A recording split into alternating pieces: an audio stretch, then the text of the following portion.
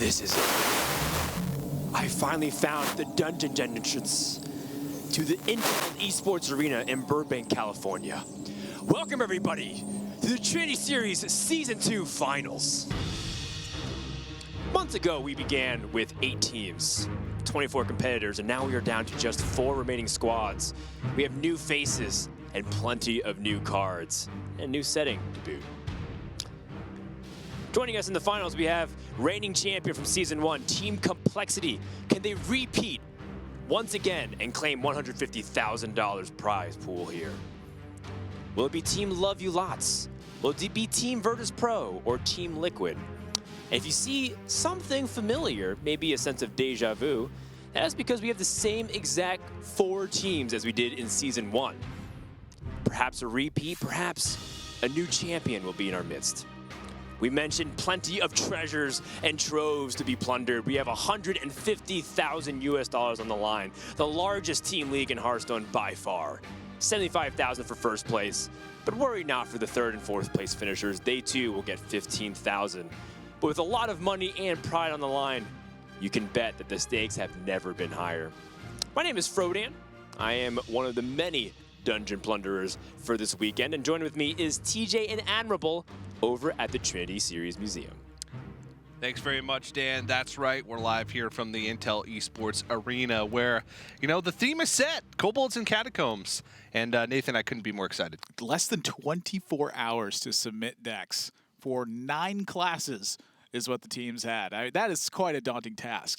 Just alone playing throughout the round-robin season and having 9 classes prepared every single week was a tough one. But here, they got their work cut out for them. Yeah, and of course, none of this amazing set, the prize pool, where the players would not be able to be here without our sponsors. Trinity Series, of course, is brought to you by Intel, ESL, and Twitch. So a big shout out to them.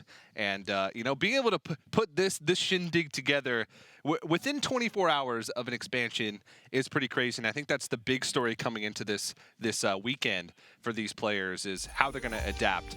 Let's go ahead and take a look. The live finals is a 4-team double elimination bracket.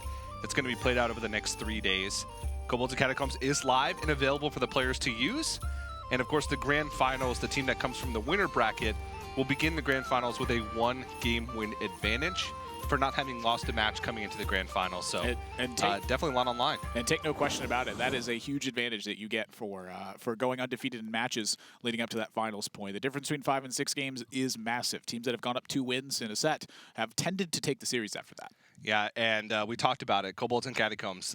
How these players are going to adapt to just having a day, 1 day, to play with these cards and put them in their decks. And we're going to take a look at some of the additions with the new expansion. You can take a look at some of the legendary weapons here, like Woe Cleaver, the Warrior Legendary, possibly spawning a new archetype in Big Warrior. And if your class did not have a weapon before, it does now. Every single class has a legendary weapon. And while some of them still hit your opponent in the face, some of them don't do that at all. And I think rightfully so. Take a look at Skull of the Minari. It's one of my favorite ones. Summoning a demon from your hand, a very powerful effect. And Rockdalar, I think one of the surprising archetypes that is actually performing on day 1. Yeah, Spell Hunter is cleaning up on ladder. We'll see if it does the same in a tournament setting. Dragon Soul, a.k.a. Kibler Soul. Twig of the World Tree, which has spawned some really interesting kind of OTK druids. And Kingsbane, which has been a favorite amongst a lot of early testers for Rogue. So definitely some things to shake the meta up. Yeah, but that's not all. There's plenty more card types that have been introduced as well, with the Spellstones, for instance, cards that upgrade throughout the game as you complete the objective that you can see in parentheses. Yeah, and we're starting off with a couple, powerful ones. The Warlock one specifically allows you to gain a little bit of health as the game goes on, and I think the big one here is the Hunter. A lot of people talk about, the Spell Hunter decks, but being able to play early secrets and then fill a board with 3/3 wolves, a lot of times you find it with tracking and just it can blow your opponent out. Now you saw the lesser one from Shaman as well, though. I was blown out by 4 Alakirs yesterday while I was playing some games on ladder. Yeah, and rounding it off with some of the ones that haven't been tested as much, but we'll take a look at some of the neutral legendaries now. And the neutral legendaries in this expansion are kind of crazy. I think King Togwaggle, I don't think we'll be seeing any decks with King Togwaggle. Swap decks with your opponent, and you give them a ransom spell to swap it back. So they basically have to spend, I believe, 5 mana to swap their deck back and get their own cards back. Yeah, so you take their deck, you explore Angoro, when they take it back, you Geist them. That's right. And of course, honorable mention to the dankness on the far right. That card is probably going to find its way into some terrible decks. Master Oakheart, though, has been a big talk. What can you recruit at a 1-power, 2-power, and 3-power slot that really combined can get some work done? And this was in the same deck where I was talking about I was blown up by Alakir with the Spellstone from Shaman. This was a key essential piece of that. He got Alakir from his deck when he played Master Oakheart, and it just blew me straight up. I think Master Oakheart also in Warlock, being able to pull Rin or Tar Creeper and any 2-attack minion, usually Vulgar Homunculus is in that sort of control Warlock spot. So I think it's a card that we're going to be seeing more and experimented with more as the expansion goes on. But to get some words with the players on their thoughts about having only 24 hours to build decks, let's go ahead and send it over to Frodan with Trinity Tonight. Thank you very much, TJ and Admirable. I am Frodan. I'm here on the Trinity Tonight desk, joined by members of our first 2 competitive teams that are going to be playing in the best of 11. I have Tyler, a new addition to CompLexity for this season. We have Crane and Bunny Hopper, who are part of their respective squads in Season 1. So I'm going to go ahead and toss the first question to the newcomer, Tyler. How are you feeling adjusting live in person in the studio? Do you feel ready to go for the competition? I feel ready. I mean, I'm on 4 hours of sleep and 2 big coffees, but I feel ready. Is the 4 hours sleep because of jet lag, or is it because you've just been testing and playing? No, because we've been playing all day yesterday. Yeah. The grinding skills really come into handy here, right? Yeah, Is for that sure. what it is? For people who don't know, Tyler's used to playing long hours, always hitting #1 legend or being first to hit legends. So I'm sure you feel right at home. Crane, how do you guys feel going into Season 2? There's a lot of expectation. I predicted CompLexity to win again. Do you feel like things are falling into place for perhaps another run like that? Well, we're in top 4, so yeah, so far things have fallen in place, but there's still a long way to go. So. Okay. Do you feel like you guys are at the same level of strength that you were in Season 1, or actually just kind of tap in the mindset? Like, what's different, obviously, besides the different players and different metas, but has anything changed from the first finals to the second finals? I think, like, whenever you switch one player on a 3-player team, that's, like, a big difference. So in terms of, like, team dynamic, a lot has changed. And you gotta, like, figure out a way to perform as a team and, like, work as a group. So a lot of things have changed, but we're still, the same strong team. So at the same time, not a lot have changed, probably, if you look at from the outside. But as a player on the team, yeah, it's different. All right. Well, he's giving you a lot of credit, Tyler, for his success so far. And, Bunny Hopper, we've been talking to 2 members of CompLexity. What's the past 24 hours been like for you? A lot of testing. Not that much sleep, same as Tyler said. Yeah, trying to make the best of the new set. When, like, what do we have? 21 hours in total to submit decks from when they came out. It's the most exciting, for sure. Do you feel like it plays into your strengths as a player more, or would you have preferred a little bit more time? Well, a little bit more time would have always been nice, but then we all given the same, and that's quite a new challenge. I think it suits us quite well. All right. Well, if you don't want to wait too long, I think all the other team members are ready to go. So thank you so much for joining us. Good luck in your first match. And remember, it's double elimination. So even if either team loses, we'll see him again on day 2 in the lower bracket, if that's the case. And, of course, the winner will move on to winter finals. We're going to head over back to TJ and Admiral in the museum. Thanks very much. CompLexity looking for the repeat. And, interesting tidbit about Season 2 Trinity Series Finals is it's basically the same teams. It is basically the same team. So Love You Lots was under a different banner, and each team has had 1 player swapped out in their roster. But 8 of the 12 players are seeing that repeat performance in the top 4 at Trinity. You give people a round-robin stage, and you give them enough room to maneuver, prepare decks, and give them a long enough series, and you will see the teams that perform better come out on top. Yeah, that's right. And taking a look at the bracket, of course, you saw it. CompLexity versus Virtus.pro will be the first match of the day. And then rounding off later this afternoon, we're going to see Love You Lots taking on Team Liquid for the second match. Again, it is a double elimination bracket, and the team that makes to the grand finals from the winner side of the bracket does get a 1-game advantage in the finals. So there is a pretty big advantage for winning out and making it to the finals in the quickest path possible. Yeah, I think that this first match really sets the tone for the rest of your Trinity series. And make no mistake about it, there is a lot of money up for grabs. So each match just increasingly is worth more and more dollar value to these teams. And It's important to keep a cool head. I think it's important to be having fun, but winning is one of your main focuses of this event as well. This is a serious amount of cash on the line. And so I can't wait to see what players have brought to this. Like, are they willing to take those giant risks and play something crazy? Or are we going to see them take it a little bit safe in some areas? I think you got to take risks, man. It's a new set. There's a lot of powerful cards in this set. A lot of players are calling this one of the most powerful sets, or at least one of the sets that's going to change the meta up the most in recent times. So definitely a cool thing. But it's time to start talking about the first matchup. Oh, yeah. CompLexity versus Virtus.pro, and we're getting into picks and bans. Now, this is where Trinity really happens. 9 classes represented across the board for both teams. At the start of the match, they're going to ban 2 of the opposing classes, and they won't be available for play. With the 7 remaining, they'll choose 6 to come to battle with, which means they'll leave 1 of them behind. From there, they'll play a set where the first team to take 6 wins is going to win the match. That's right, best of 11, essentially. And let's go ahead and take a look at the first ban. Priest. To be honest, I feel like that's not really a surprise. Priest was very well situated in the previous meta, and it just got tools that sort of helped it along that path. I think Psychic Scream, the 7-mana removal spell, well, effectively removal spell, just shuffles your opponent's minions back in their deck. I think it just made Priest a little bit more powerful. Not surprised to see it out of the way. Yeah, shuffles all minions into your opponent's deck, including the ones that you have in play. So if you have any garbage minions of your own in play that were serving utility, your opponent can now draw those minions. And Druid being banned secondarily, these decks really got reinforced, I think, with a lot of the cards from Kobolds and Catacombs. Their shells are still quite strong. And again, with under 24 hours to prepare, I imagine teams have not been able to experiment enough to find a deck that really tackles these choices. But the self-ban here, take a look at this. Wow. All right, so Shaman is self-banned away from CompLexity. This one I'm actually not surprised about, considering a lot of players couldn't find a Shaman list they agreed on this early. Shaman usually is the deck that needs a little bit more experimenting, but Hunter excluded from Virtus.pro, which is weird considering that Hunter has been one of the best performing decks in the first day. I guess it's only 1 day of play, but Virtus.pro deciding not to play it. You have to think about how many games get played on the first day, though. You take a look at a website like HS Replay, and the stats that they have across the board for data. Hunter put up actually the best win rate across the board on day number 1, and that's still a significant sample size of games taking place, albeit a very short amount of time. Yeah. I think that Hunter is quite powerful personally. I played a lot of it last night, and I played against it quite a bit. Not sure where it sits, but interesting to see it banned out and it stay for CompLexity. All right, well, let's go ahead and hear from CompLexity as they get ready for their match on the stage with Frodan. Thank you very much, TJ and Admirable. The bans and picks are in. And I don't want you to talk about too much about their strategy, but did anything surprise you on either end here?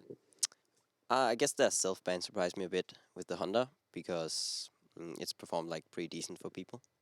Do you think it's kind of weird that everyone was so up in arms about Hunter, and now we're even considering? Well, I mean, you guys have it in your roster, so you might be playing it this series. It's always gonna be interesting with the new set. So like, I wasn't gonna be surprised by much of anything, honestly. And it's also just after the first day, so it's very much just a little bit just what seems to be the easiest to build, honestly. And in a game where you need every single edge, do you feel like that self-ban will give you guys the edge? I don't think that's where the edge come from, but hopefully we'll win anyways. All right, doesn't feel like the difference will make a difference. Back over to you, TJ. Thanks very much, Dan. Interesting to hear, Granger seems unsure about everything. He's like, I don't know if it'll give us an edge or not. We don't really know. Nobody really knows. What is everybody going to bring? He seems quite sure at the same time, though. Crane's going to be on Paladin Mage, Mr. Yagu going to be on Rogue and Warrior, Tyler going to be on Warlock and Hunter. Even though they're piloting these decks individually and ultimately have the final say, they often act in a delegation. They discuss the plays, they take votes, and they come to a conclusion about what play they should make. Sometimes they leave it up to the specialist, but on day 1 of a new set, specialists might be out the window. Yeah, I don't think there really is any specialists on these decks, but now let's go ahead and hear from CompLexity's opponents, Virtus.pro, as they stand by with Frodan. I'm over here with Casey, who represents CompLexity, but on Virtus.pro due to the mid-season roster change. We've talked a lot about that. It's a little bit weird now that you're actually here in the studio wearing the jersey, sitting across some of your teammates.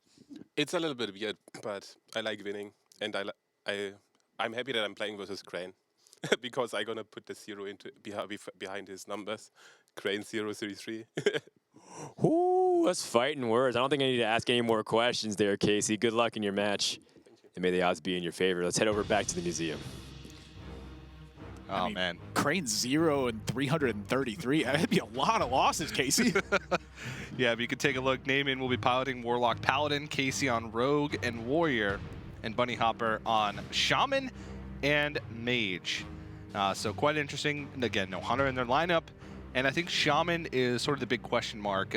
We talked a lot about Spellstone and the Snow Fury Giants as part of an overload control Shaman. But I'm curious as to where this is going to be. Evolved Shaman still could be a powerful archetype. But I mean, we could speculate for days on every single one of these classes because of how much Kobolds and Catacombs shook things up. Yeah, let's go ahead and do that. So we'll get to the match in about 48 hours while TJ and I talk about speculation. Just kidding. So what's your favorite card so far that you've enjoyed experimenting with that you hope to see? I love Kingsbane. I think Kingsbane is absolutely my favorite card in the set. The idea of putting buffs on it with Deadly Poison and Leeching Poison, as I was doing last night, and continuing to get that over and over again is just so satisfying to me. I actually fatigued a Big Priest by playing the Kingsbane with Leeching Poison and Double Poison, and then just activating my hero power and shuffling the Kingsbane back into the deck. Yep. And I think in a similar vein, I like Shiny Finder. I love that card. Which is the card that allows you to pull a weapon into your hand. It's basically a 3/1 Kingsbane. Sure. 2-mana 3/1 minion that summons a 1/3 Kingsbane, or a 5/3 Kingsbane. The deck that I've liked playing around with is with Shadow Steps. So you play the Shiny Finder, Shadow Step it, Kingsbane, just hit him in the face. As soon as your Kingsbane's out of charges, Shiny Finder again. Hit him in the face, Shadow Step, Shiny Finder again. Shiny Man, get a Kingsman, hit him in the face, man. Shiny Man, Kingsman. Face Man. Face Man. Yep. Good deck. You can see teams getting ready there. This is like the nerve-wracking moment where you're sitting down and you're going, are we really playing for this much money after one day? I sure hope our decks are good, guys. What are we doing? Yeah. Did we really submit these fatigue decks, these weird combo decks? I don't know what they've submitted. The deck lists are closed off to the players. Yeah. And they will remain so throughout. Each round, the players have an opportunity to resubmit their. Each day, the players have an opportunity to resubmit deck lists. So we'll see how they adapt to the circumstances and feel about it afterwards. All right. Well, there are minions in that Hunter deck, so it is not a Spell Hunter. Yeah, it looks like we have a bit of an issue. Mr. Yagu calling for some assistance here, so we'll get this figured out right away. I will say that in Virtus.pro spot, though, Murloc Paladin, still quite powerful. Yeah. I went up to the teams before, and I was like, you guys better not be playing non-Kobolds decks. They're like, no, we're playing, all of our decks have 30 Kobolds and Catacombs cards. Yeah, well, as you get a glance at the reconnect feature that's been introduced in friendly matches, a timer now begins as players disconnect, so they're able to reconnect to the match and continue from where they sat. I love that feature. It was tucked into the patch notes, and when the patch notes were released, not many people, they were so excited that this was the pre-patch for Kobolds and Catacombs, they kind of just skimmed over it. But it is a big feature. It means a lot for competitive Hearthstone. It means that, no longer will we have all these debates about disconnects because players will have time to get back into the game and not lose turns. So definitely a cool thing. And we're just testing it out. First game of the day. Yeah, just testing it out. Right here, live for you guys. Making sure it works all right. What's been your favorite card from the set so far? That was the same thing. My answer was exactly the same. Kingsbane. Kingsbane. Dang it! The lesser Spellstone for Hunter also has been good. And Complexity's win percentages across the board as we take a look. This is over the course of the regular season, and Hunter and Paladin have been putting in the majority of the work. Which is surprising to see. I mean, Hunter didn't put in the majority of the work. It's just the set that they queued it up. It performed very, very well for them. They had to take a risk with it, and it just continued to rack up win after win after win. And their draws looked like fire. If you went back and watched Week 7 with their Hunter performance, you would have guessed that Hunter was a Tier 1 deck if you hadn't seen the meta before. Yeah. But it wasn't. Hunter was quite a weak deck in the Knights of the Frozen Throne meta, but the timing of that deck was, I think, paramount to Complexity's success throughout. Yeah, you can just take a look at their win rates across the Trinity Series average. But as an update to you guys, it looks like we did just have a small account issue, so we'll be getting that switched and logged in, and then we should be right back into the game. So don't worry, we'll be getting underway with game number 1 in just a few moments. We just want the players to sort of steam a little bit. It's like ice in the kicker. Hashtag sports ball. Sports ball! Actually, Admiral, I'm a big fan of sports ball. Specifically, the good kind. My favorite sport, the good kind, yeah. I will admit, Yagut is not really like a nervous kind of guy, but I don't know. Something about him looks nervous there. And I'm watching Crane just fidget with that pen. That's what I do too. When I have a pen in my hand and I cast, I just can't stop messing with it. Yeah. That's why I wear 2 rings, so I can fidget with both of them at the same time. Insight into the secrets behind the Admiral. That's admirable. As we wait, we'll take a look at Virtus.pro's win percentage throughout the regular season. And theirs were much more average across the board. Is that Warlock one correct? 0%. 0 wins with Warlock. That's like it's honestly kind of crazy that they made it into the top 4 without Warlock performing, because that was like an essential deck throughout the regular season to a lot of teams. Teams were bringing back series, they were pulling way ahead. That was one of the, I think, the most pivotal decks within Trinity Series, because there were so many different ways to build it that the timing of it and what you were trying to do with your lineup became paramount to actually winning the set. Yeah, it was the most customizable deck. And you could tell from that graphic that Warlock, across the entire Trinity Series throughout the regular season, was the highest win rate deck. So for them having 0, I don't know, maybe they're going to try and shake things up with some crazy Kobolds Warlocks. Maybe Zoo got some tools, but Control Walker also got some pretty nice tools. Yo, that little 2/1 guy is Madhouse. 1 mana 2/1 Kobold that says deal yourself 2 damage, draw a card. The Kobold Librarian. Also, Vulgar Homunculus is pretty good as well. The 2/4 that damages your hero for 2 mana. With Taunt. With Taunt, yeah. And now it does sort of not let you play Prince Kaliseth, but it's really good. If you're playing like the Hellfire Twisting the other stuff, that's just extra Taunt fodder. Sure. For when you play that Blood River Gul'dan. Also, it can be pulled out by Master Oakheart without dealing yourself 2 damage. That's right. Because you're recruiting it from your deck. Can't ignore the 3/9 either. I don't know his name quite yet. Again, it's a day in the release, so it's a 9 mana 3/9 demon. Death Rattle, summon 3 Voidwalkers. It's like, just put Void or Kobold into everything. Void Kobold Arian. Giant Void Kobold, man. Yeah.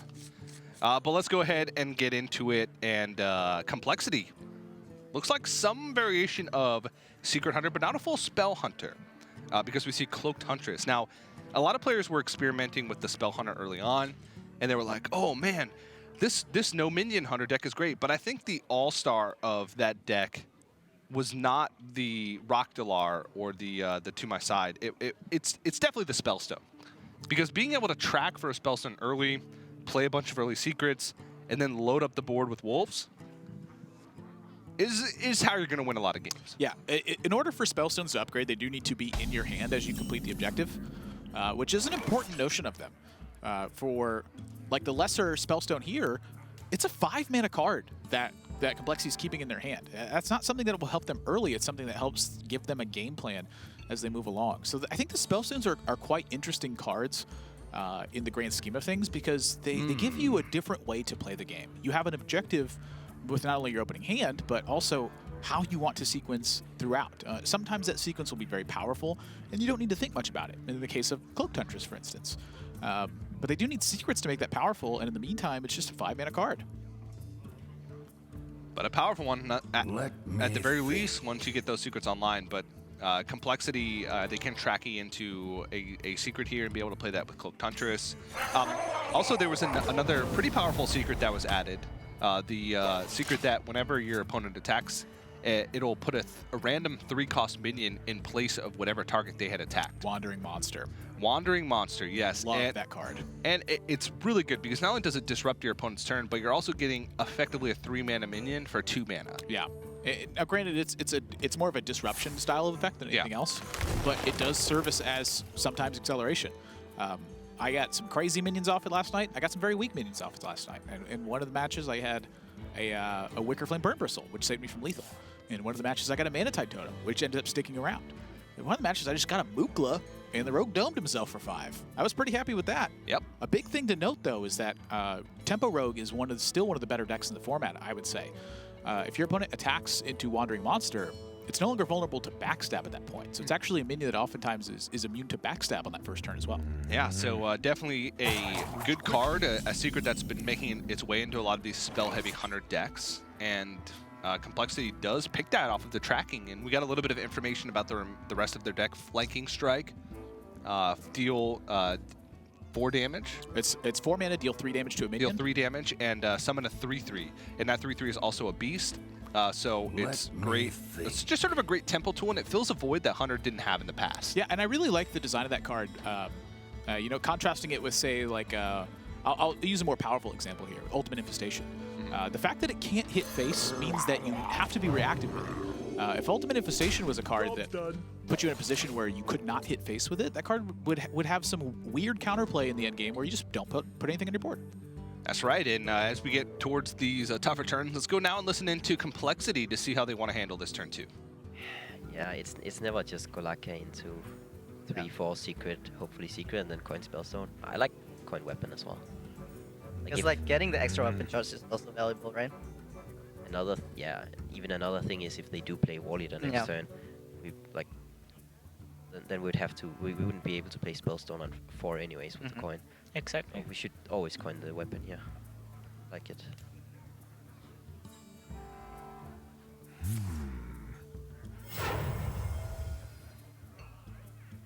How many secrets do you have again? 6? 6.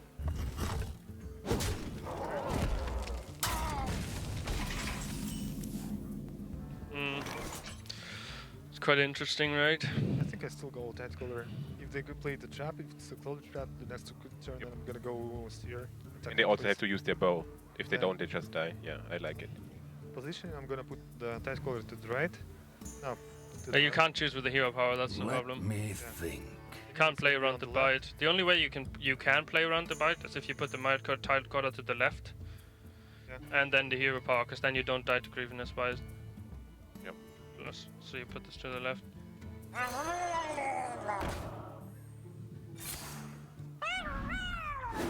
Virtus.pro talking about Grievous Bite. I think they might think that this is a Spell Hunter. Tracking and then Bow is really all they saw. Of course, Cloaked Huntress is going to give it away. But definitely something to keep in mind. Well, you also heard Mr. Yagut ask, wait, how many secrets are in deck again? 6. It's 9 classes is a lot to prepare for, again, one day. Yeah. That is,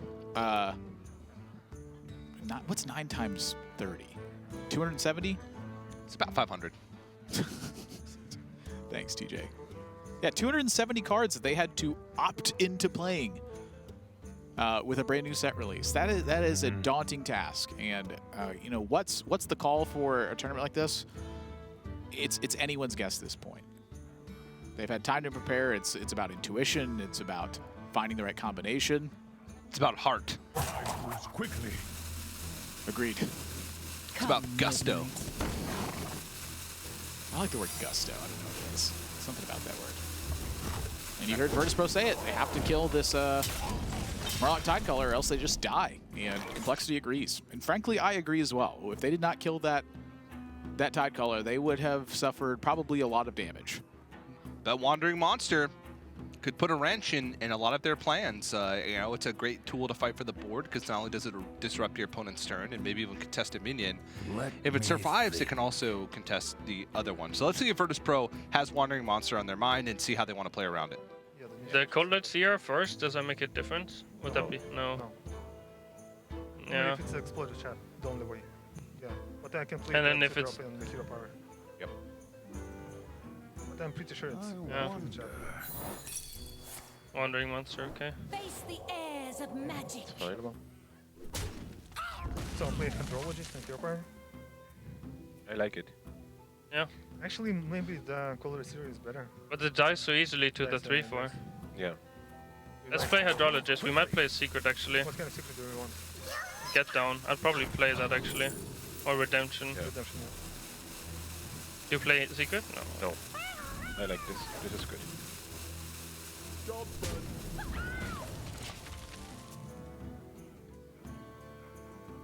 Off.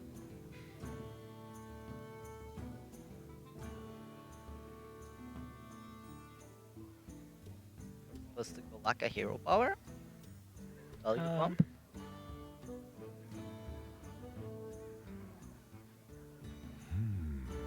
Yes, that's my first instinct, but Because like we played a thing on 5, right? And then it's very likely we get the Houndmaster guy. They might Kobolds, right? Like it's pretty likely that they Kobold or something. Or Finja. Yeah, which means we always play that on 5. It's like, is it ever kill? I think it's like either kill command or Golaka. Yep. But Golaka fights pretty well on the board, right? Yeah, that's what I was thinking. Like, Yeah, I think Golok is fine. yeah, I agree. Does it matter which one I trade? Yeah, the Kills one it. with the most health. That one, right? Yep. There are some secrets where it's maybe better to kill the other, but I think this way for sure. You like this? Yeah, we can get HP. We can get. I like double adapting. double adapt. I like adapting. I don't know. +1/+1 is good. Yeah. Health is good. Yes. You can play redemption with it, Okay. Isn't bad. right? Divine Shield is like meh, but it's like good-ish. It's fine. Attack is fine. No. Oh No, wow, no those are HP. all the good options. +1/+1, right? +1/+1, the best Yeah. one. I think. Because it clears the board. Yeah. Isn't Divine Shield also like insane? Yeah, but with Divine Shield, you don't clear the board. Also, health is pretty good actually. Health, I like you don't clear the board. Yeah. Like +1/+1. They run Houndmaster probably still, right? Oh yeah, okay, yeah, sure. Then +1/+1. I don't think we played the secret for sure. Yeah, sure. If you get a steed off next turn, we're super happy. Was that the last cap card? One of the ones? No, I think they still have one, right? Yeah, but like if the alright, let's think about this.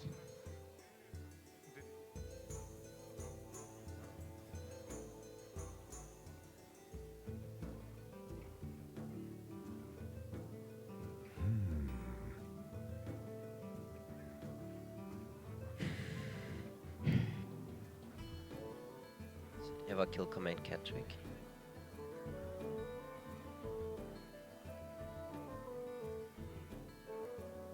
Just wanna buff up the board. Yeah. You don't like just playing the 5 mana one? Well, it's either that or it's kill command Catwick. So 5 mana one dies for free and one gets value trade. So we only got like a 3/3 left to contest this. Yeah. And we make it 3/3 by using the secret this turn, right? Is the Yeah. thing that I like. Yeah, we can Catwick.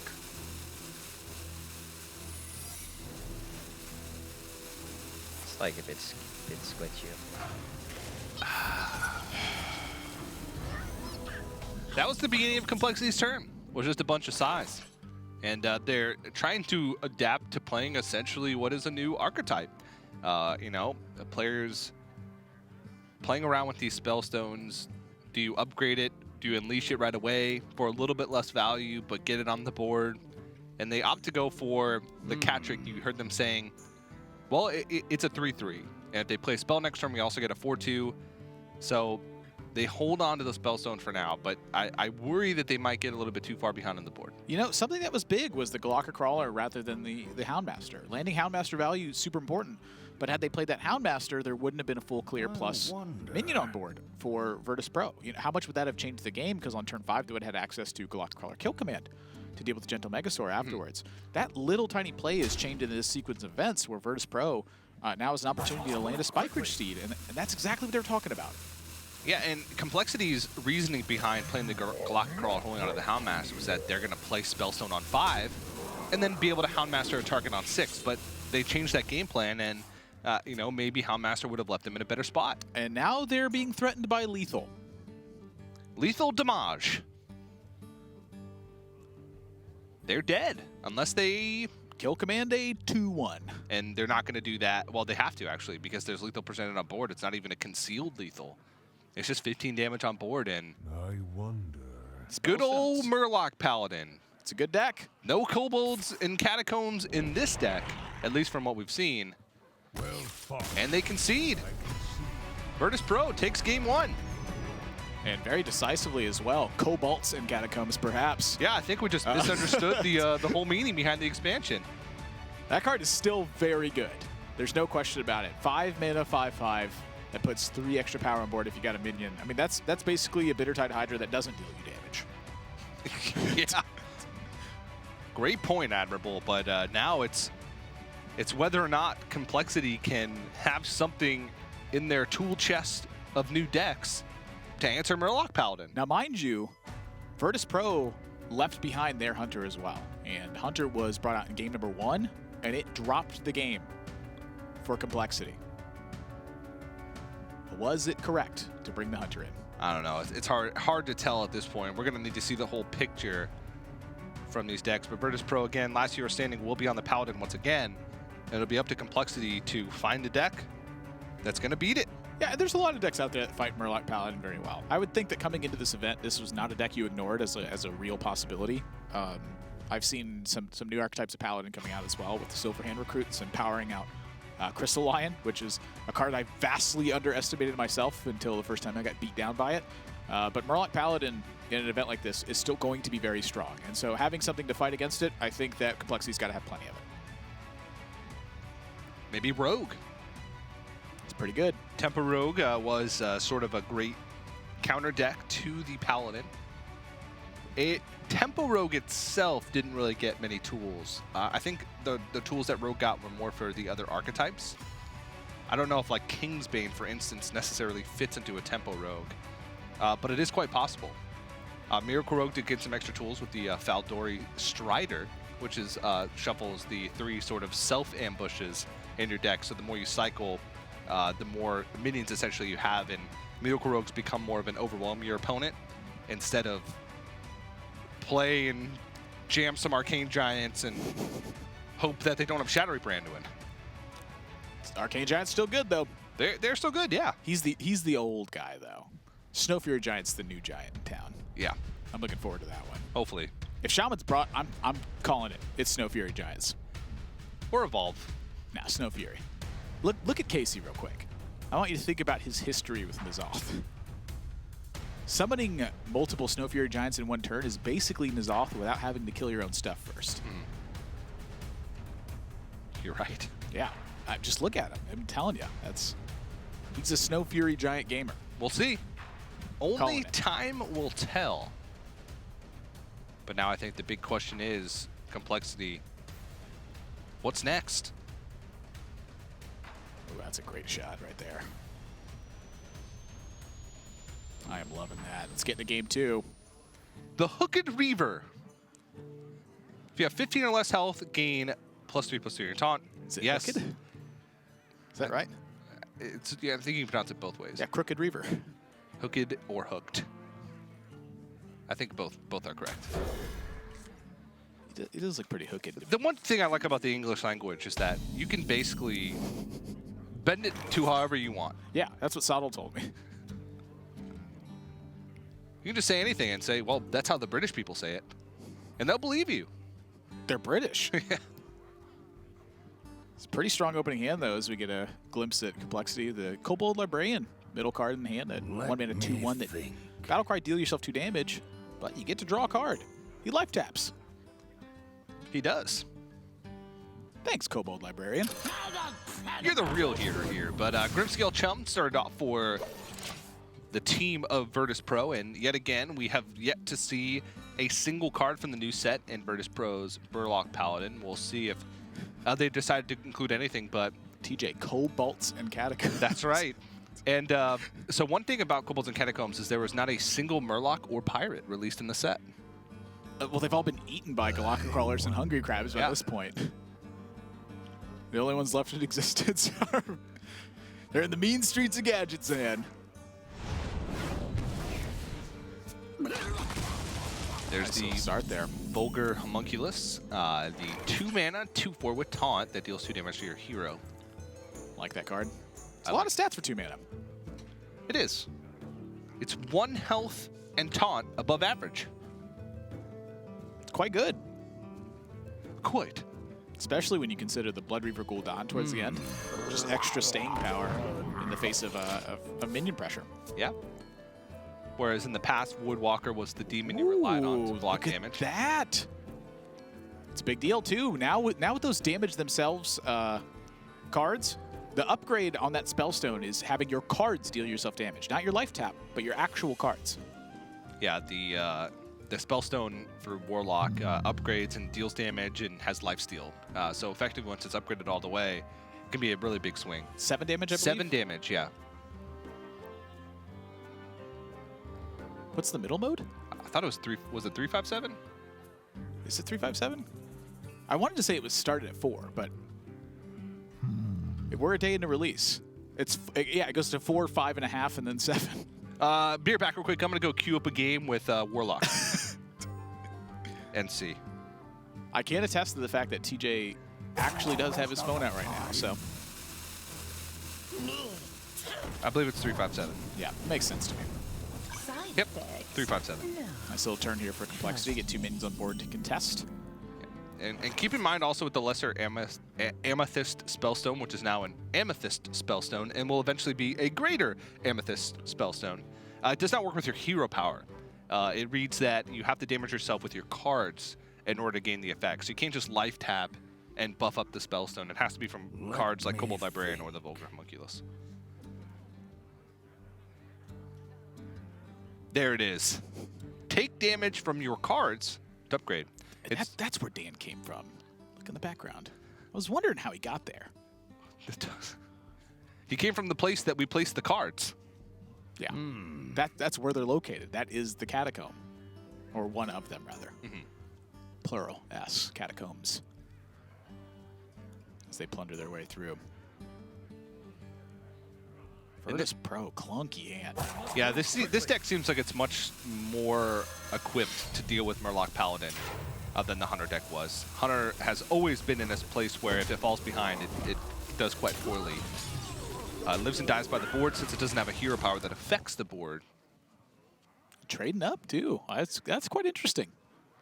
I'd say from Virtus.pro. Looks like they want to attack and kill and then use the other rock pool in the following turn. Maybe kill a Vulgar Homunculus, for instance. Well spotted. Tar Creeper, be able to attack and then use the Rallying Blade. Not as well spotted. I'll tell you what, Complexity's hand is looking awfully good for this matchup, though. Virtus.pro did not have the blazing start they had in Game 1. A little bit of disruption for Complexity as well. And that's how this Control Warlock deck typically wants to function. It wants to rip apart early board synergies and then rely on its more powerful cards in the later stages to keep that control. It's a deck that you need to pressure down very significantly in the early game, or a deck where combo damage is something that it doesn't necessarily protect itself from against. Yeah. Virtus.pro gets the Gentle Megasaur off the top. They do get +3 health, which will let their Rockpool Hunter survive this attack. So yeah, that's actually a huge pickup because with the Rockpool Hunter in hand, they wouldn't have been able to buff it up to a health total that was large enough to be able to stop it from dying, being traded into the Tar Creeper. Interesting turn here as well. Virtus.pro could, in theory, preserve the Rallying Blade by just waiting. It's oftentimes one of the best strategies to use against Tar Creeper is just to wait. It's a very difficult card to push against, and it often results in building board tension. If you attack into Tar Creeper right away, you often yield it a significant amount of value than if you just wait and play higher value minions, sacrifice some damage, and then look to secure the board afterwards. With their hand as clunky as it is, I feel like they want to be in this mode where they're making some sacrifices, so that way they can actually have time to play these 7 mana cards safely. If they just simply wait right here, they may end up with a couple of dead turns. Well, this turn, double Vulgar Homunculus is a possibility, but let's go ahead and listen into Complexity, see how they want to plan out these next couple turns. Kind of like double 2. I like double 2 as well. Yep. I think tapping +2 is like a little too weak because we already got a turn 4 and potentially we can coin Abyssal on 6. I can see that being really strong. The thing is that we contest the 3/2s and Yeah, Shiba. exactly. If we play 2 of them. Yeah, I just want to go double 2. I agree. It's definitely not Spellstone here. No.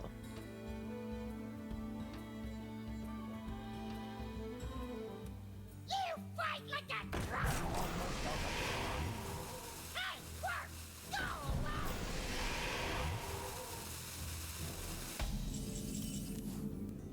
I like this one as well. but we don't need the attack with the weapon. But yeah, we buff and we trade. But do we equip the Rallying Blade? I think so. Yeah, same. Like it, right? I think you just buff the rock pool and double trade. Yes, but I'm gonna equip the Rallying Blade. Let me think. I mean, what can we draw? The Tyrion, that's basically it, which we won't be able to play. If we hero power, it's basically nothing, because if they AoE, still gonna die. Yeah, like hero power, not hero power is the same, but the question is, do we want the Rallying Blade for something they could play?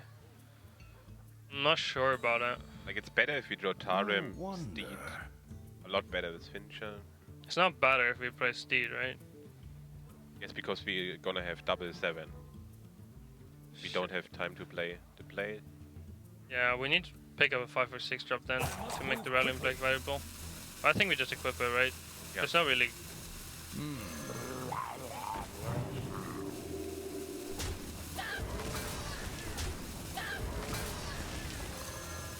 Maybe bump face, No, I don't think so. just to make them scared. make them scared. I mean, I guess this is bad to any AoE. Also, Spellstone does 7 damage now, which like, yeah, but kind of yeah, sucks. the spell zone. 5 cards. Okay. It's like really bad for a curator.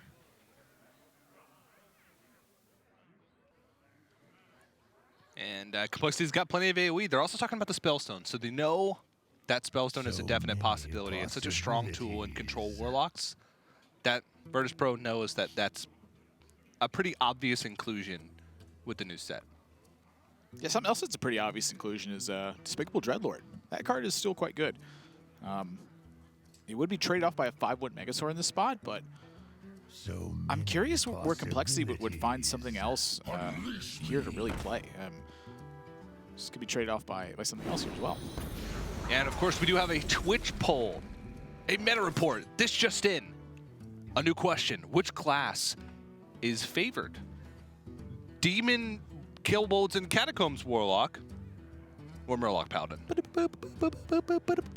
Get your votes in now. Just type either Demon Warlock or Murloc Paladin into the chat exactly as you see on the screen. And we'll see what you guys think. If you're Orange wrong or not. yellow text. You gotta. Yeah, if you type Demon Warlock, make sure you type it with orange text. And if you type Murloc Paladin, make sure you type it with yellow text. Blessing of Kings is a nice draw here for Virtus.pro. Their turn was quite dead. I could imagine they drew like the 1-mana cards or the 2-mana cards. Potentially even the 3-mana cards. Or 7 and 8 mana cards. We could be getting into the range of 9-mana cards after that. Move quickly. Well, you can see what chat thinks of the matchup. I think they might be biased. I think chat's probably a little bit upset right now that Virtus.pro is playing a deck that's from the last set. Like, we came here to see Kobolds and Catacombs. That's a lot of damage, but one thing that this does do is leave Virtus.pro more vulnerable to the Spellstone, the lesser, it's greater Amethyst Spellstone now, which is deal 7 damage to a minion and lifesteal that amount. Yeah, that's a lot of life. Yeah, now they are setting up for Bone Mare, so this could be a sort of a bait and saying, hey, if you have your Spellstone, this is a juicy target.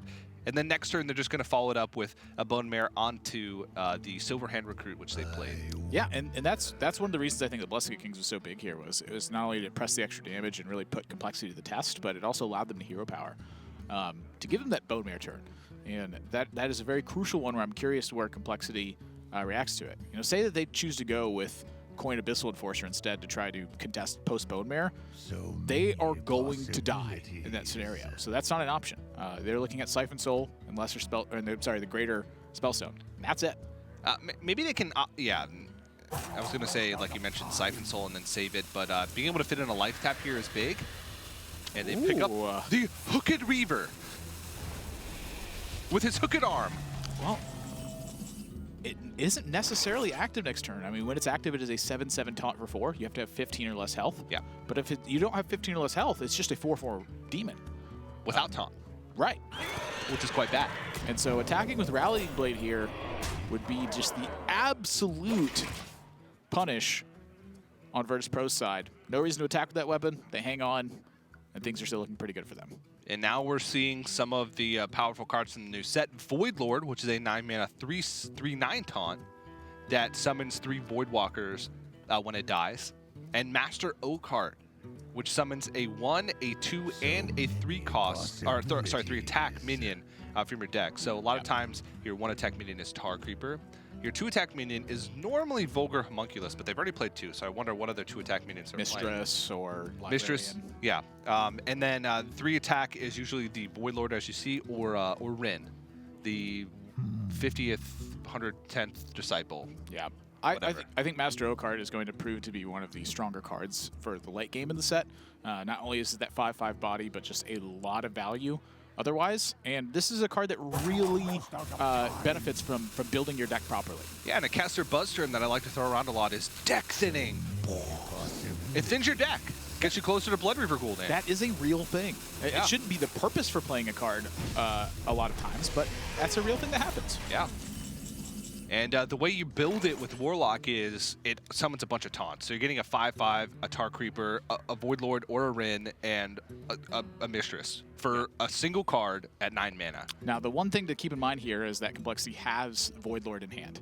That's the 3/9 taunt that summons the Void Walkers. If they don't have a second one, they will not be playing Master O-Card next turn. Well, they have the Rin, which also has taunt. It's true. It's not as big of a body, and it doesn't get you the extra taunt minions after it dies, but it's still good, I'd say. We'll see what they decide to go with. They would have to use the coin, which could be a big resource depending on what they draw. And a Siphon Soul picked up, so maybe they decide to go for it again, but I think coin Master O-Card here is going to be the play. That tells me there's 2 of them. Let's see. Yep. Void Lord, the Kobold Librarian, and a Tar Creeper. So that is a massive turn. However, the one thing to note is that Virtus.pro has a lot of health-efficient minions in this spot, so I'm curious if they actually have the gas to fight through this. You know, CompLexity was under a ton of pressure this game, but look at what ended up swinging this back. They had Siphon Soul for a minion. They had the Greater Spellstone to deal 7 and gain 7 health back, and now suddenly there is a massive amount of taunt in the way. Let me think.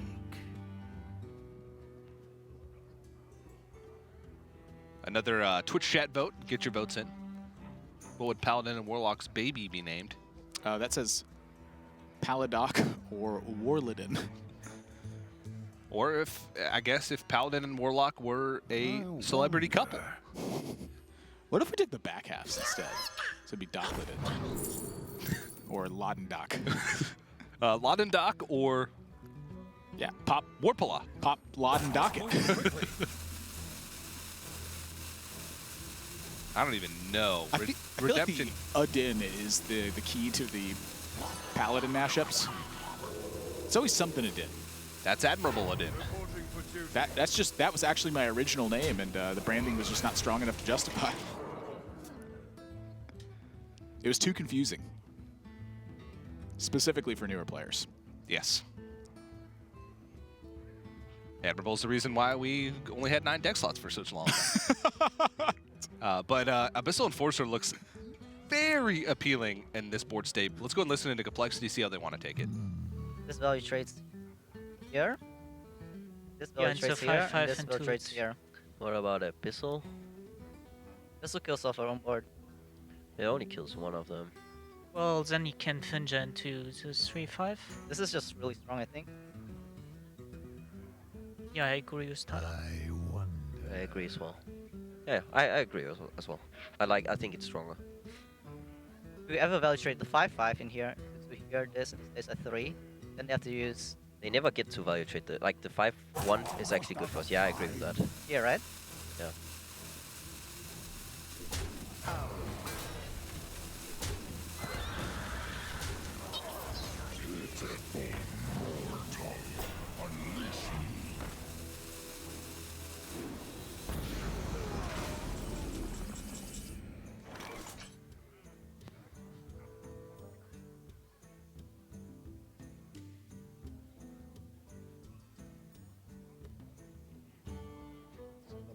Skill points turn.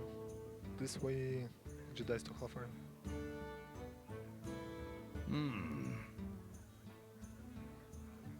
You just have to adapt, right? Yeah. Adapt first? Yeah. I think so. Yes. I like it. Poisonous. Yeah, it takes right. 3 attack, yes. We kill this one. We should, right? You could kill the 1-3, right? Yeah, kill the 1-3 and then. Must move quickly. Like we are never beating the hero anyway. Probably just like Seer and Redemption, right? Or Sigelra and Redemption. But Seer seems better. No, don't. Whatever. Why not? The hero power doesn't do anything. It doesn't do anything, but at least we have to bring around some secrets. If you don't hero power, that's just the All we want is time now to see more cards from them, right? Yeah.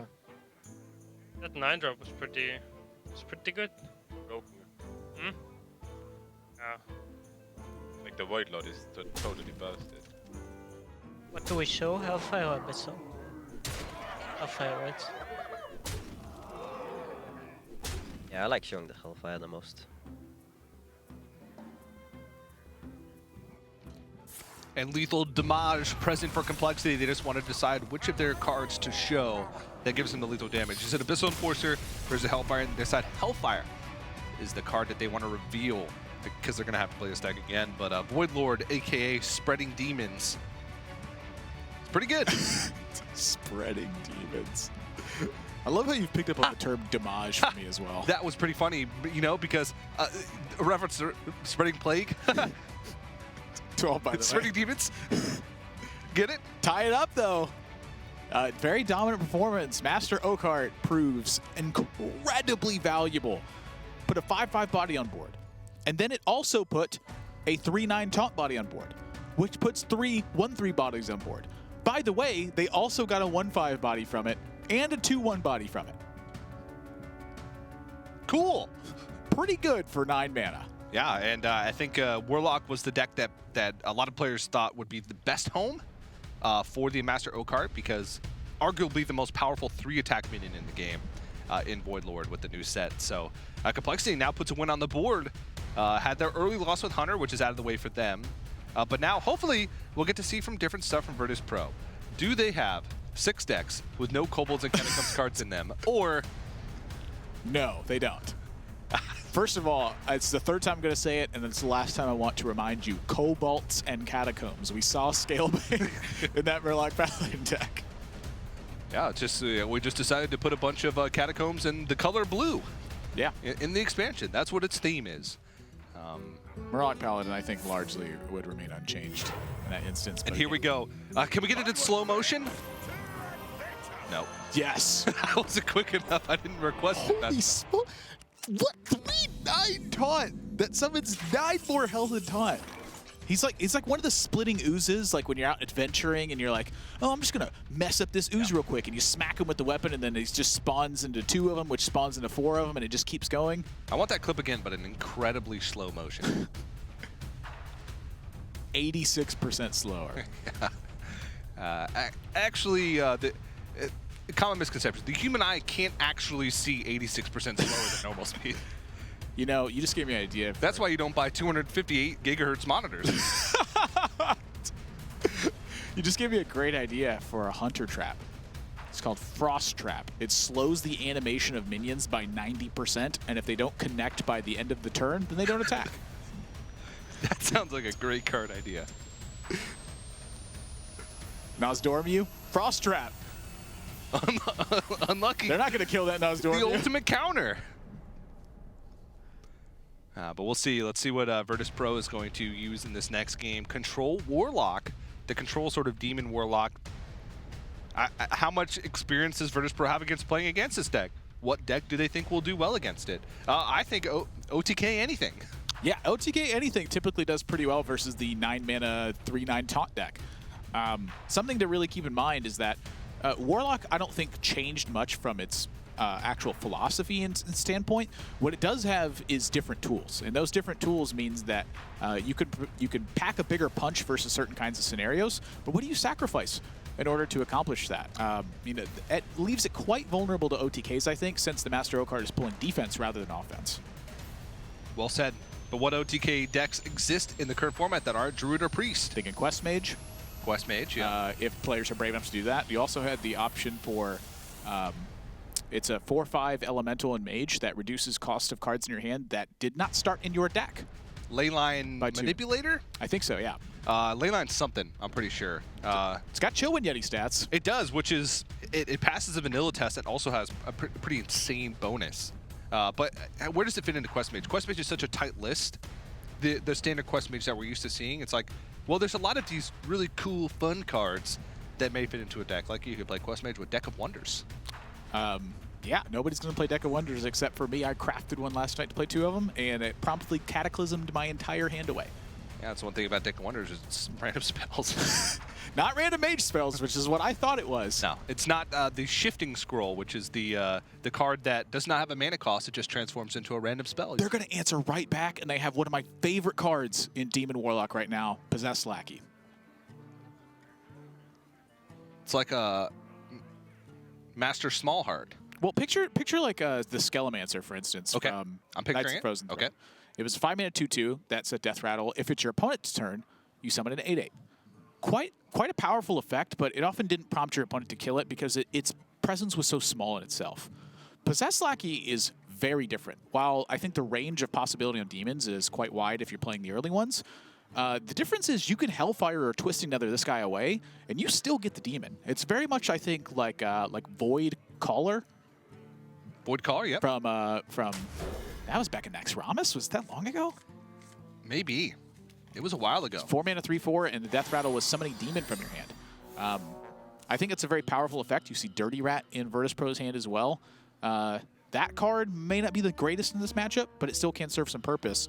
One of the big things to still talk about that you will always talk about when it comes to slower Warlock matchups, of course, is Blood Reaver Gul'dan. Blood Reaver Gul'dan and being pretty conservative when it comes to drawing cards. CompLexity actually had Kobold Librarian in their opening hand. They threw it away. One, because usually you don't want to draw too many cards in this matchup because when you're talking about Control Warlock versus Control Warlock, it can oftentimes go to fatigue. 2, it also just gives them a Mortal Coil target. Not necessarily as good, but they did throw it away. Something to talk about with that recruit effect, though. You mentioned it with card draw. It's often wise to be very conservative with the amount of cards that you pull from your deck, because if the resources go even, fatigue is the real breaker in the matchup. So the player who actually has taken the least cards from their deck often has an advantage.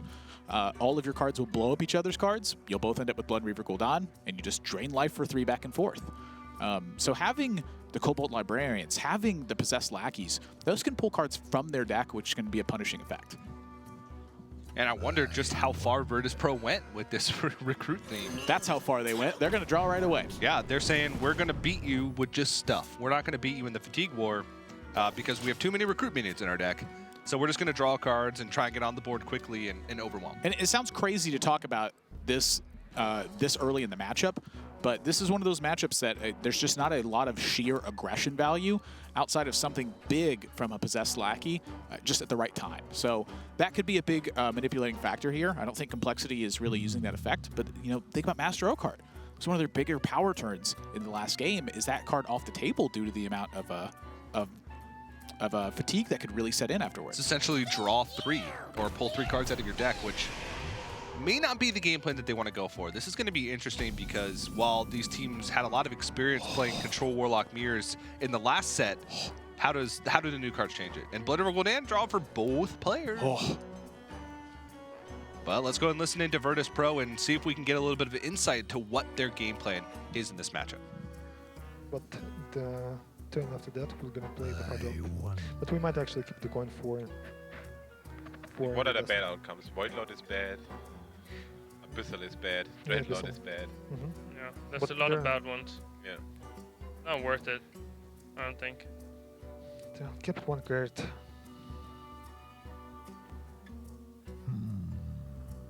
What are the good outcomes for Dirty Red?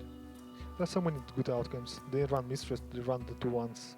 It's only 3 bad outcomes, the way I think about it. The 6/6, 2 of them, and the legendary card. Legendary card isn't that bad as well, because it doesn't do that much damage. 6/6 is bad, the 4/5 might be a little bit bad, but yeah, I like playing with this run. I don't like it. I think it's fine. Okay. Yeah, it's one of the 3 bad outcomes, but it's not that bad. Like the 3 attack, and we don't get hit into the face with the 2-2. They need to pass the death rat.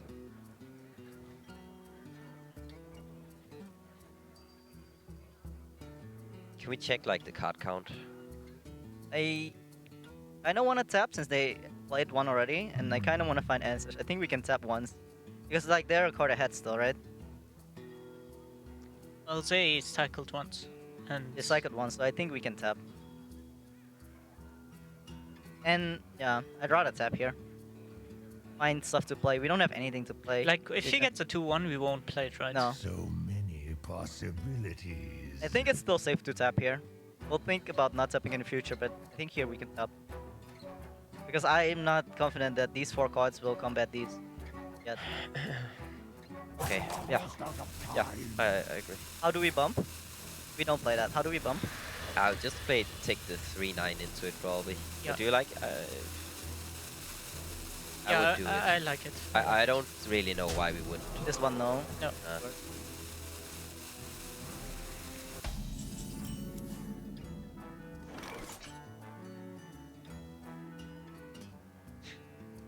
Tap. Question is, wanna play that guy? So are we just training and passing? Seems like Really enough? What if they play any So minion? many possibilities. And 4, they have Dark Reapers. Yeah, they need to cut. Isn't it better to maybe save the coin for the hero? I like saving the So goal for the hero. playing the 1-drop is actually not bad. But actually, we are not that behind on guards, so yeah. We still need that legendary card. Yeah. I don't mind playing the 1-drop. I Honestly. wonder. Yeah, See what same. we get. We have an actual win condition in our deck and in our hand. Yeah, sure. I don't think we tap. Do you? I don't think so. I think we just trade the 2-2. Yeah.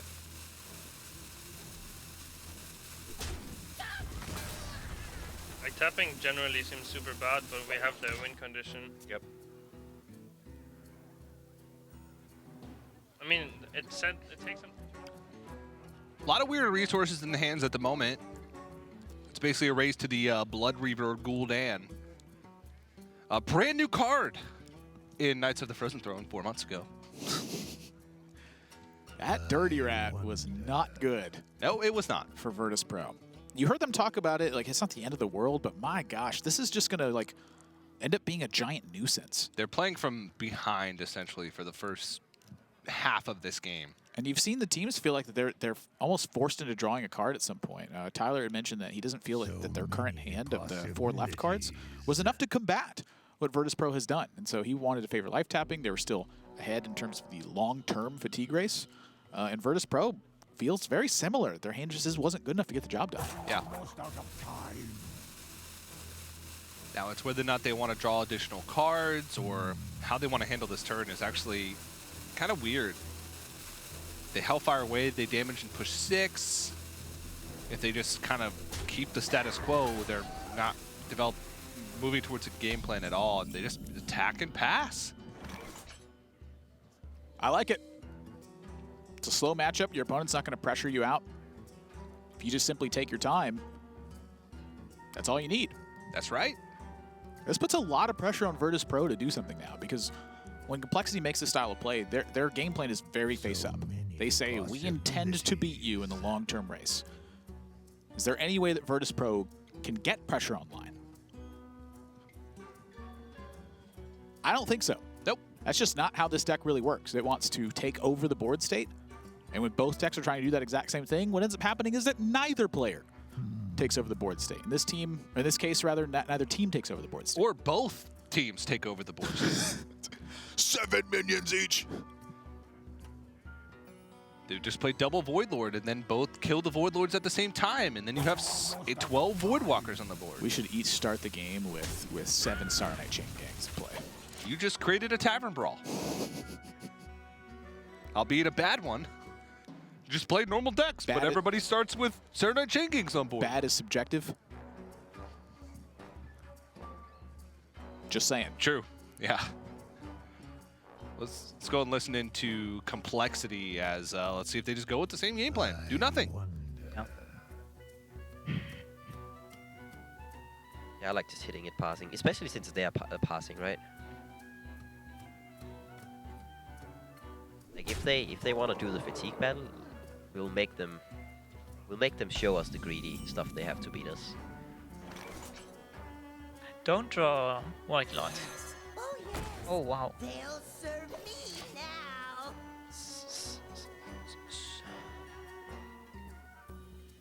So they get 3-9. That's what we thought about yesterday. We could kill it and then siphon, but I don't know how good that is. I wonder.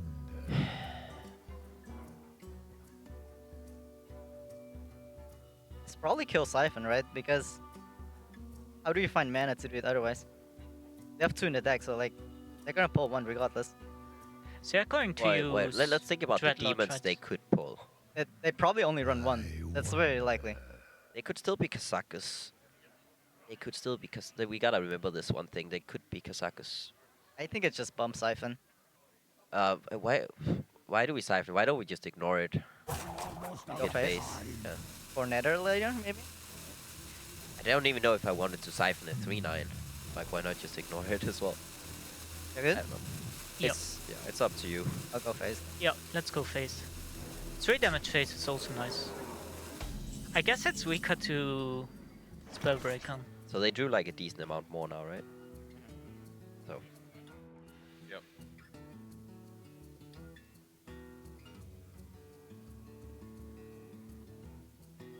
You'd even call trade Hellfire. Might be a thing, yeah. So many possibilities. I don't like mind it. it. I also like it.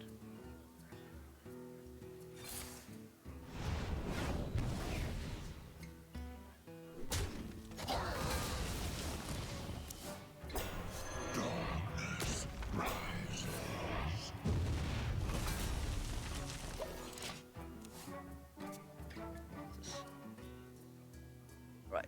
Can we do the check up on the count? Like just the It's just 3. just yeah, no. I mean the deck counts. sizes. 7. Yeah, because like there's a point if we don't tap and they like draw like 1 or 2 more, maybe at some point we can play Master O card as well. It's a What- thing, right? What about Coil play this Oh guy? yes, it's true. We and then can't do that. play that card. Wait, can we really play that card? We can at some point. Master I O think card? I like the I mean now we've earned the right to play Cobalt because we didn't tap earlier, right? And it makes the Spellstone Coil play work. Yeah. I think I like that. Yeah, I agree. I don't think Talk Creep is good enough here. Is it? It's only like the thing is like it's just a 3 attack minion. But anyways, I'm fine with playing the Librarian, honestly.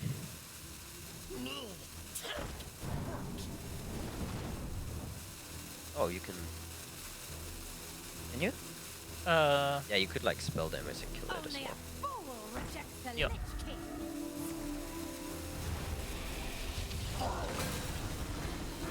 That's better. You gotta earn it, TJ. You gotta earn the right. Crane put it. We earned this Cobalt Librarian. We didn't tap earlier. We're gonna reward ourselves with some cake. Yeah, I earned it by spending 40 dust.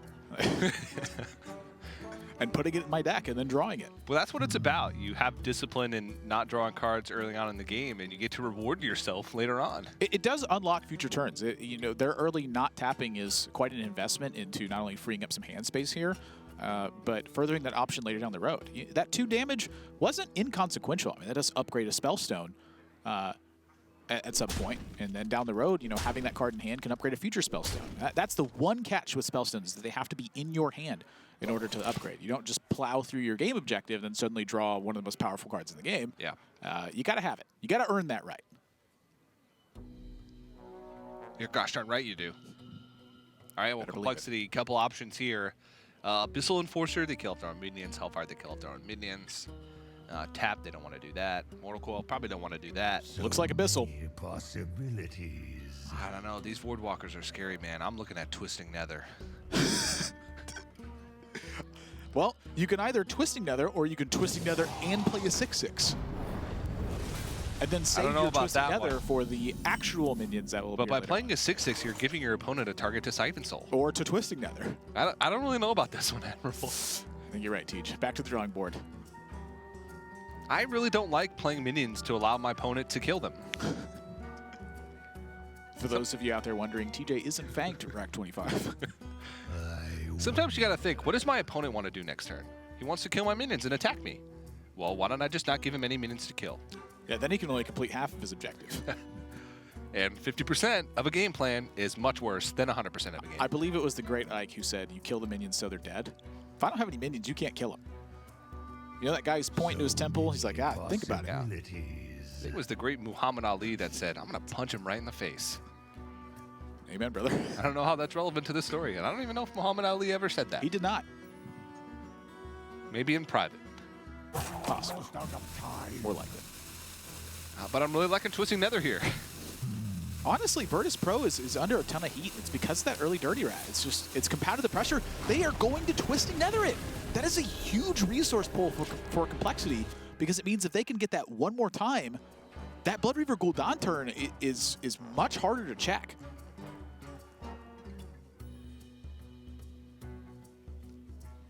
Gotta say, I don't think Master Oakheart's gonna come down here. I do not think they've earned the right to play Master Oakheart. No. I was about to say Master Mokart. I don't even know why. Just that was what was going to come out. That's not good. It's not a good sign. And Virtus.pro, this Twisting Nether does open them up to possibly a coin Blood Reaver Gul'dan on their turn. That oftentimes prompts your opponent to put attention into it, say in the form of Twisting Nether. What that means is that Virtus.pro is then getting a turn of their Blood Reaver Gul'dan hero power before CompLexity even gets theirs online. So I think this is actually quite crucial that they chose to use this Twisting Nether, considering they have the second one. It's quite good. CompLexity, this looks like a turn of... Whoa! And they have both Tar Creepers in hand, which are their only one-attack minions in the deck, so they only pull the Void Lord and the Kobold Librarian. Think about that Librarian they played earlier. They're now even in fatigue, likely behind at some points. Let's listen to Virtus.pro. They're landing Blood Reaver Gul'dan first. Okay, now we start down on the next turn. It will clear it with the file. Oh, I forgot we get the Void Callers back. Okay, so That's actually pretty nice. the next turn, the file is gonna clear everything. So this key is gonna be left with what? Probably 6 on the board. With 6. It should be a clear with our hero power and drain, so yeah. I'm just trying to count. What if they DK now themselves? If they DK is DK not good for them here, right? Yeah, it's not good. They want to get the value from 3-9. Because it deals damage. We also don't put our 5-5 But, into at 1 HP, right? When That's do a you big want to deal. use default if you don't use it now? So Like, there are not so many default Yeah, things. and not that many Hellfires either. Defile probably will be able to work out. I don't know, I just still think Hellfire is better because the 5-5 goes to 2 HP rather than 1. Oh, yeah. Okay. See that?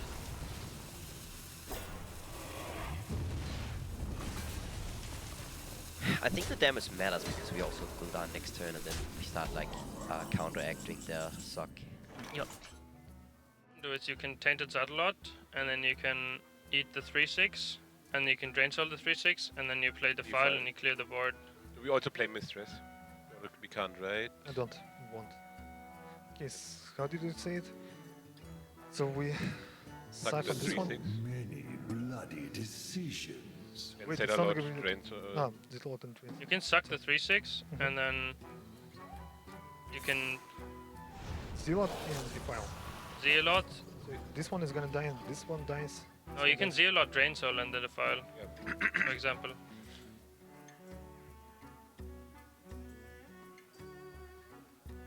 You wanna play the Dirty Rat? I mean, I would actually be fine with just like playing Dirty Rat. So what do you think? With It's your another. call. decisions. Only a fool rejects the Lich King. Yeah, don't play Dirty Rat now. Yeah, one. Play the file. We play Mistress. Yeah.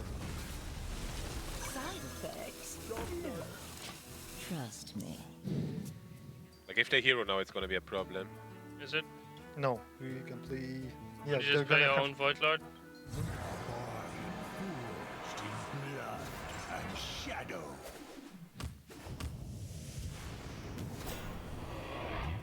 Yeah, that is actually a problem.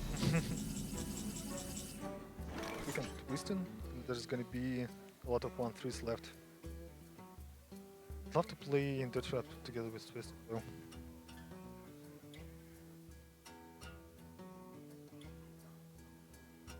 File. Can we clear it somehow? Okay, that's it. Nope, we can't.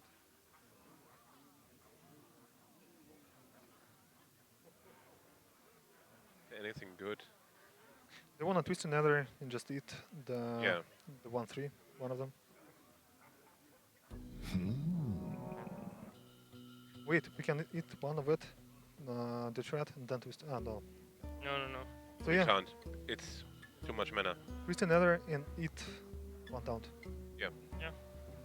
I must feed now.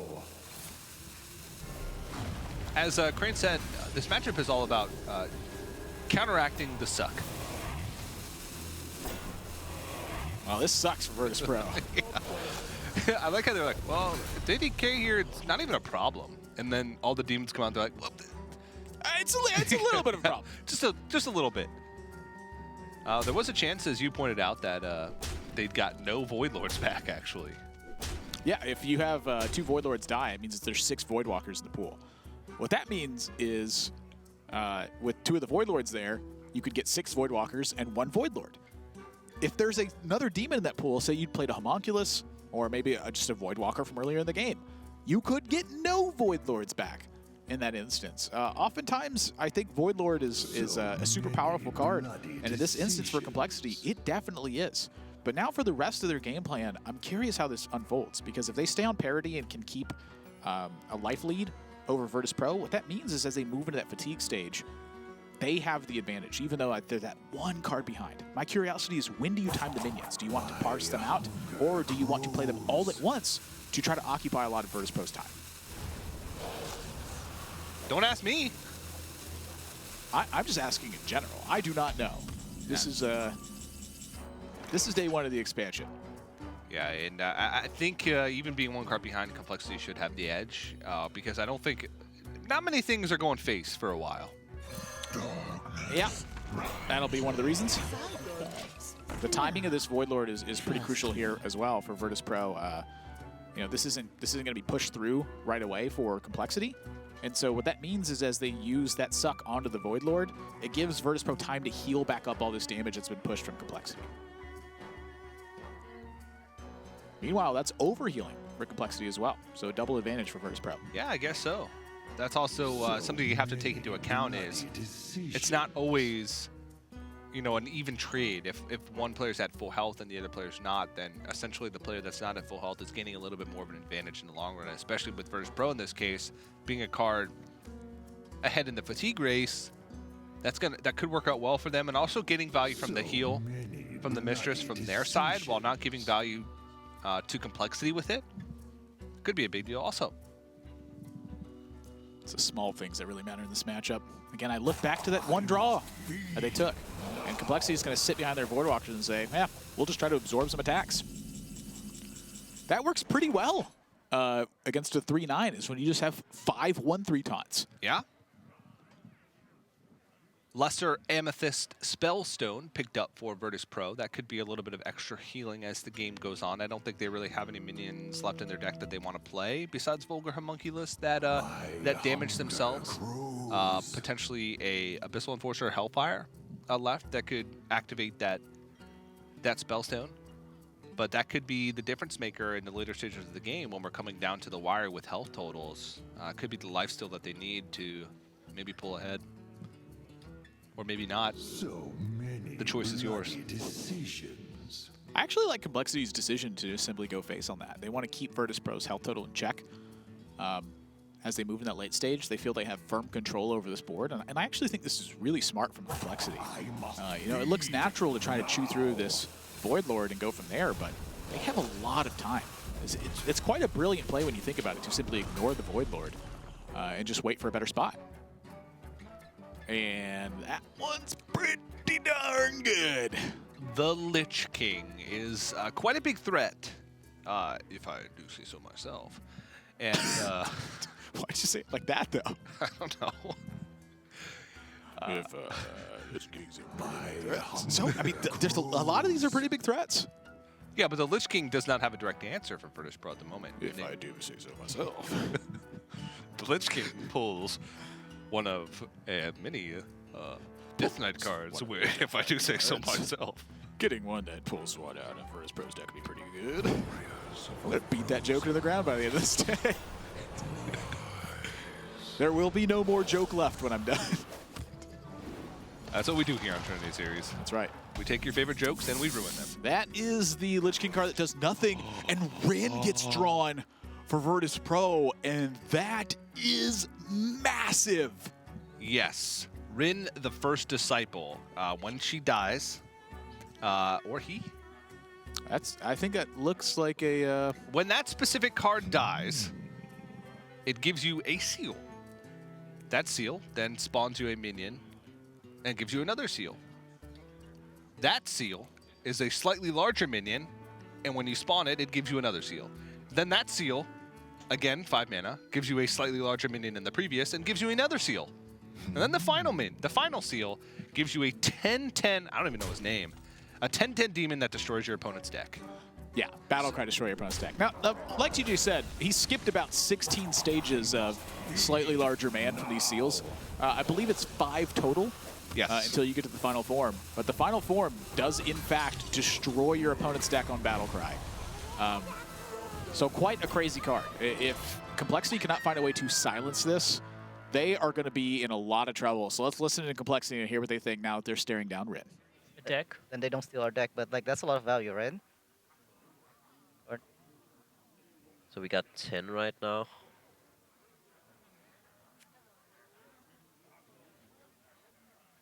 So many bloody decisions.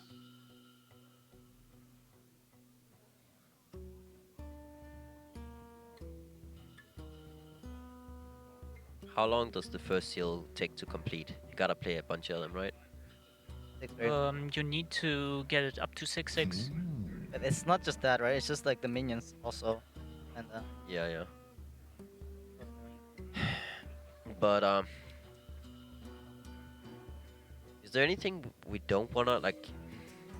I don't wanna overdraw, like, because right now we have 10 cards in hand, so maybe we just either it's Tar Creep or it's like Coil. I don't know. I think it's Friends Okay, suck face. I don't know if we play both of them. I think one is fine. Yeah, like we do let them play, like start with the seal now. We could also trade in, suck our own dude. Like we did in a second. I mean, Yeah, otherwise we take lose the to demon. the weapon. Like I guess more- we lose to the weapon anyway. I think we have to kill our minion and play the First seal? Yeah, the first seal. So many bloody decisions. I like it. Okay. You like dirty rap with it, maybe? No, don't like the threat. I don't If we think pull so. up the Like 6/6, Dreadlord would kill yeah, us. we still don't kill it. We do that, suck our own minion.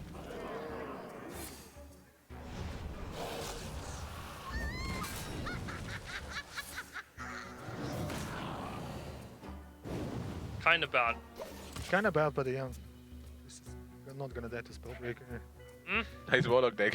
If they have the Spellbreaker, that's gonna be ouch for us. Funny thing is, like, we have Hellfire, right? We have 1 Hellfire left. It's Yeah. gonna be important, because we need the Hellfire to activate our spell zone. Yep. So we don't have any other cards to do that, right? Oh, I don't think so. No, we don't. So many They can't bloody just play the seal. decisions. Thing is, we have nothing. I mean, but what about the AoE? Can they even AoE any longer?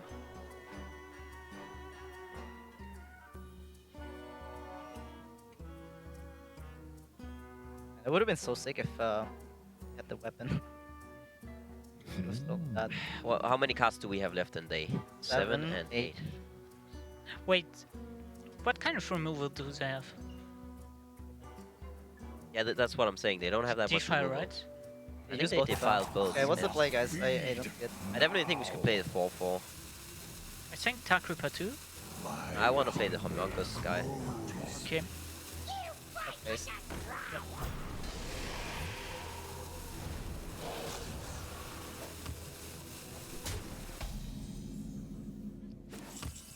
One of the best things about a new set also is listening to what the players call the cards. Yes, Homunculus. I want to play the Homunculus guy. Yeah, the Homunca S. Yeah, even I was like staring at a page of all the cards, trying to frantically learn the card names over the past day. And I can't. And the players don't even bother. They just care what the card does. They don't care what the card's called. They don't have time. They don't have time. Second seal. Which also summons an even larger man and puts the third seal in the hand, Admirable. It's a lot of seals to get to that end point, but blowing up your opponent's deck, even if it's just like 2 or 3 cards in this case, that if it gets to that point, it's going to be the difference between winning and losing the game. Yeah. I love the way that Virtus.pro's built this deck. The Barnes in here to try to hit Void Lord, to try to hit Rin early on and get those seals rolling. I love that they have Rin in here in general. I love the Dirty Rats here to try to disrupt things. I love they killed their own Rin to start the seal chain. Everything here spells out an advantage in this mirror match. The one thing I was curious about was their early card draw. But when you see that they have Rin, when you see that they have Barnes, that card draw makes a lot more sense in my opinion. Yeah, the faster they get Rin, the faster they get those seals rolling, and the faster they destroy their opponent's deck, which means the cards that they drew in the fatigue race don't end up mattering. So I do like it. But the one thing I'm concerned about is they still have, I believe, 3 seals to go before they actually get the 10-10. And then the 10-10 costs 10 mana, so it's a full turn that they use to destroy their opponent's deck. And it's their opponent's deck, it's not their opponent's hand. So we're going to see 3 more cards drawn from CompLexity. And then they have to spend an entire turn playing a 10-10, and that may put them a little bit behind as far as the board goes. Yeah, and that's why I think the Spellstone is such a big deal in this deck, is the ability to recover your life in a fairly massive effect is a big deal. And so right now they have 2 lesser Spellstones in their hand. So that is 6 total life drain they get from that, and then 3 more with the hero power. So they can swing their health up 10 in a single turn, but that would require them to not play a seal or not play the 10 mana guy at the end. Yes. Which I really wish I knew his name, because Asgalore? Is it Asgalore? I feel like it's Asgalore. I don't know where that name's coming from in my head. I was feeling a bit under the weather today, and I'm getting a bit loopy. And Rin, I think, has made me partially loopy. I'm very excited. Me too. That's one of my favorite cards in the whole set. Tells a big story. And I love that. Azari the Devourer. Azari? Yes. So you play Seal 1, which gives you a 2-2. Seal 2 gives you a 3-3. Seal 3 gives you a 4-4. Seal 4 gives you a 5-5. Seal 5 gives you a 6-6. And then you get Azari the Devourer, a 10-mana 10-10 that destroys your opponent's deck on Battlecry. Take that, Dead Man's Hand. If I do say so myself. Dead Man's deck. And this is no pressure from CompLexity right now. It is the natural pressure of these chipping away at minions and then the hero power. I think it's doing quite a good job, but they have to feel they're under a clock here. You know, the other thing Virtus.pro has to think about is, does CompLexity have a Dirty Rat in their deck? I think it's one of the reasons they're holding Dirty Rat and they're holding Barnes at this stage, is they want to mitigate the chance that that Dirty Rat could possibly pull the 10-10 at the end of that phase. Yeah, in case CompLexity were to have a Dirty Rat. Yeah. If I do say so myself. T-Diz is going to run into the ground for me. He's doing my job. So many Thanks, bloody Teach. decisions. All right. This is actually happening. The seal is actually happening. This is seal number 4. So many people I saw, you're never going to have time to do that. You're going to sacrifice too much tempo. Nothing's ever going to happen. CompLexity! They're just going to mill themselves! Holy moly! They knew how many minions they had left in their deck, and they're like, we're not going to even give you an opportunity to play Rin. We're just going to go all in with these minions and hope that we get there. Maybe it's not happening. Twisting Nether is gone. So maybe they'll be able to push in damage. They have 6 points of burst going to the next turn with Hellfire. Let's go and listen into Virtus.pro. I want to hear what they think of this play. You need to draw the Hellfire now. Wait. What if we dirty rat? They still have one episode, right? No, they don't play it. So low. They would have played the previous turn.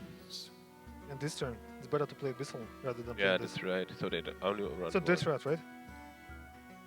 Okay. Wait, we can play Townless Abyssal, yeah, but we can play Death Rat as well. That's good. Yeah.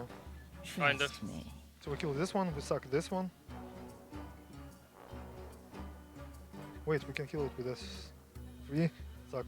Yeah, I think we'll kill this one without playing We Townless. spaced on the 4/4, right, with Blood Mage. Yeah. What else? Blood Mage and then spell from the Suck 4/4. and trade. Blood Mage Ah, spells from the 4/4. Blood Mage spaced down 4/4. 4/4. 4/4. 4/4. Yeah, and And then you trade the 4/2 and suck another minion. Okay. Hit face. Just go face, go face, go face. Yeah. Fine.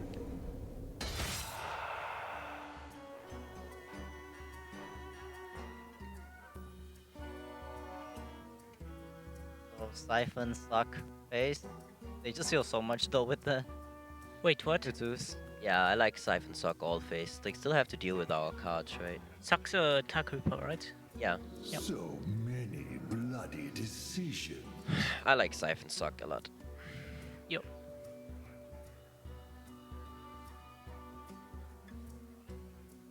It's the only play.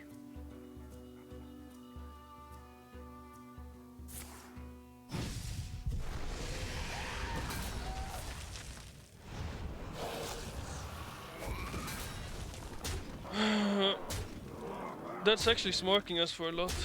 Yeah. Hellfire?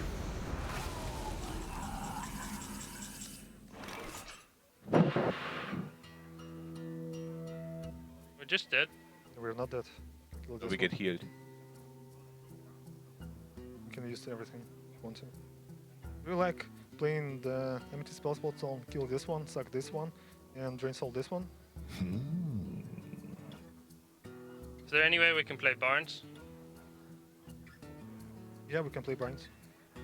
Oh, no, we can't. No, not enough mana.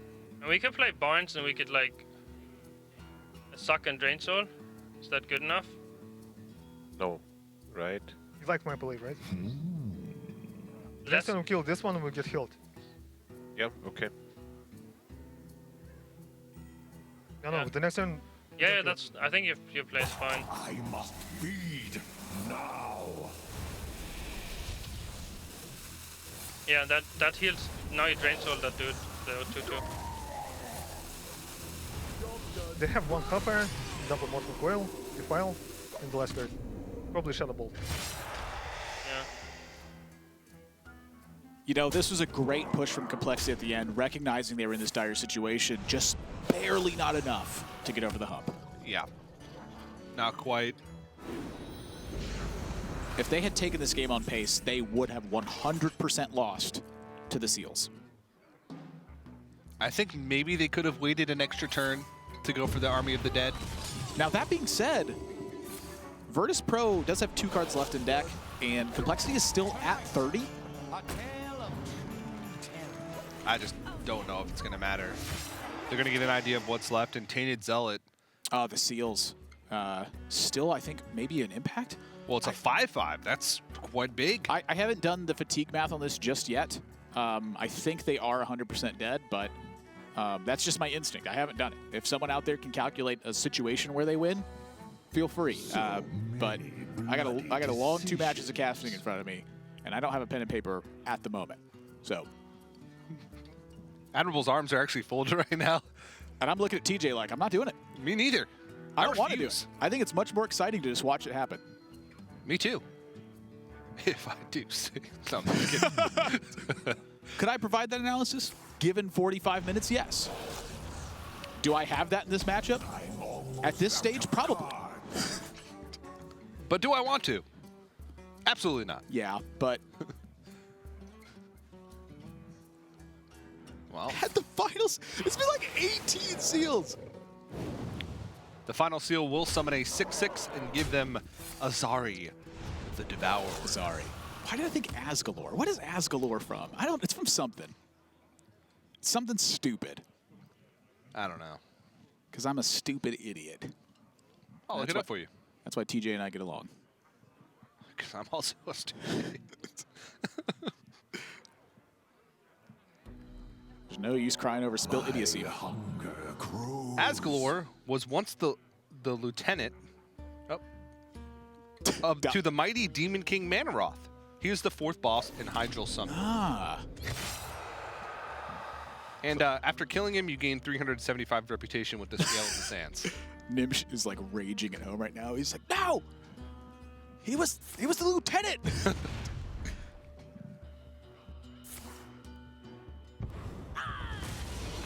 Well, CompLexity doing their best to clean up the board, but I just don't think they're going to get there. I'm out of cards.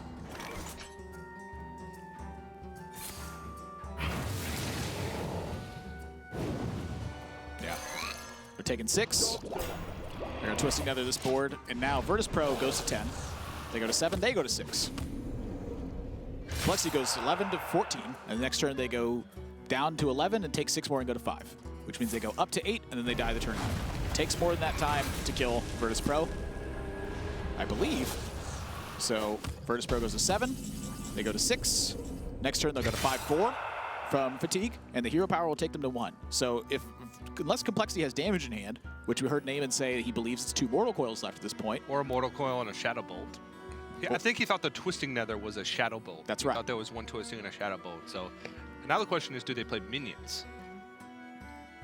Just to get recurring damage in. Or do they just play the 10-10? Does that mean they win the game? If they play the 10-10 and there's no removal for it, they only take 2 fatigue damage the next turn. So they'd technically be alive, but I don't think they want to risk one of those last cards being damaged. That's exactly what they don't want to risk. Yeah. And so in the case of Drain Soul, I think they still win in this situation. Because CompLexity would go up to 8, they'd go up to 10, and then they would go down to 7 and then take 7 fatigue. So even in the case of Drain Soul, they're safe in this spot, and that's the risk they're willing to take. Then the last card. Now they're right, it never will get played. Your opponent will just kill their own deck first. My hunger grows. Gosh, what a game. Yeah, 45 minutes later, and we have ourselves a winner. Virtus.pro, 2-1 lead. It's been back and forth thus far in the match. It's breaking that serve that's important. So Virtus.pro answers back the Control Warlock pick from CompLexity. And this is the spot now. Can they win a second game in a row with this Warlock? We've often seen teams that go up 2 games decisively take the set from there.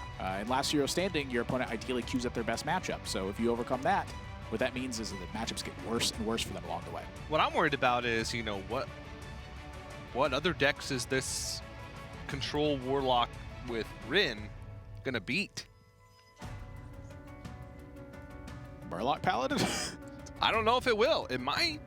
But I doubt if CompLexity thinks that, they're going to queue Murloc Paladin into it. What deck, if you're CompLexity, do you queue into it? Let's zoom and enhance on his notepad to see. I couldn't quite make that. Just kidding. Zoom in on Virtus.pro here. Take a look. Only Murloc Paladin been knocked out of their lineup so far. And we did not see a single Kobolds and Catacombs card in their Murloc Paladin, but we saw plenty of them in their Control Warlock. Yes, we did. And CompLexity, Rogue Paladin, Mage, and Warrior remaining.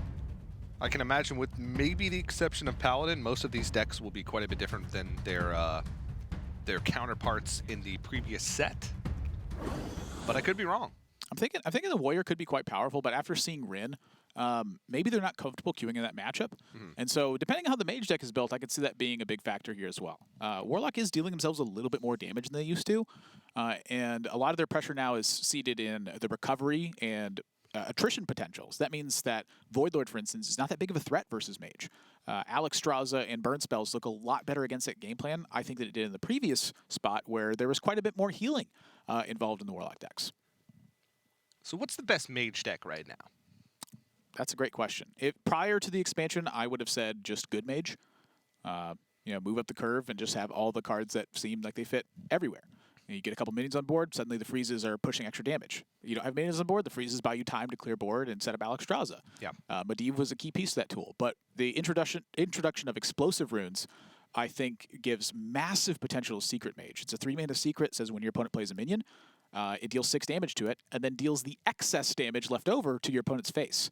That card is massively powerful at not only disrupting your opponent's board, but pushing that damage as well. I think it gives light to a new mage aggression that wasn't there before. Yeah, we'll have to see, because that's probably going to come down to at least one of these sort of archetypes that we haven't seen before. But as we give the players a chance to reset and take a moment after that long game, we're going to take a very short break, so stay tuned.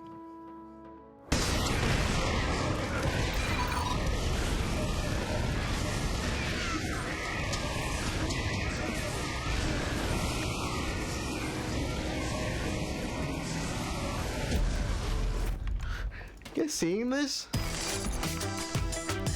Game, record, and stream without compromise. Only on Intel Core i7.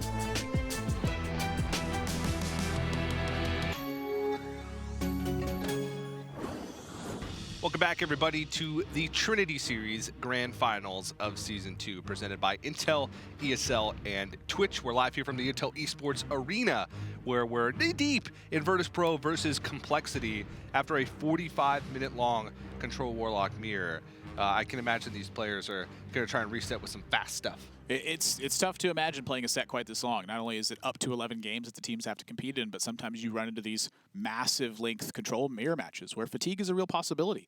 We heard the teams at the beginning of the show saying they were up all night playing and practicing and making sure their decks were refined.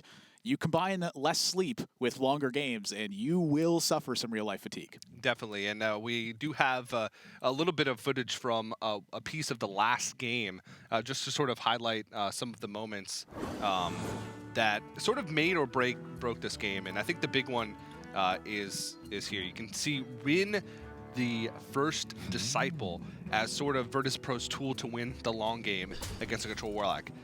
Keep in mind, they decided to queue up their own Warlock into CompLexities, knowing that they'd win the long game with Rin. Yeah, and Rin here, in this case, does offer that long game potential where it sets CompLexity on a clock that says, you have to deal with us, or that's it. We're going to win that fatigue race because we're going to blow up your deck.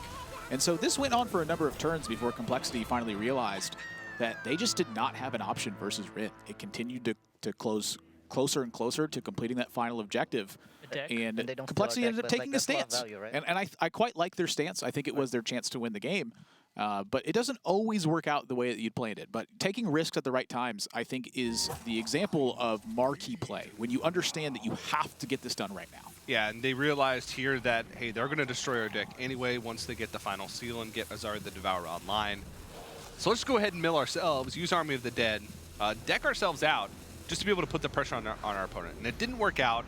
I had mentioned maybe they could have cleared the board and waited another turn, but they decided to go for it now, sooner rather than later, and ended up losing the game for it. But I liked the risk. Just didn't pay off this time. They would have lost the game, I think, 100% had they just taken it slow and tried to go piece by piece as well. And so that, to me, was the big difference. It was recognizing that they were in a dire situation and having the notion to pull the trigger on such a difficult play. When you mill the rest of your deck in a matchup where you're trying to fatigue out your opponent, bad things typically happen. But that's, again, the mark of a strong player is being able to take those risks when the time calls for it. Yeah, now as the players get back and set up and ready to get into the next game, we can take a look at the scoreboard. CompLexity now have to change their deck. With their Warlock being eliminated, they have to go back to the drawing board to find what they think is going to be the best option for them to beat this greedy, demon-y, Rin-y, first disciple-y Warlock. That's an excellent, articulate explanation of the deck. Not just Demon Warlock with Rin. Removal-y, Rin-y, demon-y, removal-y, aggro-y, defensive-y, combo-y Warlock. If I do say so myself. And Virtus.pro, they're sitting pretty. They're up a game right now. They have a wider spectrum of decks available. The self-exclusion in this matchup was quite interesting as well. Virtus.pro chose to not bring Hunter to the table. Instead, they brought Shaman, and it was the exact opposite on CompLexity's side. They chose to omit their own Shaman and bring Hunter instead. I've been seeing some crazy Shaman decks utilizing Snow Fury Giant, and I'm curious if that's going to catch on, or if that's even what Virtus.pro brought. You know, we saw them bring Murloc Paladin in the first game. Maybe they've tended to be on the safe side of some of the riskier classes. And there you can see down in the Trinity Dungeons. The catacombs, as it were.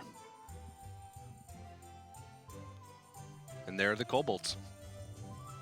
And there's a close-up of a kobold. Look at all that gold. Looking for a golden finish to Trinity Series. Those golden wrapped chocolate coins. Number two here. Crane just always looks relaxed. He looks focused, but he looks relaxed. It's his low resting heart rate from all the tennis he plays. Does he play tennis? He looks like a guy that would play tennis. Just making things up. You don't even know, just pure speculation. He does, he does. And now you're making me think that you're making stuff up. This is why I cast with TJ. I just never know what's going to happen. TJ's like a box of chocolates. I have a box of chocolates in my belly. Final edit Close. of Forrest Gump, they had to change the line because TJ would not grant them rights to use his likeness. Am I making that up? Life is like TJ eating a box of chocolates. Take a look at the Warlock win rates across the board as well. It has been a pivotal deck for so many teams in Trinity Series. Virtus.pro and CompLexity, however, both break the trend on that notion. Yeah. It's not counting today's games. Yeah. Well, of course, because Virtus.pro just won a game with Warlock, and that shows 0%. This is only over the regular season, but Virtus.pro finding a deck, finally a Warlock deck that they're having success with. Because it didn't come in the regular season. It did not. And yet still, Virtus.pro is here. That's right. They made up for it with their other decks, but Warlock was not one of them. So I think it'll be a big deal for them if they can win multiple games in this set with Warlock. That 2-game serve is what you're looking for. Again, the teams that go up 2 games have a massive favorite where the actual match is concerned. They tend to win when you're 2 games ahead. That's right. The Virtus.pro banners in the background with Casey sat firmly below them. Was a midway substitution for Dr. Hippie, who was a runner-up at the 2016 World Championships. Big shoes to fill. Yeah. And Casey normally plays for CompLexity, but he said, you know, I love playing Virtus.pro. It means I get to beat my teammates. Get to put a 0 in front of his, in front of those numbers in his name. He said he likes winning money, and he feels like he's got a good shot to do that with Virtus.pro this time around. I like money. Me too. I can't believe you and Casey both like money too. That's crazy. Small world. Small world.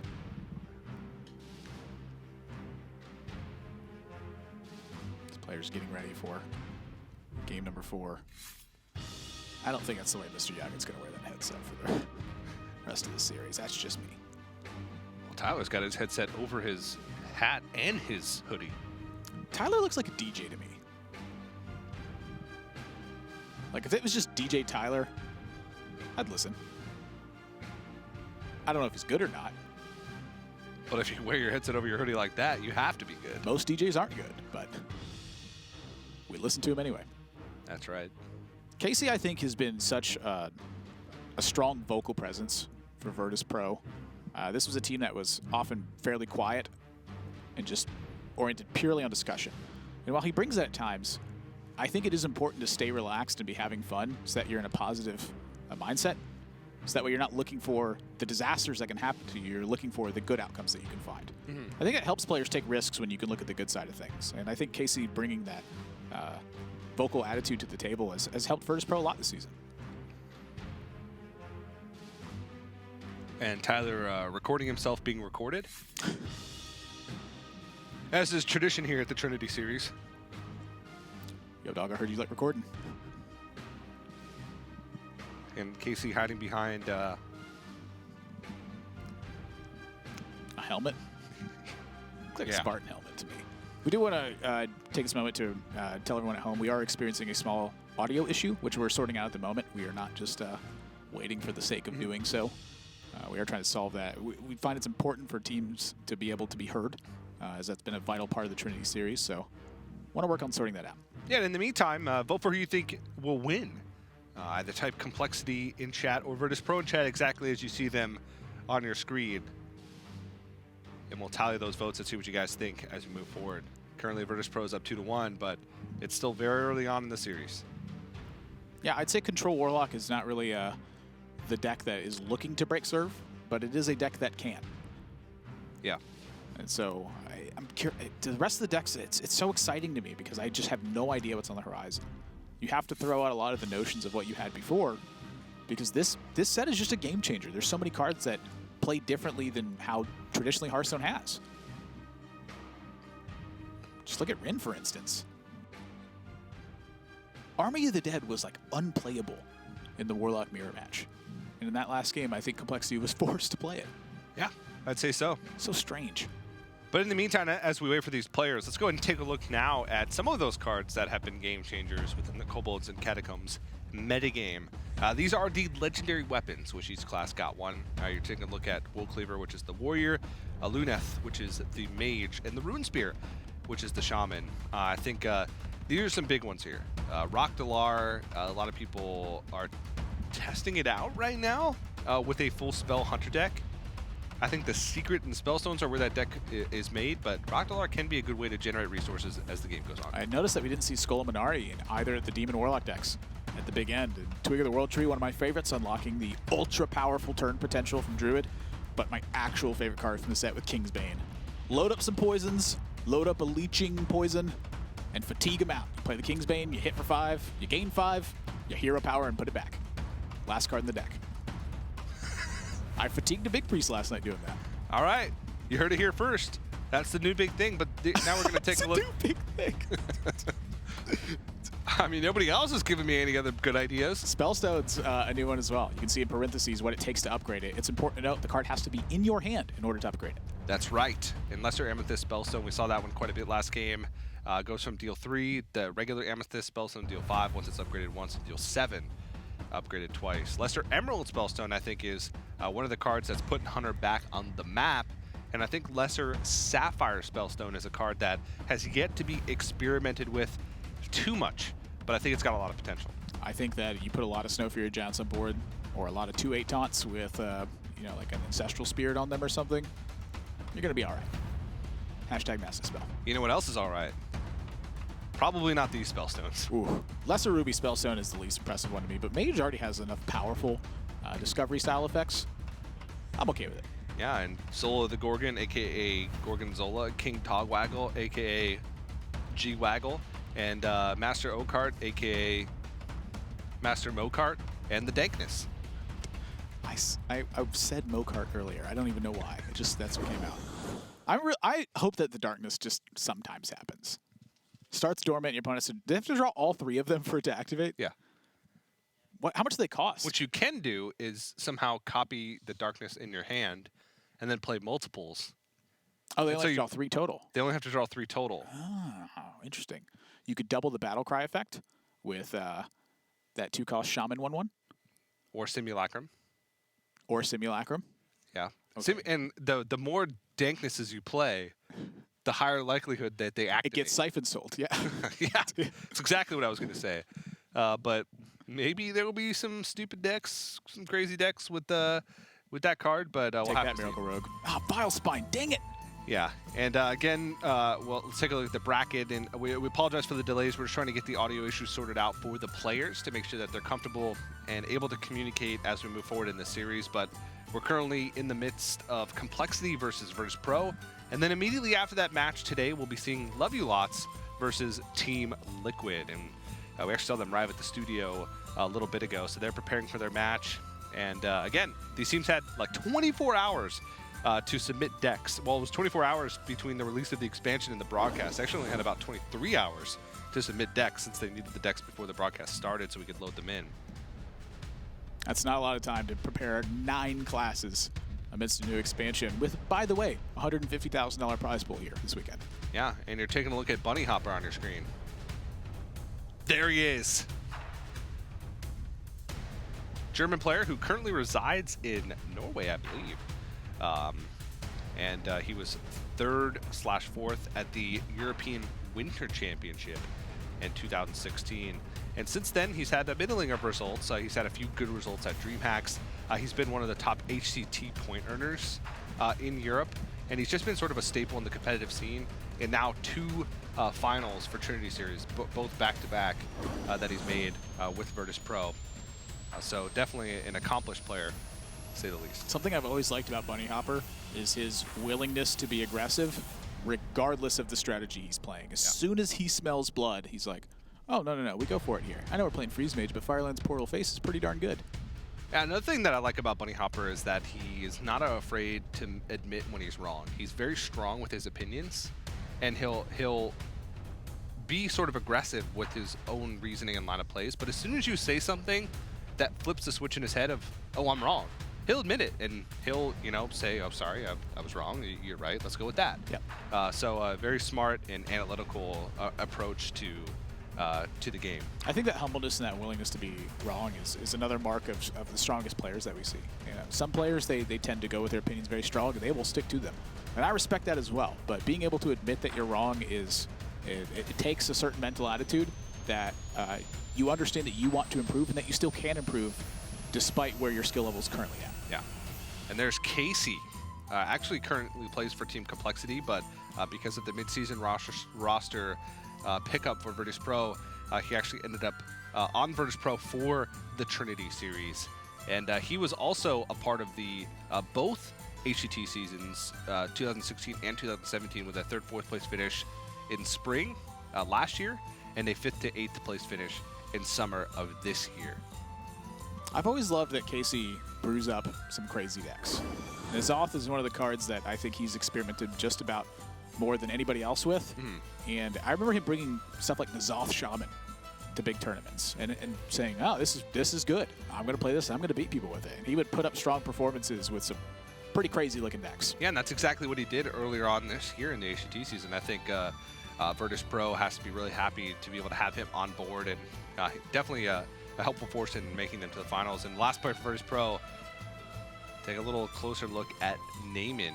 He won the Europe Winter Championship in 2016, and also with that secured a berth in the World Championship.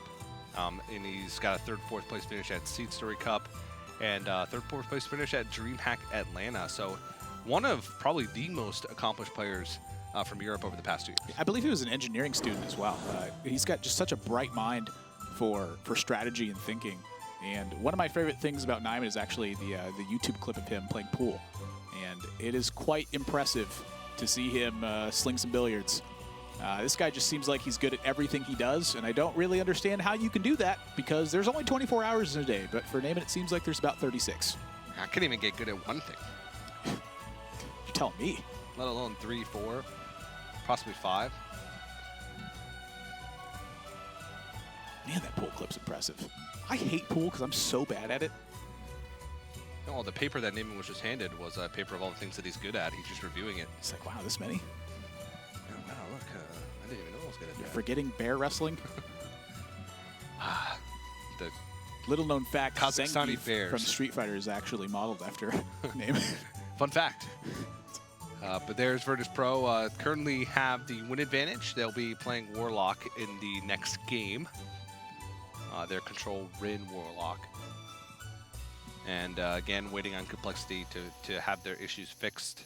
They'll be playing one of their other decks since their own control Warlock deck was just eliminated in this last Euro standing match. Defeated. Squashed. Pooped. Sure. Just right to it. 12, by the way.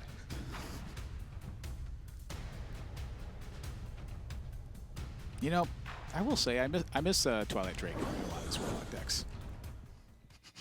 You're setting me up for this one. Yes, Toilet Drake. You're a mind reader. I could not resist. I couldn't resist. You're a mind reader, I swear. I don't know how you do it. What am I thinking about right now? Pick a number. What am I thinking of? 8. I don't know how he knows it. It's crazy. You know what else I know? About the neutral legendaries of Kobolds and Catacombs. There's been some pretty good ones here. Take a look at what happened in game number 2. Virtus.pro had some 6 spots with this Paladin deck. They somehow managed to get to turn 7, turn 8, and fairly decent footing. But this is where Master Mokehart completely changed the game. I assumed that Voidlord would come out unless they had a second Voidlord deck, and this is exactly why you play 2 copies of that card. What a massive turn CompLexity has here. Yeah, that was earlier on in this series with Warlock versus the Paladin, where CompLexity was able to take a win with their Warlock deck and show off sort of the power of Master Oakheart and Warlock. Maybe not Warlock specifically, but I do think Void Lord is one of the most powerful, if not the most powerful, 3-attack minion in the game. And all headsets are back on for the players, which means I'm hopeful that we're very close. And I did get word that we are very close to jumping to the next game, so it's about time.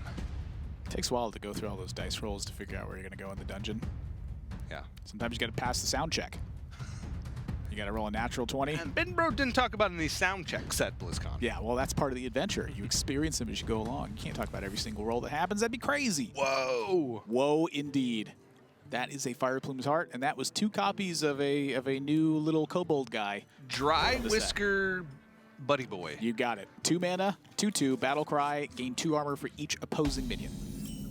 Yep, Dry Whisker Armor, I believe, actually. I don't think it's actually Dry Whisker Buddy Boy. Dry Whisker Armorer Buddy Boy. That's right. Yeah.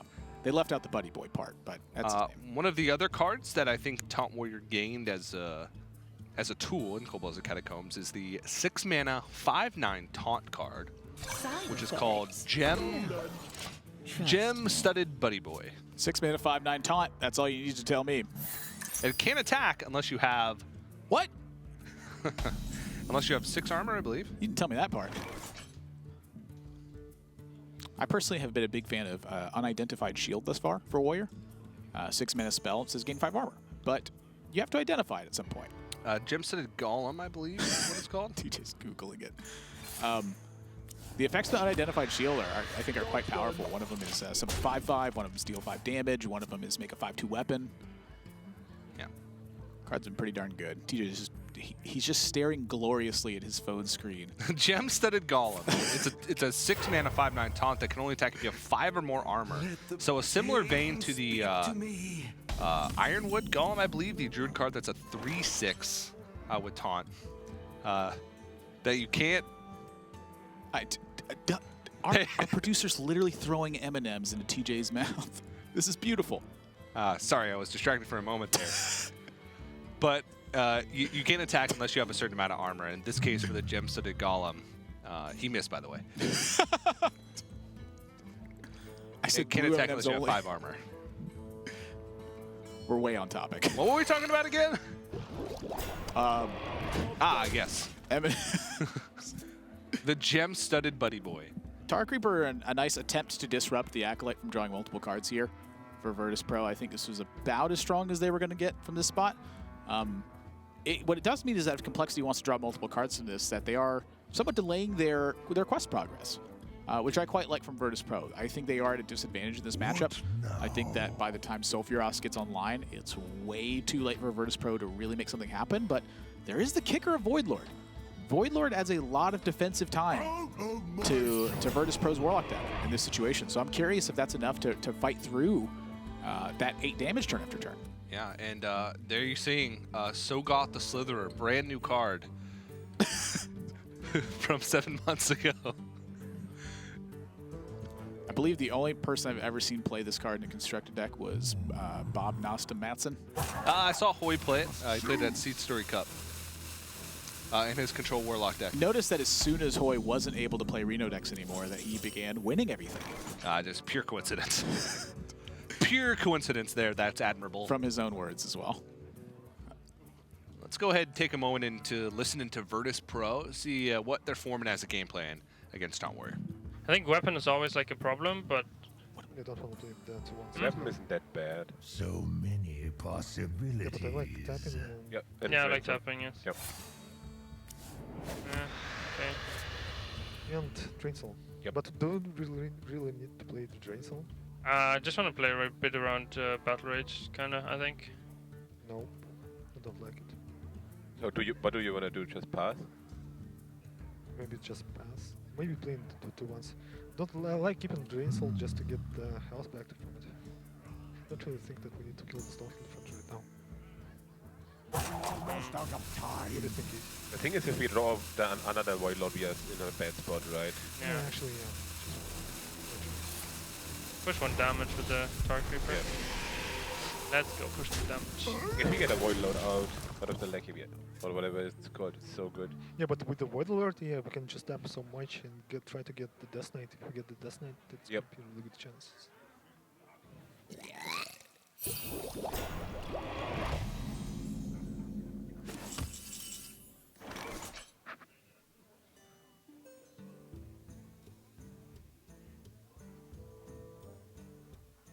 Because we might want to go tap and then Barnes next turn. They wanna attack with Mistress into the.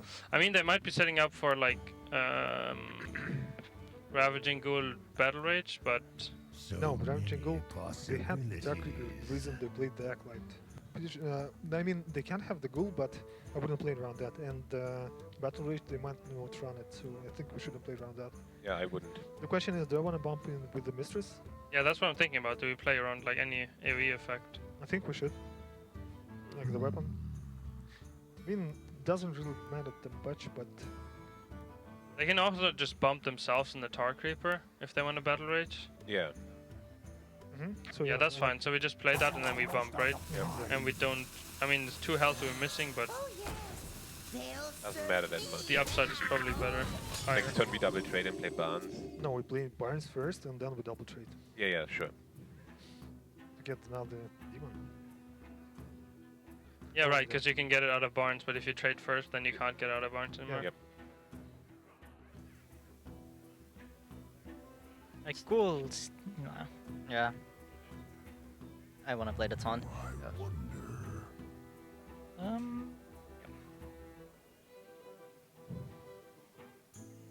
Sharp gadgets and steel.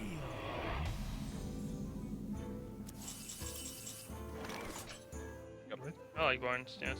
Okay, dude, Barnes. Tonight, a tale of true terror. Fine. So, do we trade in Coil, right? I think we trade Coil, and then we might play Librarian as well. Yep.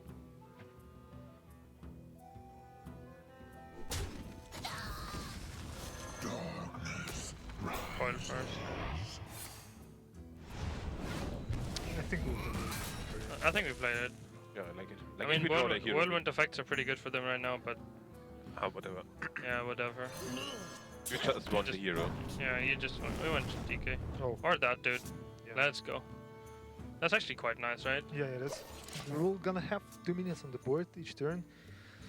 We're not gonna be tapping anymore. I think, yeah, we got everything. No, except for the Death Knight. Can we ever get them from not finishing the quest? Yeah, might be. But it's gonna turn. No, it's just way a lot of turns to get it. They A draw lot really of turns, badly, yeah. But like, even if they finish the quest and then they insta fatigue, it's still pretty good. Yeah. Especially with another Void Lord. Yeah, I'd say that's pretty good. Finish the quest in insta-fatigue. It's a possibility. It's going to take them a while before they get Rin, the first disciple, plus the first seal, plus the second seal, plus the fourth seal, the fifth seal, and then the final seal. Mind you, though, that is a lot of stuff that's absorbing along the way. They still have Void Lords. And as far as Virtus.pro is concerned, it's very unlikely that CompLexity actually has a silence effect in their deck.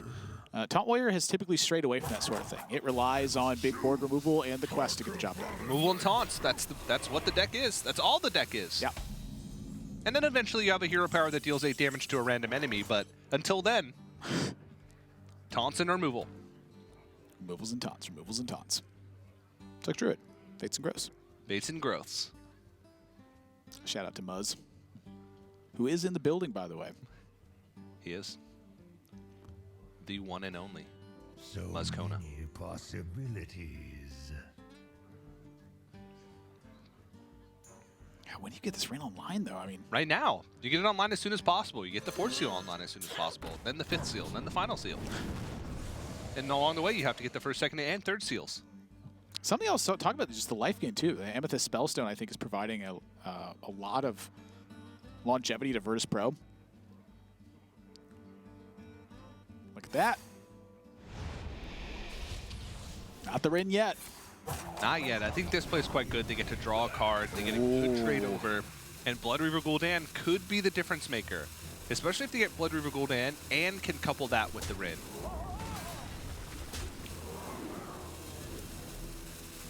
going to be up to CompLexity to complete the quest as quickly as possible. Yeah, Sarnate Chain Gang is a great card. It does not activate twice on the quest, though. It's when you play a taunt minion. It's not when you summon them. Yeah, so Dirty Rat effects don't take effect either. Just a strong card in the deck. It helps to set up Sleep with the Fishes, any weapons down the road. Yeah. And recruit effects would not give you progress towards the quest either. That's right. Well, let's take a listen in now to CompLexity. Their options are quite limited, but let's see how they want to handle it. It's definitely Slam and Chair Knight. I just don't know what we slam. Slamming this might also make sense. Get it to 5? Yeah, then we could hit it with the 3/3 if we want. But do we I would even honestly, want it to proc? Yeah, I think. Yeah, we need to get rid of it. I would slam the 3/7. I would slam the 3/7. For various reasons. Yeah, I like Chain Gang. Do we trade into that? I don't think we have any reason to. Yeah. You could. Nah. I don't like it. I don't like it. I'm pretty sure it's not good. Better. But I can't couple it to something. Can we use Defiant? Can you just play Dirty Rat and then Hellfire? Dirty Rat, you trade the 2 into whatever Let's see comes what out. we're gonna get from this rat. Then we might play this one or Hellfire. Yep. I like playing this rat. Okay, that's good. Yeah. We're playing this one in trade. No, yeah, you trade the 2-1 and then you play Hellfire. No, I don't like playing the Hellfire. Why not? Why not? If you play the Hellfire, everything dies. Like you trade the 2-1, you Hellfire, and then you trade your Demon Lord in, and then you push face and just clear board again. Oh yeah, right. Bunny is right. And then you also tap. So I have to tap first. Yeah, I guess. Draw That, land. that doesn't do anything. Oh no, I like this. Yeah. And also pulling the Drake out is not bad. Yeah, pulling the Drake is good. Problem is we can't really push through whatever they have so effectively. I think we're gonna keep this one for later turns. We won't play it the next turn because yeah, it's good against his hero power when he plays the quest, and it's gonna be 1/3 towns just to avoid into the face. So we have to get a Gul'dan online because we have to kill them. We have to start sucking their face. Yep. But I right? don't like playing it this next turn because he's just kind of. Are we ever gonna have 9 mana though? That's the thing. The thing is, yeah, this is the one thing, and if they play fishes now, or depends what they are doing, right? If they play fishes, then yeah. Because we wanna, if we don't play it on turn 9, we never play it, and so we can't hero power it. So they have their quest done. They will have their quest done, that is correct, as long as they pick Bloodhoof Brave. Or Public Defender. Or Public Defender. Which I actually think the Public Defender is quite good right now. Yeah. Allows them to get Sulfuros online this turn if they wanted. What now? Dang. Looking good for CompLexity. Also, make sure you get your votes in. Who wins this matchup? Quest Warrior, Demon Warlock. Vote in chat with what you think the answer is. We'll grade your quizzes later. CompLexity going to hang on to the attack charge from it. Set it up, look for brawls, sleep with the fishes, slam, etc. afterwards. One of the best spots you can be in with Taunt Warrior is when you're able to save your removal for after completing Sulfuros in a relatively safe spot. If that happens, that means is your removal constantly isolates the board down so that the hit from the hero power either lands at face or kills the minion. Rinse and repeat over and over again. That's a very vital point to CompLexity's strategy right now because the fact that Virtus.pro deck isn't very aggressive gives them time to land the Sulfuros and get to these style of points. But with Blood River Gul'dan, with the double Void Lord, this is going to be a lot harder, and frankly, I'm not quite sure that CompLexity gets there. It is going to be tough. They're going to need a lot of time, and they're going to need a lot of fireballs to the face. That's for darn sure. And they're going to have to get through a lot of minions to get there. And all the while, they're on a clock.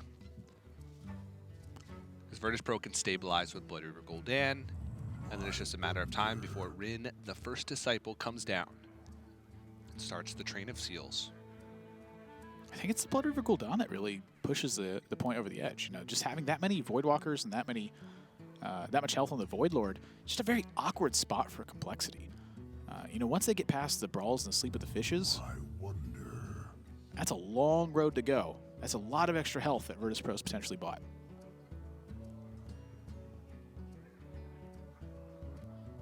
I'm glad I'm not in the hot seat right now because this is a difficult one to plan. I'd say so. Primordial Drake looks reasonable, but then you have to think about, you know, Primordial Drake plus Sleep with the Fishes is a fantastic way to clean up a board state. So it looks like they're just going to go ahead and draw cards. They'll draw 2 from this. Tar Creeper, the Curator is going to be good to sort of generate more resources. And just a damaged Voidwalker hit. That's a pretty negligible hero power hit. But let's go ahead and listen in now to Virtus.pro. Blood River Gul'dan available. Let's see if they jam it. Get a model coil. Oh, that's also good for later on. Yeah. I think I'll trade like this. Yeah, Yep. trade the threat into this, so that it's not gonna get damage. I'm gonna lose 1 damage, but I don't actually mind that they clear this board too much. Do we?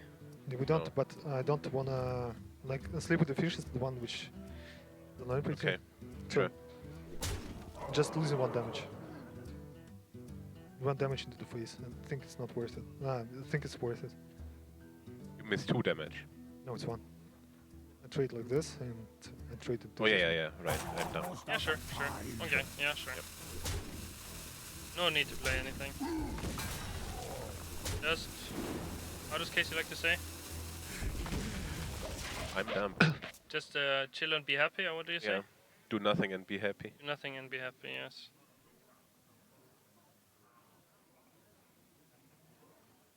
Right. Goldfishes hit the weapon into the 3/6. Shoot, Tar Creeper. What now? You have 50% chance to hit face for 8. And it's not just Brawl, Hero Power, Tar Creeper. Do we need 2 brawls? 1 is fine, right? Yeah, but like if we brawl, we have less chance of hitting face. We just give them Voidwalkers, and we kill the 3/9, and then we make their Gul'dan on the following turn good. But if we just go fishes, we have the 50% chance to hit face. Okay. You hit the weapon into the other guy. Shoot Tar Creeper. Sucks.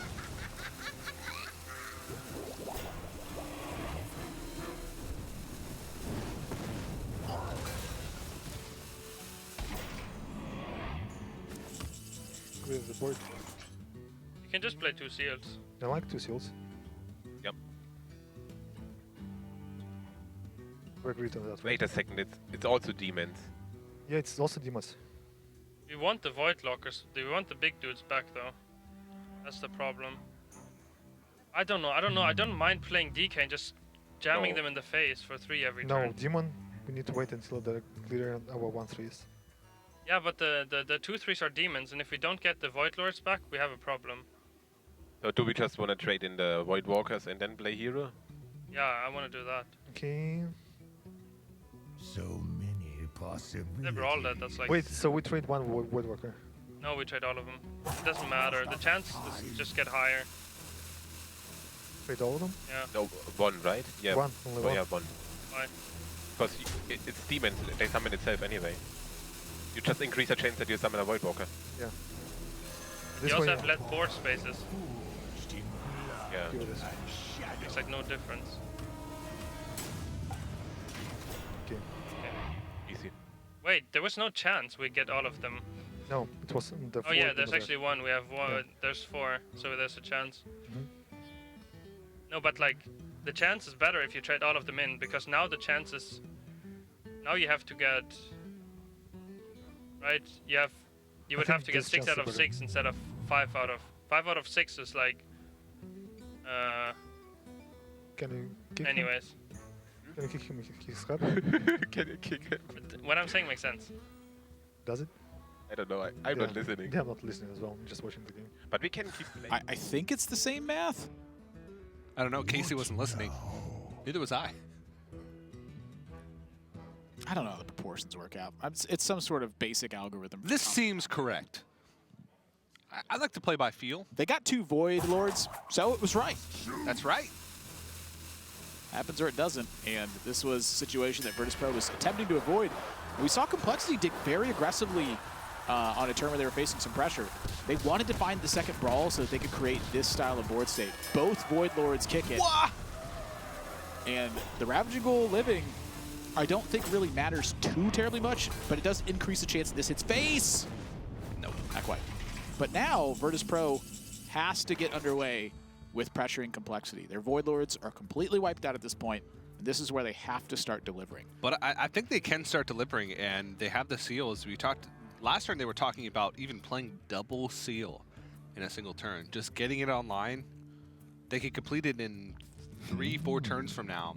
I quite like it here because they have some healing in hand, and if they get that going, they can burn out CompLexity's deck right away. Is that worth more than just simply the healing and the damage they buy from hero power, though? That's a good question, and I think this would take some sit-down review time as part of a practice session. It's not something I think you figure out in a few minutes. Or in a day, which is the only time they've had to play with these seals. Yeah, they had to build the decks in a day, let alone craft a strategy. Yeah. I must be. Now, a lot of it becomes a similar strategy to traditional Control War, but when you get into the nuances of using these seals and how quickly you should use it and how much value it has getting it out a turn sooner, or waiting a turn, or waiting a few turns, those are the types of nuances that you don't learn by playing 5 games with the deck. Yeah, like I think about the nuances of some of the decks that we thought were traditionally unfavored or favored in certain matchups. And it's like the evolution of Quest Rogue, for instance, where players stopped trying to bounce Firefly, and instead they started bouncing the Flame Elemental token instead. What they realized was that playing a turn 1 Firefly to help fight for board early on would give you enough time to have a better board position. And it was plays and strategies like that that helped Hoy win the Spring Championships. His knowledge of Quest Rogue was very deep at a time late in the metagame. And as that time goes on, players will craft better and better strategy for how matchups work. Yeah, and how much knowledge could you have with Gem-Studded Golem? TJ had to Google the name of the card. I knew Gem-Studded, I just didn't know that it was called a Golem. But there it is. It's called a Golem, actually, but... Golem. Yeah. A Golem. Golem. Taunt can only attack if you have 5 or more armor, and I doubt that CompLexity is going to be able to gain 5 or more armor, so it's just a 6-mana 5/9 taunt that effectively can attack for a majority of the game. Oh, that's the minion they did not want to live. Do that brawl. Get the face shot, though. That's right. But they're out of brawls. That's both brawls used. They do have Primordial Drake and Sleep with the Fishes. I think Virtus.pro gets past this. I mean, so much time was occupied handling double Void Lord that it looks like they have the gas to just keep pushing through. Yeah, and just going to keep playing these seals, and CompLexity's watching this clock get shorter and shorter. And not going to play double seals per turn. Just going to make sure that they fit in this hero power every turn. Yeah, when you get clocked in the face here, I think this is the time to start playing it a bit safe.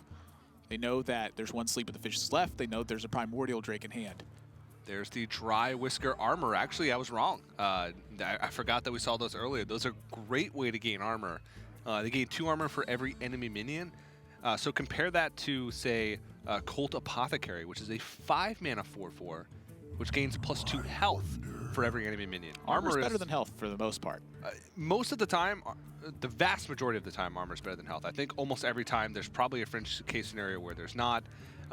And also it becomes at a much earlier, and it's more cost efficient. A 2-mana 2/2 is better than a 5-mana 4/4, I'd say. The few exceptions where health is better are like obviously if you get a benefit from healing, or in the case of like the Priest quest where you actually go 240 health. Priest getting that extra 10 armor would mean they can't restore themselves to 40. It's like really very fringe situations where it's not as good. Yeah, and at the moment, this Gem-Studded Golem can attack. But not for long. You suck him in the face, can no longer attack. I mean, Virtus.pro even took another shot to the face of this hero power. It's getting a little bit scary. Yeah, let's go now listen in to Virtus.pro and see what they want to do to deal with this Gem-Studded Buddy Boy. Kill us so hard. What's your suggestion?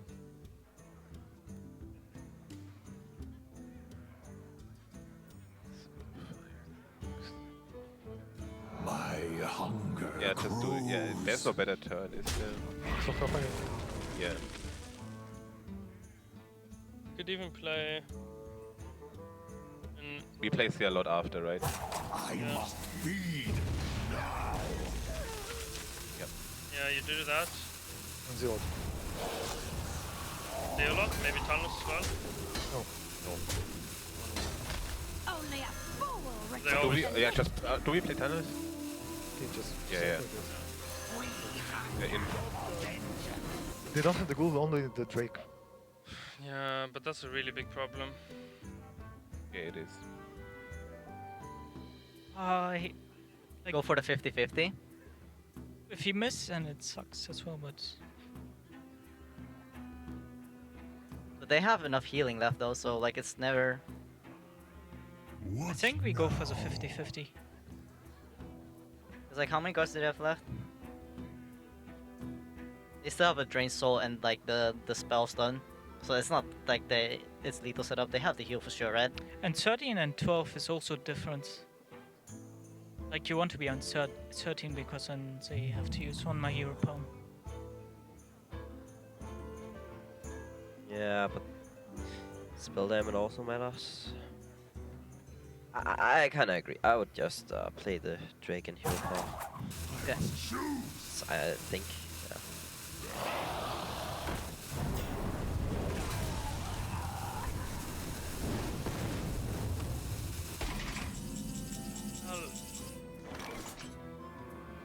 Come on, like.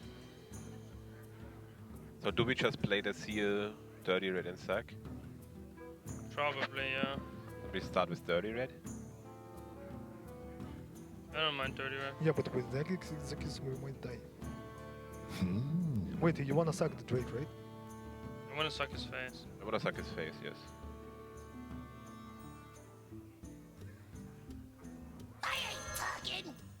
The menagerie is for guests only.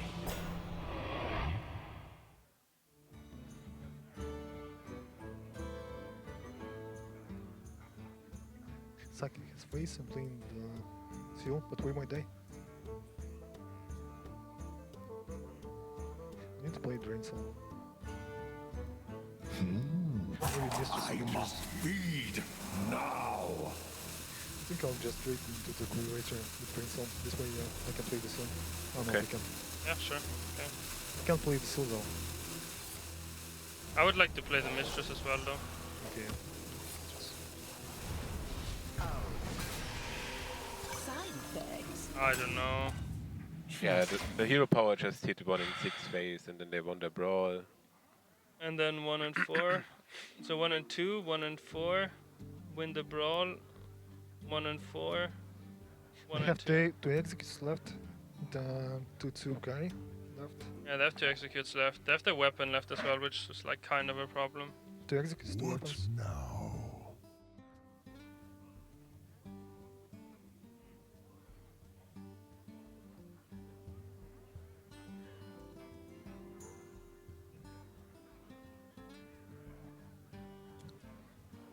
I would bump, execute, and play alley, and then I don't know if we hit something and then hero power. Yeah. Wait, with what do we bump? With With the 4-8? Yeah, 4-8. Never the face. Wait, do we use one of the 2 mana spells? Yeah, Execute, we just yeah. execute. So, bump, execute. I just don't know if we hit the weapon into the 2-1 or not.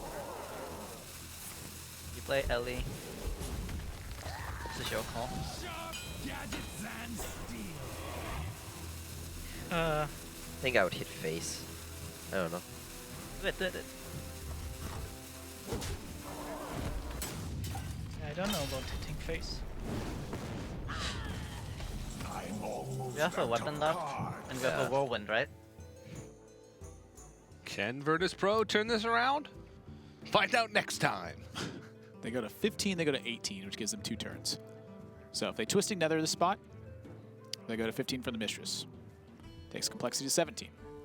They go to 17 from, sorry, 18 from the hero power. That's 3 shots that they have to survive after that, which means that third seal, possessed lackey, whatever their last card is going to have to absorb those shots, and they're going to have to hope complexity doesn't draw anything that's live. 2 executes in complexity's hand means that basically those are dead cards. Yeah. Now, minions getting in the way of Virtus.pro's minions could be the difference in that. But the Seal so far has been too slow. Sulfuros has been proving massively powerful in closing the window of opportunity for that card. I must feed. You see Virtus.pro not even really discussing plays. They were just sort of complaining about the bad beats that they got throughout the game. I mean, I don't really see any other option besides... Well, I was going to say Twisting Nether, So but... Seal going, at least. Yeah, is that really better? They're going to take the extra 2 damage, which puts them at that mark of... 16 is much different. I guess they heal up next turn, so it ruins the math. It's kind of interesting, because I think CompLexity actually has justification for now attacking this card and executing it in order to push that 8 damage guaranteed. So it does require a resource in this instance, and they get to keep Twisting Nether. So maybe CompLexity draws like their last and final minion or something, and then you get Twisting Nether that. It's an interesting prospect, but it's clear that their game plan is to unlock the Seal as quickly as possible and get the 10-10 online. The 10-10 can absorb technically 2 shots. Yeah, but still, I believe both executes still left. Yeah, but you gotta hope. And they're going to hit fatigue, and by doing this, they're not dealing damage to CompLexity's face. I wonder if a key to this matchup is actually to not play the second Void Lord prior to Blood Reaver Gul'dan. If they were able to just use that first Void Lord, summon it back with Blood Reaver Gul'dan, the opponent, then you have the clock going to Blood Reaver Gul'dan, your opponent has to force damage to that, and you can play a second one for disruption. There's a lot going on in this matchup so far, and CompLexity says, you know what, we want our executes. I'm not surprised that they do. So now last card, Lesser Amethyst Spellstone. So that's going to be a 3-point drain, and that's it. That 5/9 cannot attack unless CompLexity has 5 or more armor. And what that means is it's not attacking unless they draw shield block. Oh, the 2/2 guy. And that completes a Seal as well. I think this plan from Virtus.pro was quite brilliant, actually. I would have liked to see CompLexity use Execute and push that damage. The 2 damage. I would have liked them to see the Ally Armorsmith into the 4/4, Execute, and use the hero power to push 8 damage. Yeah. Right, you're right. They wanted to save on to the Execute, though, and now CompLexity, let's see if this game plan from theirs is unraveling. Let's listen in. All right. I think it's Whirlwind Fishes Execute, because we never get the fishes anymore. Oh. Full clear and hit face for 8, right? Yeah, sure. Wait, what? You have to Whirlwind, Execute, Fishes, and trade, and then you get to hit face for 8. And then we might get them in fatigue. Yeah, I agree. I agree. So Whirlwind? Wait, is it really place? Yes, you have to do everything. I agree. Because you need to hit for face. No, yeah, you need to do that. Yeah. Yeah, you have to clear everything and then go face for 8. And then hope that we get them in fatigue and a shot to the face.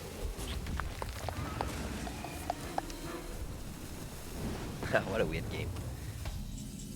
I would play the 10-10. I mean, we're gonna fatigue for 2 next turn. Sucking doesn't do anything. You just play the 10-10 and hope they hit the 10-10. If they hit the 10-10, then we win. Maybe. Yes, we win. Because we're gonna sack this one. Oh yeah, wait, they're out of cards. I was like... Okay, please. This thing never attacks, right? Yes. 50-50 to win the game. Come on. No stun prey. Go.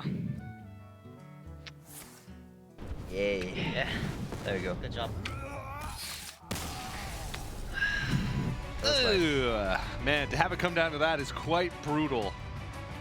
You know, if they hit the 10-2, it doesn't actually connect for damage, I don't believe. They have to Spellstone and then suck and then hit for 10. It's still quite close after that. I don't think they would. I don't know. That would have been close because. So let's pan that one out just quickly. Oh, quickly, yeah. So the first hero power hits the 10-10. They Amethyst Spellstone and use the hero power, so they go from 7 to 13. They take 2 points fatigue. What if the hero power hits their 10-10 next turn again? They're behind in fatigue. I think they. I don't know. That was tough. I think they were right. I think they did win in most scenarios in that case, but it's still quite tough for that one to pan out. But now we're all tied up. It's 2-2.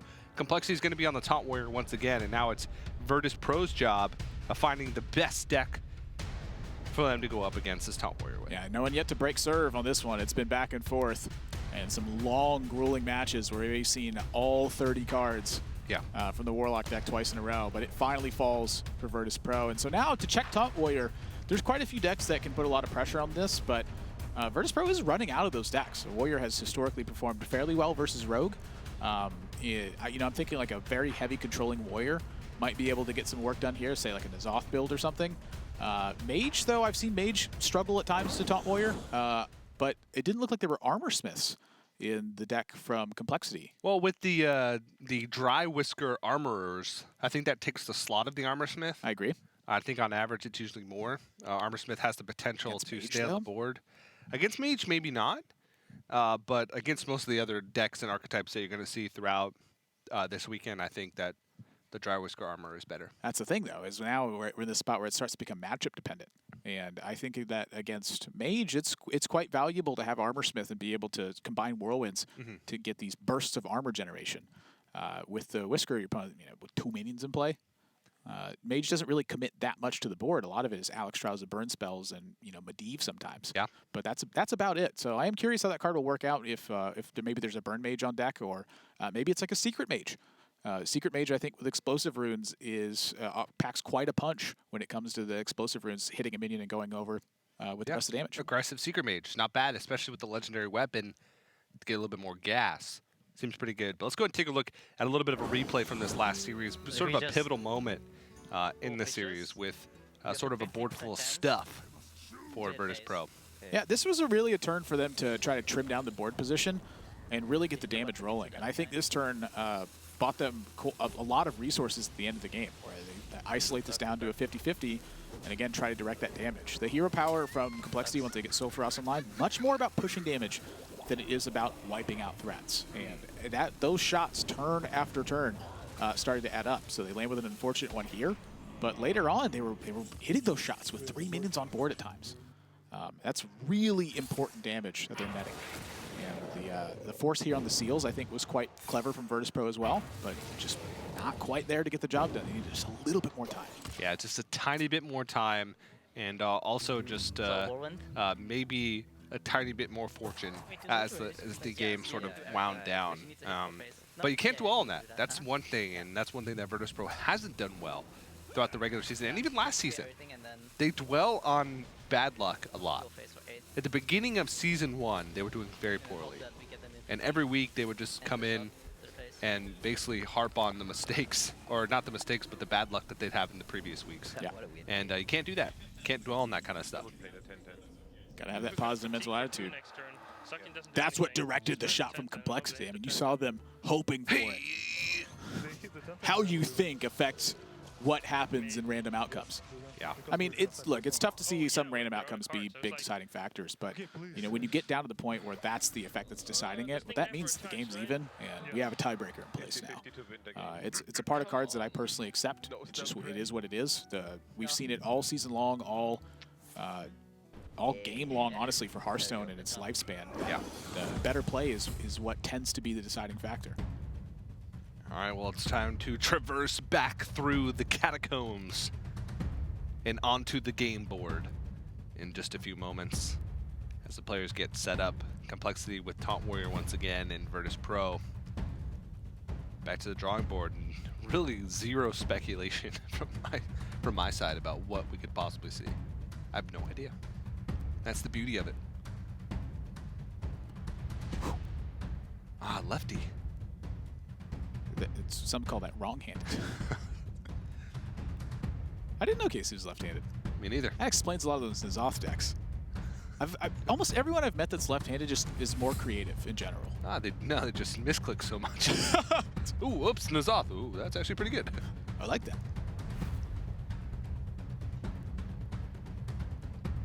Little known fact, Casey designed every single deck recipe. That's a total lie. That's untrue. Or is it? So Casey was piloting Warrior and Rogue. That's what that graphic was for. Yeah, Rogue. So it's either Warrior or Rogue. I will say that N'Zoth Warrior is very much in his repertoire, and I think N'Zoth Warrior performs quite well versus Taunt Warrior a lot of times. Mountain Fire Armor can be quite a difficult card to handle for Taunt Warrior. You just have a lot of fairly powerful stuff that fights once you start getting the Direhorn Matriarchs in play. The 6/9, you know, surviving that shot by 1 health is a giant nuisance to a lot of CompLexity's game plan. So if that's on deck, I could totally see that being a strong advantage for them here. You know, Dirty Rats a lot of times find their way into the N'Zoth Warrior decks as well. That can help delay that quest progress. We'll have to see. It's day 1 of the Kobolds and Catacombs meta here for tournaments. It's going to be Rogue, though. And I see Arcane Giant. I see Hallucination. Miracoli. Yes, whatever TJ just said. Something to the effect of miracle. I believe it was Spanish for miracle, not Italian. Amigatoni, Miracoli. That's what it is. Probably some Faldore Striders, anybody? In this Miracle Rogue deck? Some Elven Minstrels, maybe? Some Elven Minstrels. I love that card. It's a 4-mana 3/2 with combo. Draw 2 minions from your deck. And when he comes into play, you hear Strum on a flute. Or what are those things called? A lyre? Not a flute. You know the things the bards used back in the old days? I believe it's a lute. Is that what it is?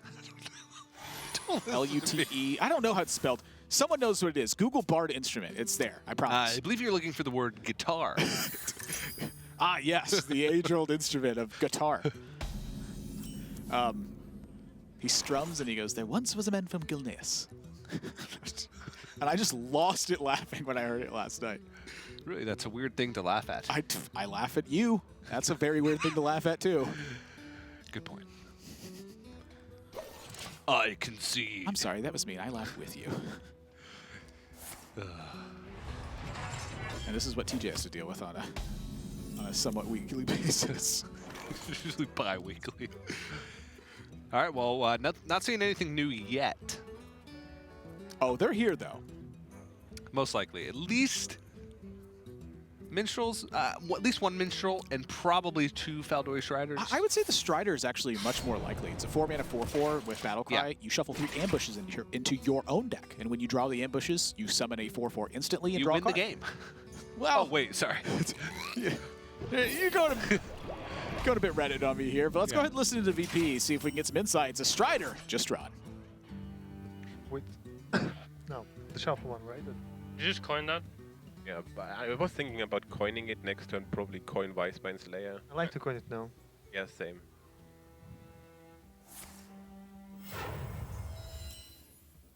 Let's go. I'm not sure about the coin Valspine. Like, what fort are we gonna Valspine? Don't we just Valspine their 5 drops? Yeah, or something. But coin Wisebane and then Shift SI is really strong, right? Yeah. Mm-hmm. Yeah, that's the thing.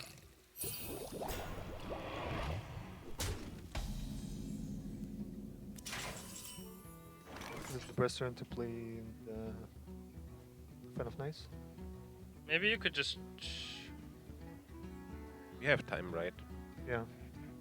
So Ellie Armorsmith would be a problem if we would it. Yeah, but for the Armorsmith, you need to... we just play Shift SI. Hmm? Like, if they play Ellie Armorsmith, we just play Shift SI and trade the 4/1? And trade yeah, the 4/1. That seems... So I actually like Wisebane Slayer here. Yeah.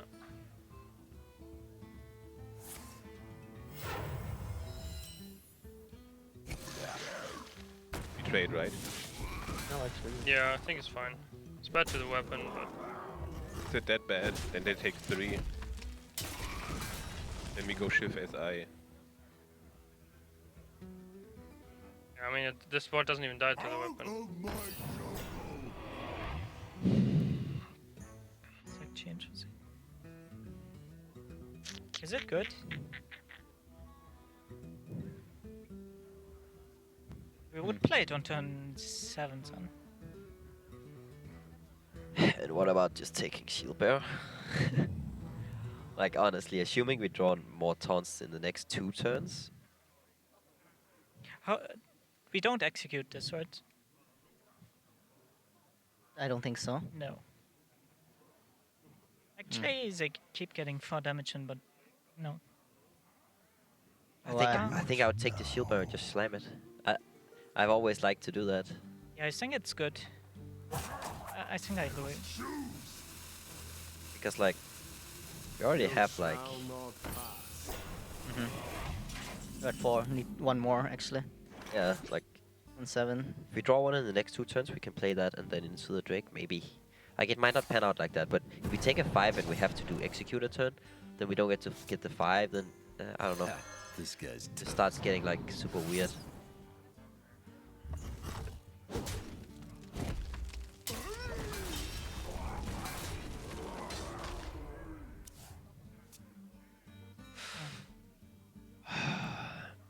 So what are we at? 4. 4. I would tend to just play the 6 mana guy. Yeah, if you don't play it now, it gets weaker. Mm-hmm. What if they play Auctioneer? But they used coin into Slayer. Yeah. I don't know if they have Auctioneer. I would just play the 6 mana guy. I like 6 mana guy. But it can't attack, right? It doesn't need to attack, right? Yeah. They're gonna want to push damage. Yep, I agree.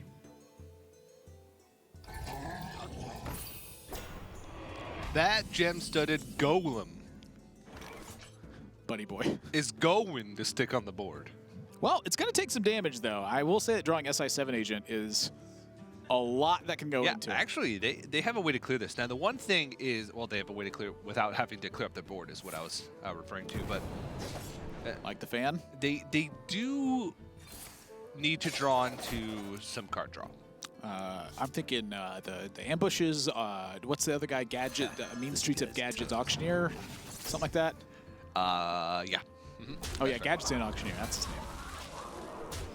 New card from Hearthstone 3 years ago when it was released. 4 years ago, by the way. Wasn't the official release? I don't know. Oh, yeah, early 2014. Yeah. 3.5.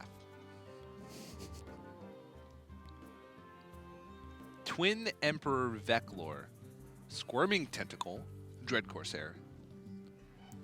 Those are the 3 minions that are being presented as options as part of the card Stonehill Defender. Yeah, by the way, that one's the best one. Because it gets you closer to the quest. Well, it's also just because it has more health. It doesn't die on board instantly. It requires multiple actions. That's all Complexity's trying to do right now, is force multiple actions from Virtus.pro. Wow! Wow! It's an ambush! All 3! What in the world? That is insane! Do you know the odds of that? That is so incredibly unlikely to happen. Wow. Let's go ahead and listen into Virtus.pro and see how they feel about this one. Do you play pod? Why not? I don't think so. I want to eviscerate to play around the... No, they want to play the weapon. I like playing the mimic pod. I don't like the... The thing they play the most is probably... Okay, that's not bad. You can play one, no? Yeah, you can just trade with the minions. You trade with double side. Double side trade, I think is better. Yeah, double side trade. Do we play the pirate? No. Probably not. No.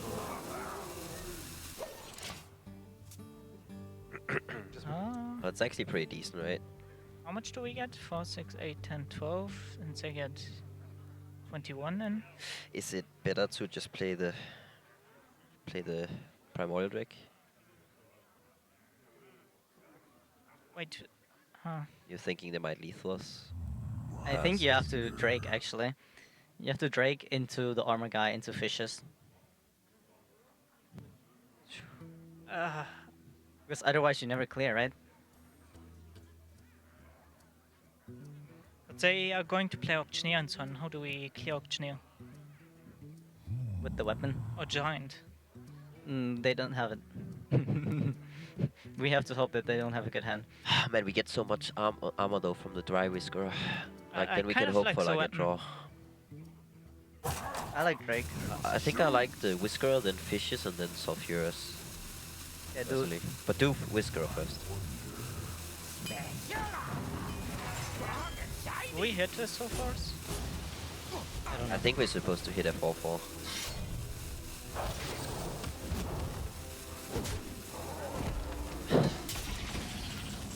Hum.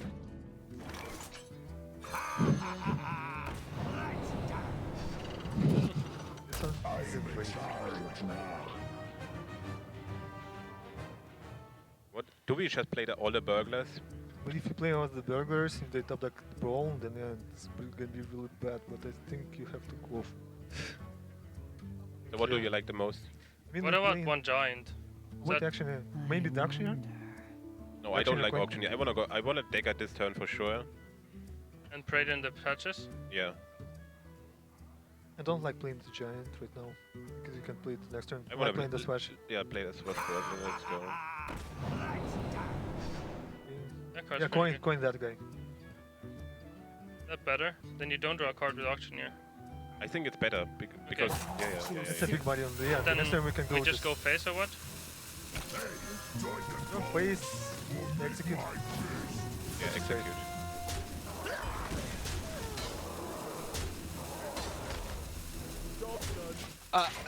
I would say that's quite good. That is a huge Gadgets and Auctioneer now.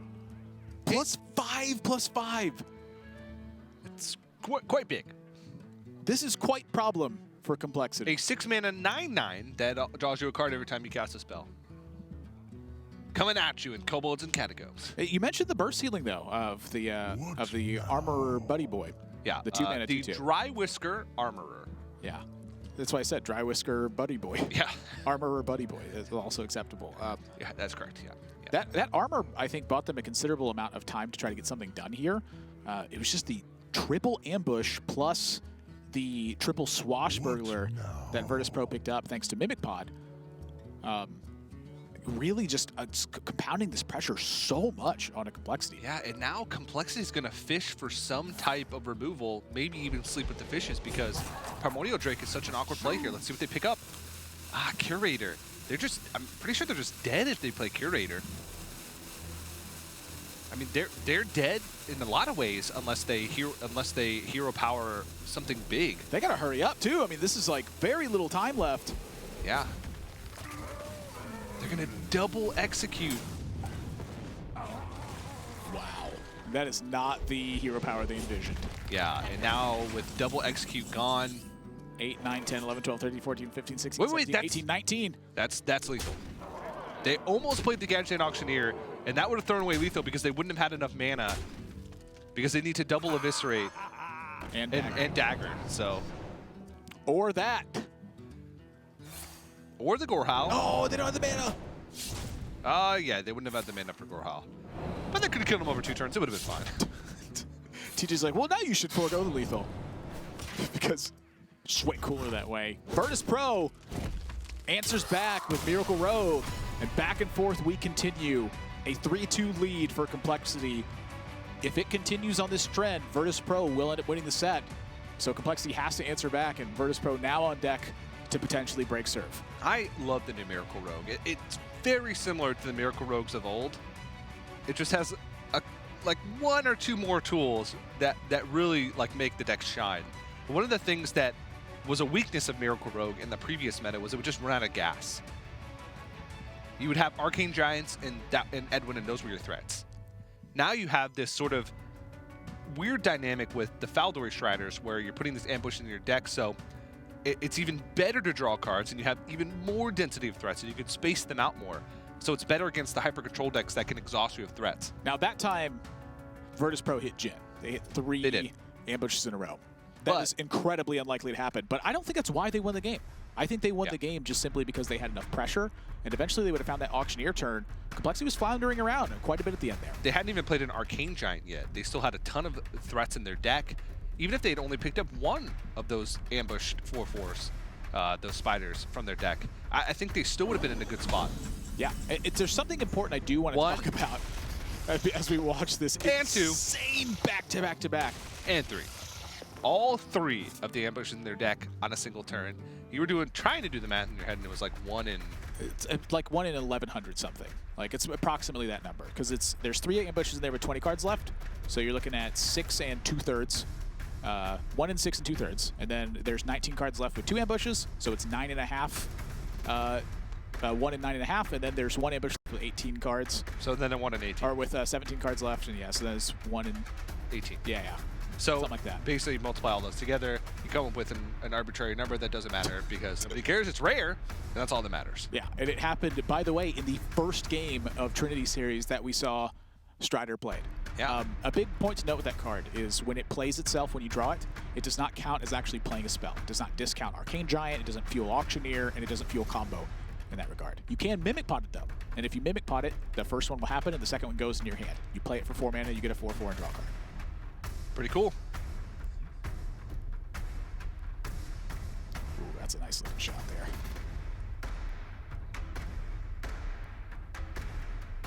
All right, well now it's what do you go up against Miracle Rogue with? Traditionally, Miracle Rogue struggles with fast decks. Does Virtus.pro have any more? Or sorry, does CompLexity have any more fast decks in the lineup? I will say that a fast deck will lose to drawing 3 ambushes in a row. That is true, but you have to look at, you have to go back and say, well, Miracle Rogue traditionally struggles with this. Well, what else could you play against Miracle Rogue that's good? Perhaps your own Miracle Rogue. True. I think there's a plethora of stuff that's good against this. I do think that with the loss of outright burst damage, that a removal deck can serve a very strong purpose versus Miracle Rogue. The one thing to look out for is when your opponent times together a chain of threats at the same moment. So picture Arcane Giants, for instance. Your opponent puts together a big Gadgetzan Auctioneer turn, and prior to this, you've been controlling tempo, blowing up your opponent's board. Perhaps you exhausted like a Frost Nova Doomsday or something, and the Arcane Giants hit. Those are the turns where you want to have freezes. That way you can buy enough time to actually clear off Arcane Giants. Removal decks do have a much different objective versus Miracle Rogue, but you can still be in the same style of game plan. Blow up all their stuff eventually. Yeah, and also blow up all of their stuff until you're able to blow up them.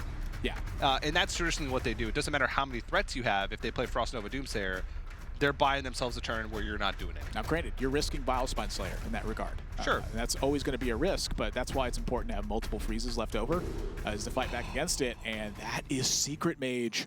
The Cabal Crystal Runner, a big tell of that. Oh, yeah. And a couple of the tools that aggressive Secret Mages have received in the new set, I think Explosive Runes, which is a very aggressively themed secret. It deals, when your opponent plays a minion, it deals 6 damage to that minion. Any leftover damage is dealt to the opponent's face. So say you play Explosive Runes, your opponent plays SI7 Agent, it will kill it, and then deal the extra 3 damage to your opponent's face. So it's not only burn, but it also functions as a way to gain tempo. I think it's a great addition to the deck, and we've also been seeing the legendary weapon in the first day. It is one day, but we've been seeing the legendary weapon, Aluneth in Mage, which 6 mana, at the end of your turn, draw 3 cards, which is just a great way. It takes up a whole turn usually, but one of the things about Mage and its weakness in the aggressive decks is that it runs out of stuff. Yeah. Incredible. You think about it, it's like a personal Jeeves. And there it is in hand right now. CompLexity's deck is very aggressively oriented, and that's quite important to know. I don't think that Aluneth really has a home in a controlling style of Mage deck. You're going to draw way too many cards. Yeah. You're never going to be able to play them all. But in an aggressive build, that card can fuel a massive endgame push. Yeah, a lot of times Mage gets to the point, aggressive Mages, where they need 1 burn spell. Well, how about 3 burn spells? Oh, by the way, they just got another one with Explosive Runes. Yeah. What to do? It's quite good. The opening hand here for CompLexity is quite interesting, though. A lot of different coin options available to them. And they're not playing against a super aggressive rogue tempo deck. They're playing against Miracle Rogue. So how does that shift their game plan? And what timing do they want to unleash like a big wave of spells or make that endgame push? Now, how much damage do they need to stave off in the early game? I think these are all valuable questions right now. Just pass. It's going to hold. I don't know if I necessarily mind this, but let's go and listen in now to Virtus.pro and see if they have any indication as to what this deck might be from CompLexity. Phase, probably not. No, if you want to play. I think we have way too big of a curve. Yeah. We fail place. As I a fan. Now we're gonna find out if they're chronologists. Look Not at so this sure guy. how the rest of this is gonna go. An incredible discovery. Going.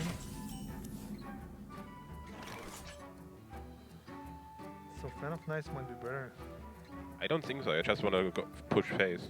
Oh, push face. You don't Yeah, want to trade. and Okay, ignore the 2/3. Yeah, just play so I go face. Seems decent. Next turn we probably end up playing Fan of Nice. Like this damage is super important.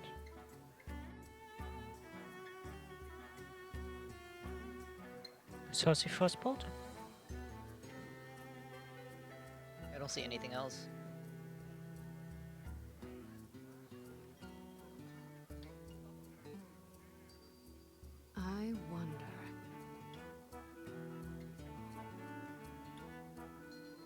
we just have to play full board. Yeah. Someday I'll be just like you. Yep.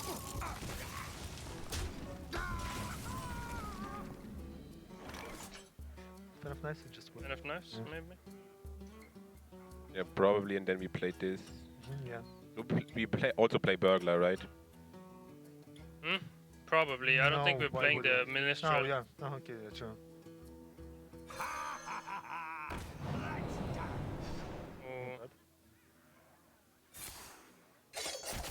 Left hand to join. Problem is like now their secrets are kind of like Monka S. Nah, not really. Well, I mean we have two counterfeit coins. Is that explosive runes? Do we just play this plus the dude? Yeah. This one, right? Never Blizzard? No, I don't It's like too Blizzard. expensive and Oh, wait, that's true, yeah. So Cold Thrusters is actually fine. Yeah, just play this one. Yeah, in trade. If it's a mirror instinct. There once was a man from Gilneas. Ooh. Wait. It's not explosive runes, what is that? Mm. Not counterspell? It could be either spellbender Ice or block. ice block maybe even. But this is good. There once was a man from Gilneas. Bring, bring. What a pickup off the Swashbuckler for Virtus.pro. Frost Lich Jaina. Look, that's not very good right now, but that can give them the opportunity to shift their game plan, which that's something you can rarely do with any deck, let alone into such a drastic shift in game plan for Virtus.pro. I think that gives them quite an interesting way to maybe snag this game. The problem I'm seeing is that CompLexity's mage deck is just very aggressive. Yeah. So the extra resources this Alunath is going to provide is going to launch a massive assault in the coming turns. Yeah, now the question is, will they be able to use all these cards? They're drawn heavy. Arcanologist plus Kieran No Tor. secret. But they can get one with Arcanologist. I think that's the big thing. If they had drawn a secret, yeah. Look, the way the math works out for the Cabal Crystal Runners, though, if they have to play Arcanologist to get the secret, and then they play the secret, they only have 1 mana left over. It's going to be a little rough, but they can still space out these threats. And they're not under too much pressure right now. The one thing is that I feel like Rogue can do more with more resources than Mage can. A lot of times they can fit more in. I would tend to say so as well. Rogue spells tend to be very cheap and utility-oriented, like very powerful utility that, you know, isn't always impactful. Mage's utility is quite heavy and impactful on that end. And no secret here. Wow. CompLexity would have had an insane turn if they had a secret here.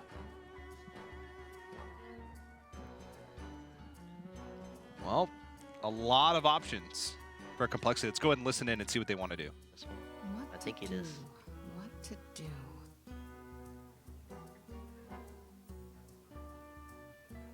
How many cards do we have? 3, 6, 9, yeah.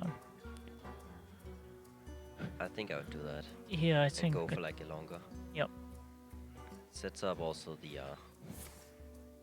We could have just played the 2/3 rather than bold here as well. I think you're bold. Because our hand's gonna be full as well.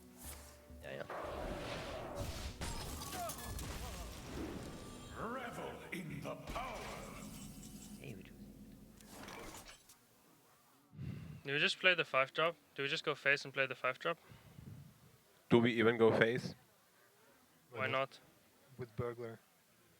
No. Probably What? just. attack Yeah, with we can Burglar just play first. the 5-drop, I guess. Yeah, but attack with Burglar first. Wait. We don't attack, right? No, why not? I mean, any buff is good. Any buff here, Blazing of Kings.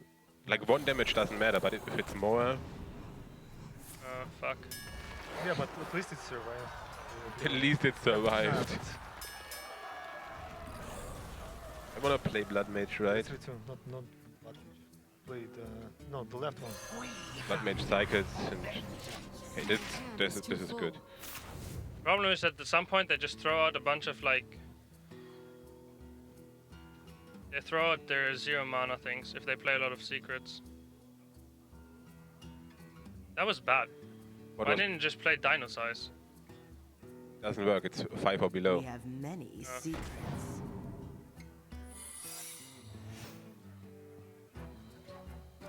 I'm late. I'm late.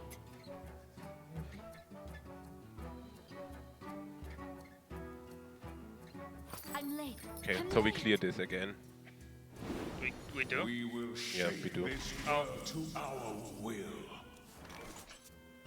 Even against counterspell? Let's make magic. We don't. Okay. We still do.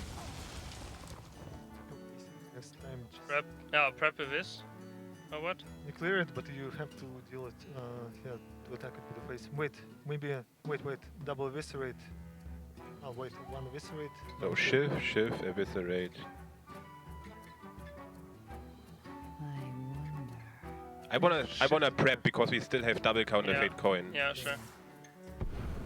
Prep shift, not prep with this. Yeah. Oh, it draws a card. The right one. Okay. The right one, yo. Can't you just like give this and then just Wildspine? No, I think it's. No, why? We don't have to play a minion. Runner. Okay. I want more good removals now. Okay, now we do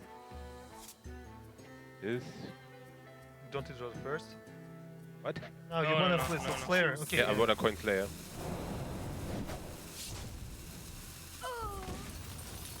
You face tank that, right? I don't like that. I think we do. We just next turn we just go Jaina, right? They're out of their cheap cards. Jaina can actually be good now. Holy moly. They're not out of cheap cards quite yet. No. However, they don't have a secret. They don't have a secret. They do have Arcanologist. They can go something like Arcanologist, Sorcerer's Apprentice, Secret, Medivh Valet. They develop a 2-3, 2-2-3s, a 3-2, and clear the board. That sounds good enough to me. They're going to start to get decked out. They're going to pull a secret out of their deck and then draw 3 cards at the end of their turn. That is quite a good question, though. I mean, how much damage can they just simply launch at Virtus.pro and not worry about burning away perhaps excess damage? You know, that's the thing, is I don't think that they're thinking necessarily about... But another Explosive Runes is going to prevent Virtus.pro from playing, like, anything. Except for Jaina. Except for Jaina. That's a possibility. Does Explosive Runes say when they summon or when they play? I think it's when they play, but honestly, I don't know. We're going to find out, I think, because Virtus.pro had said we just slammed the Jaina, right? And that looks good to me. But gosh, I mean, CompLexity's got like their whole deck in their hand. Now, you have to be worried. Especially leaving Sorcerer's Apprentice on the board, but what else do they do? Do they go for Gadget and Auctioneer? And then what if they spend 6 mana going for Gadget and Auctioneer and Explosive Runes is the secret? Then they're pretty much screwed. But let's go and listen into Virtus.pro. I want to hear what they're deliberating about. I mean, yes, I think. You don't like it? I don't think so, because they just fireball it and then we take minion damage. Yeah, but we might just shift and then make a new minion next turn. Yeah. We might like shift Wildspine, Hallucination, something like that. Yeah, if they fireball and then jam us in the face for a lot, then it's a problem. On a spell. Lead with Worm and then start glyphing. Wait, do we have a portal set? We need to kill them as I soon think as we want to possible, get the right? glyph value, because we need to kill them fast. Wait, I think I gotta go, just like it's... wait, why do you not portal Pyroblast? Take the Pyro. Yeah. What? We're gonna smoke them, right? Oh, yeah. And then this one again. Yeah. Do we just do this? Oh, no, we can't do No, this. no, no. I think you glyph again, and I think you fireball it.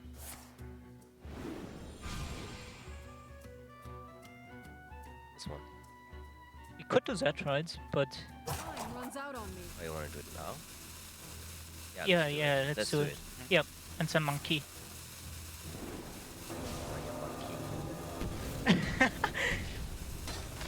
Ooga ooga. Ooga ooga. Ooga ooga.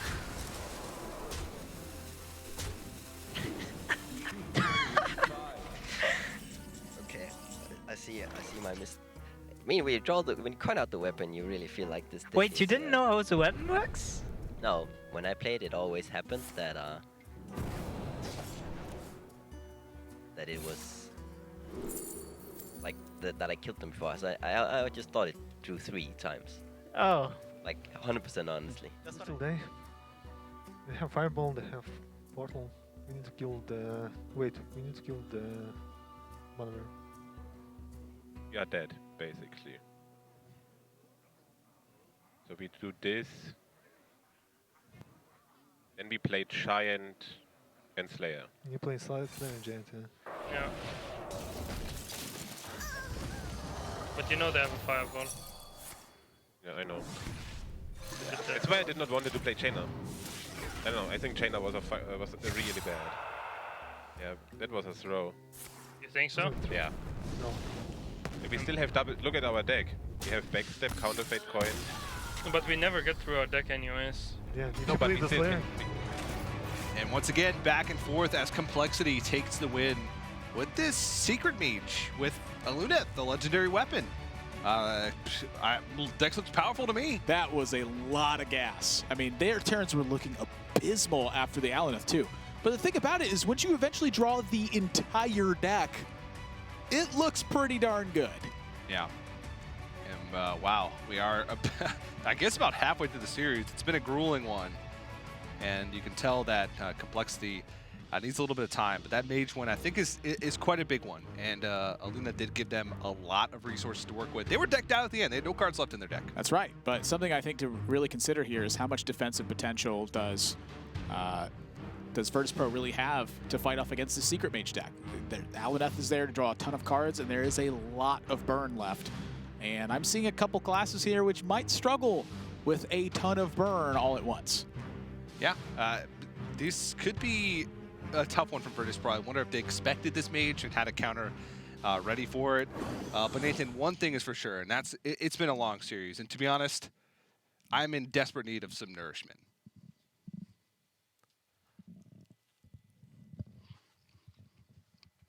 I mean, Secret Mage. Thanks, Jockey.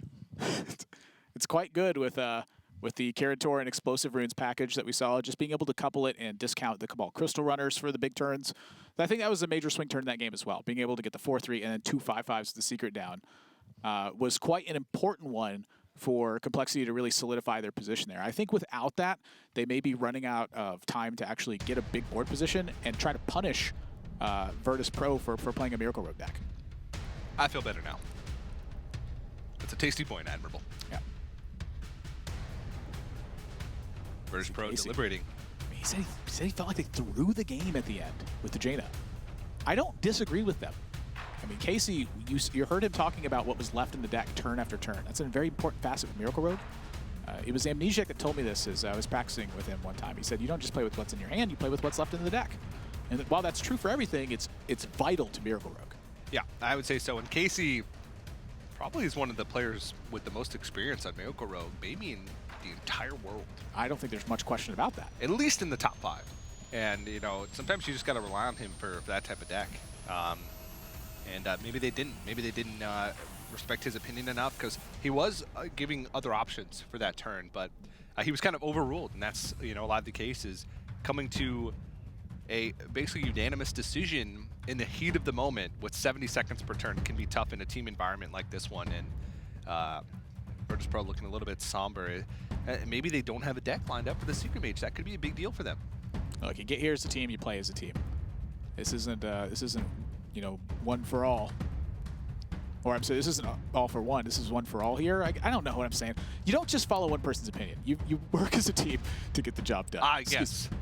The Three Musketeers. Maybe I need some nourishment too. This has been quite a long set this far. Would you like me to get Chalky the waiter back? No, I'm good. Okay. I don't need to be spoon-fed by, or fork-fed by Chalky. I don't know. It seems kind of weird to me, honestly. It was glorious. It was glorious. But you can see the players sitting back down and getting ready as CompLexity will once again be on this Mage. I wonder if it has the power to take on more decks. We've talked about how back and forth this has been. We're waiting for the one team to get 2 wins in a row with the deck for this series effectively to be blown wide open. Yeah. But these teams had close records in the regular season. These are the top 4 teams. I expect the matches to be close. Yeah, I totally agree with that, especially with the new open format as well. You know, there's going to be certain decks where you're willing to take risks and certain decks, I think, where you play it a bit more safe. Yeah. And in that case, what do the new decks look like in those matchups? How fair do they match up? And I think that's a big standing question to this, and part of what makes this tournament in particular so exciting.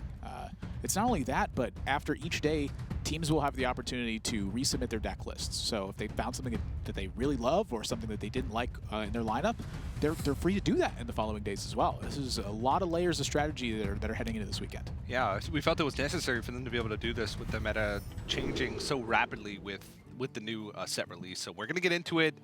This looks like an Evolve Shaman from Virtus.pro. And I think that this is, again, on the safe side for Virtus.pro. We saw them playing Murloc Paladin earlier. Some of the decks you just want to be safe. And I think some of the decks that perform best in that scenario are decks that can be outright aggressive and punishing to missteps. We'll see CompLexity. I don't like their opening hand. Not much early stuff to do. Medivh's Valet is just effectively in the early game a vanilla 2-mana 2/3. And you need to fight for board quite heavily in this matchup. It's Medivh's Crocolisk right now. That's right. Good old 2-mana 2/3. A classic. That's Medivh's Plated Beetle without the Death Rattle gain 3 armor is what it is. Someone told me strictly better on Plated Beetle this week. I went, no, Potion of Madness. Got him. Shadow Madness as well. It's very difficult to be strictly better.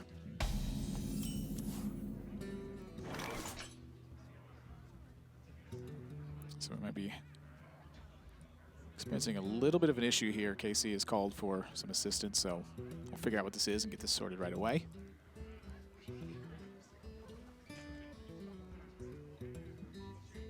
We are at the mercy of technology here.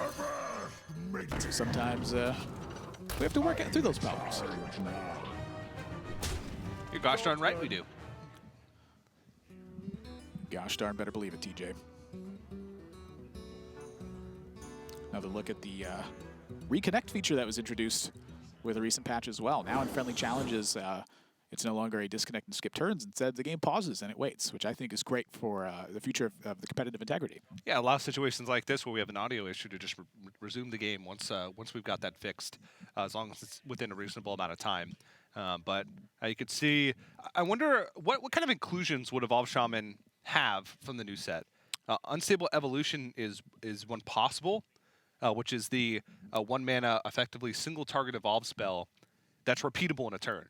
So as long as you have the mana for it, you can keep casting it over and over again. And what that allows you to do is sort of target specific minions. And I think it adds more strategy to the evolve mechanic because you can look and say, well, I have a 5-mana minion, a 4-mana minion, a 3-mana minion. Which one of these is on average going to gain the most stats with Unstable Evolution, and keep doing that math over and over again. The other thing it does too is, say your board gets wiped after a big evolve turn, it gives you the opportunity to use this excess mana you have built up to maybe just create one very big minion with the Unstable Evolution. I think it's quite a powerful tool, and something I'm interested in is to see if anyone can piece together the Snow Flipper Penguin 10-mana turn with Unstable Evolution and just get a charge in every single mana slot. Yeah. Yeah. Bluegill Warrior into Wolf Rider, into Corcoran Elite, into Leroy Jenkins, into Reckless Rocketeer, into Sky Captain Crag, into Charged Devilsaur, into King Crush. Is there a 10-mana charge? Into Ice Howl, and trade off his minion.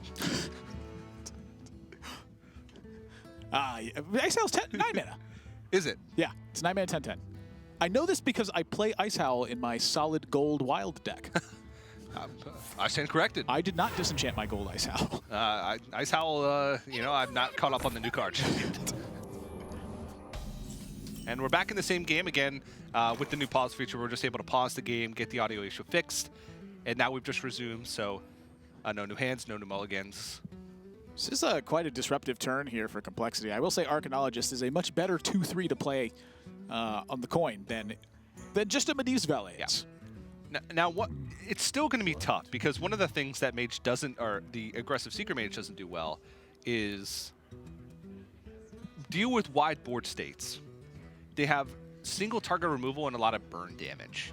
They don't necessarily deal with, like, say, a board full of 1/2s or totems very easily. And a lot of times in the early game, they're spent fending off the early pressure from Shaman, which gives them time to draw into reloads. Yeah, what I'm looking at in this spot is if Primal Fin Totem comes down and they push 2 damage to face, they can then play Mana Tide Totem and push 3 damage to face. I'm assuming the Primal Fin gets traded off in this spot.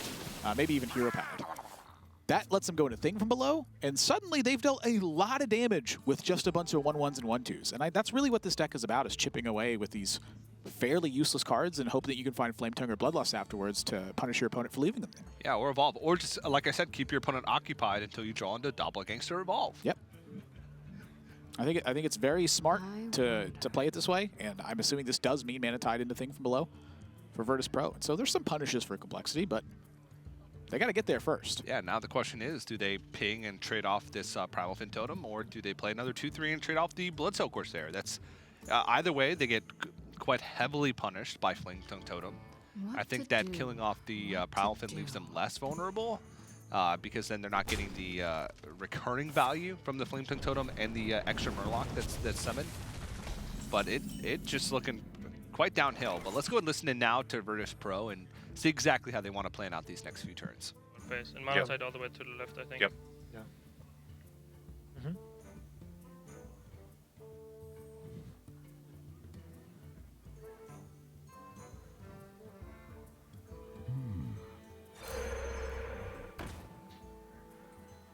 Can you draw Jade Claws? Job's done. Yeah, but you've been there, right? Yeah, I think so too. I think as well. It's more likely to stick. Trade the 1-2. Yep. Feels good, man. If it sticks, we might get back on board. Well, it's only. I'd probably start with the Corsair. No, Yep. wait. Corsair, yeah, we don't need it anyways. Corsair, double Firefly and Hero Power. Yeah, and then Elemental. Yep. And trade. Do you play Corsair? No, you play double Elemental, right? To not give away information. Okay, yeah. Yeah, true.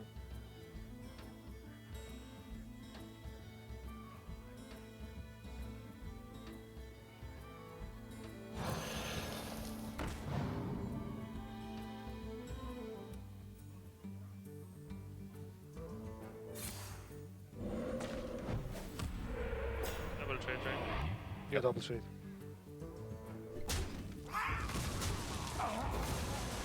And again, this is exactly the situation we were talking about. Playing a Spellbender against a Token Shaman deck is not that effective. It's not, but this is quite a good turn here with the double Medivh Valet. And with the lack of pressure that Virtus.pro is now applying, you are seeing the effects of Secret Mage really turn its corner. This deck is, I think, about window of opportunity more than it is about anything else. But now with Thrall drawn, you can kind of throw all that out the window. I mean, you mentioned finding the Evolve was an important facet. And I think so too. Can they temp out the Doppelgangster here? What to do? Yes, they can. They can, and they will. Trying to set up for that Thrall Death here next turn. On board, only one of these Doppelgangers will be cleared off, but let's see what Complexity wants to do with a pretty threatening board state. I think we just... Yeah, I think so too. Putting up a secret this turn, think about it. If they do have Evolve, I wonder. how scared are they gonna be, right? Mm-hmm. Yeah. Let's do it. I'm late. I'm late. I think this one is the scary one. Alright. Good call. Got rid of the scary one. Good call. Just play Blood Sail first, right? Yep. Yeah.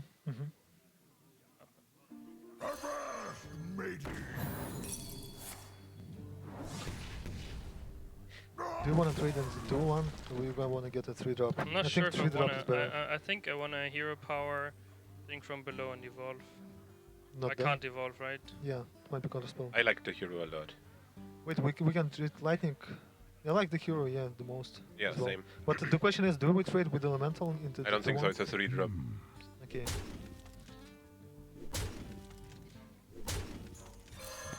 I am the frozen heart of the scourge.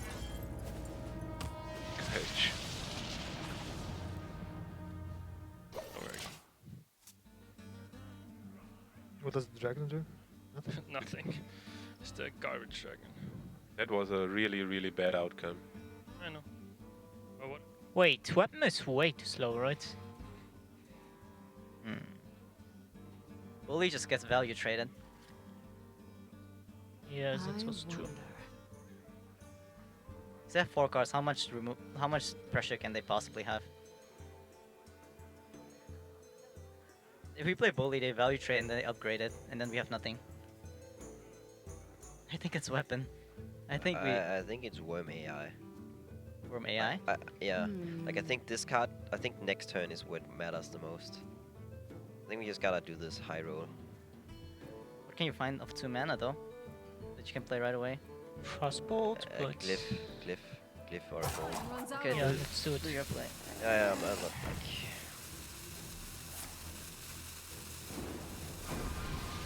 Gotta play this. Yep. Gotta trade this. Yeah, it's a 5/5. Yep.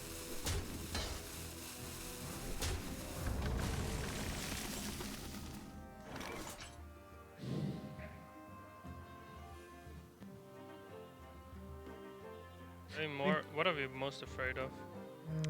Counter spell is no. We traded into the mana worm, play double thing from below, and evolve. Isn't it to play? I don't want to experiment with Spellbender, even if it's not gonna be. I actually wait. We might evolve first and just have the thing from below. 7 drops. Is it better? I think we just do this and we evolve. Yep. Do you want to have thing from below or the 7 drops? I mean, the other thing is like I might just Jade Lightning if this is counterspell. You might just Jade Lightning and evolve here. But I like evolving first. I like evolve first as well. Evolve again and... Yeah.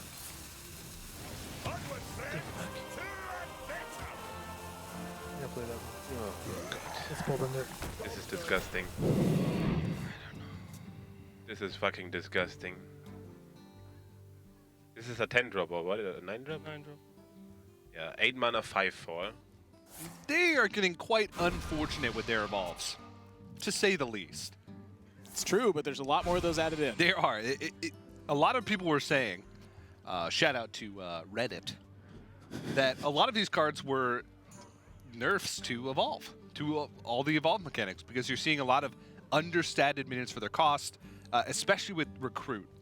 Recruit, of course, you know, there's a lot of, like the 5-mana 2/2 Recruit a Demon, Master Oakheart, which 9 mana recruits a 1, 2, and 3 attack minion. There's just a lot of those in the set, and Evolve has become a lot more inconsistent because of it. Yeah, it seems like it's a bit of a joke more than anything else, but honestly, it is quite true. I mean, the percentages are what you play with Evolve, and so every single one of those little minute differences that happens can affect a game greatly. Yeah, now Virtus.pro starting to run out of resources. They do have the Evolve, which they can use to, you know, get a target back up, but Explosive Runes is on the board for CompLexity. So if they play Thing from Below, it's just going to get blasted. If they play Aya, yes, it's going to summon an extra Jade, but that's going to be more damage that they're taking to their face and less Evolve fodder.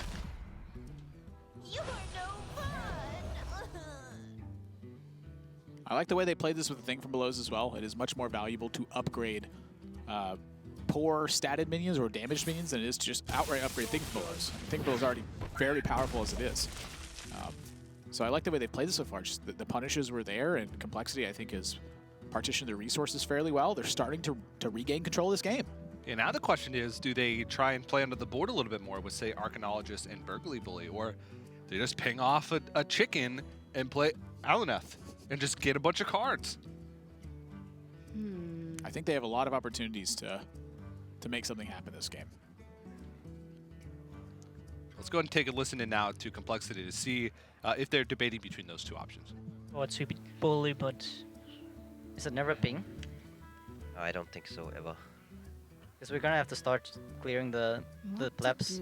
They played on Evo, right? It's also Bloodlust, right? Otherwise they just get us with Bloodlust. I don't think we can pick over this, like we get the secret as well. Okay, yeah, I agree. It's just 5 and 2, I think. Yep. Time runs out on me. An incredible discovery. Yeah, bully. Like, we want to go get on bot. Yeah, I think we go thing from below, evolve.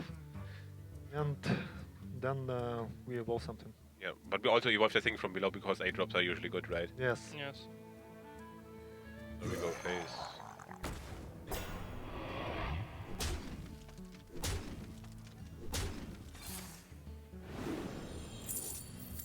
Gee. This card's good. I don't know what to evolve. Maybe this dude. From this guy, yeah. Yeah. Not bad. This card is good. Yeah.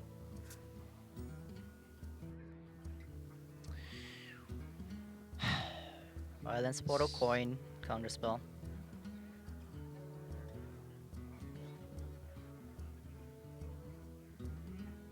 Right? Coin, counterspell, violence portal on the 5/4. I wonder.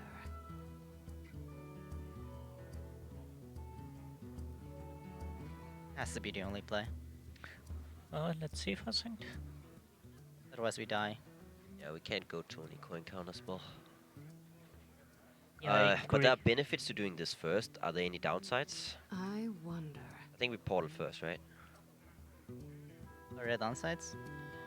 Is there anything that Um, causes us not to be able to play spells? No, there are no downsides, Okay. right? I want to do this first. And I want to hit the What's mana. out on me? But Don't get a 2/2.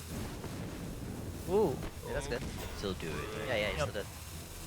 It's like we only have 2 cards, so we block most of it.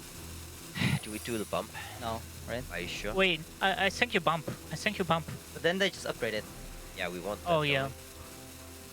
No, don't bump. Now they just don't bump it, right? Wow, this is this game has turned quite weird, but it's starting to look like it's in Complexity's favor. It's still going to be tough because they still need to find some additional ways to remove this board. This Tar Lord is going to be really tough to get through. Is it Tar Lord? I think so. Yeah, I think so. Tar something or other. Oh yeah, I believe it's a technical name for it. The Tar Buddy Boy. But the taunt from the Firelands portal ended up being really good. It's going to absorb some damage. And I don't think, I guess Evolve the Jade is the highest value Evolve from these targets. Oh, extra damage potentially. And I like the push here from Virtus.pro as well. Complexity, we've seen nothing like actual defensive in their deck. It's all been stuff that's tempo-oriented or long-term value-oriented. And now that's finally coming back to punish them. They've had Antonitis, they've had Aluneth, and no opportunity to actually play these cards. Virtus.pro has had a string of some very strong draws here, but their Evolves were very weak in the mid stages of this game. And yet it's still being able to push some damage here. The Millhouse, of course, was incredibly fortunate, but that's, you know, you take the good with the bad. Yeah, now Complexity is just kind of dead. They have a counterspell down, so they're not like 100% dead. It's not Spellbender? They just played counterspell. They Oh, played okay. Oh yeah, you're right. I thought they had a Spellbender as well. I believe they have 2 secrets up. The thing about it is I think the bump from the Burly Bully would have been valuable last turn. Maybe the Tar Lord does get upgraded in that sense, but you know, some of the 8s are big misses. Yeah. So they will be able to defend off a little bit, but they're forced to fireball this Millhouse Mana Storm here and try and look for some additional resources. They're alive for now. I believe Bloodlust would still be lethal because they could proc Jade Lightning with Counterspell and Bloodlust or the other way around. Oh boy. Yep, and I do believe that's game unless Virtus.pro thinks that's Ice Block. Well, they're going to find out because I think Jade Lightning is on deck. And then once they see that Jade Lightning, vice versa works as well. You Bloodlust first to pop an Ice Block. You see that it's Counterspell. Jade Lightning's enough to deliver that lethal as well. So Virtus.pro continues the back and forth in this set. 4 games to 3. And this is a spot now where Complexity has to start worrying about it. They have yet to be able to return the serve and gain one as well. This continuing trend of trading will result in a Virtus.pro win unless Complexity can win back-to-back games. And maybe as sort of as the series goes on, it becomes more and more likely that that's to happen because a lot of times these players build their lineups to beat specific matchups, and as we get down to very few decks, that starts to become less likely. You have less to choose from, so you have less potential to have a counter deck in place. That does feel like a matchup that I think Mage should be winning sometimes, though. Sometimes, but it just felt like even with poor evolves from Virtus.pro in the mid game, they still weren't able to ever get full board control out. And you know, it's just sort of the nature of the deck. It swarms and it has lots of reload potential, and that's where the aggressive Secret Mage struggles unless they get off to a fantastic early start. But now Virtus.pro will be on this Shaman once again. It's up to CompLexity. Out of their remaining 2 decks, Rogue and Paladin, which one's going to be able to fight against this the most? It's an interesting question indeed. It depends, I think, on the archetypes that are here. You know, for that last game, the only thing I want to look at is the turn that Alvineth wasn't played. They said with Mana Worm and Arcane Intellect, it was quite stronger onto the board. No question about that. But I think that Alvineth requires an opportunity. You have to get to the right moment for it, and I don't know if that's the opportunity or not, but that is really the turn that I look at. Yeah, but Paladin and Rogue remaining, I don't know about this one. Shaman seems like it could be good against that unless it's control Paladin, but only time will tell. We'll have to see what they're going to... Admirable. Is that an Intel commercial?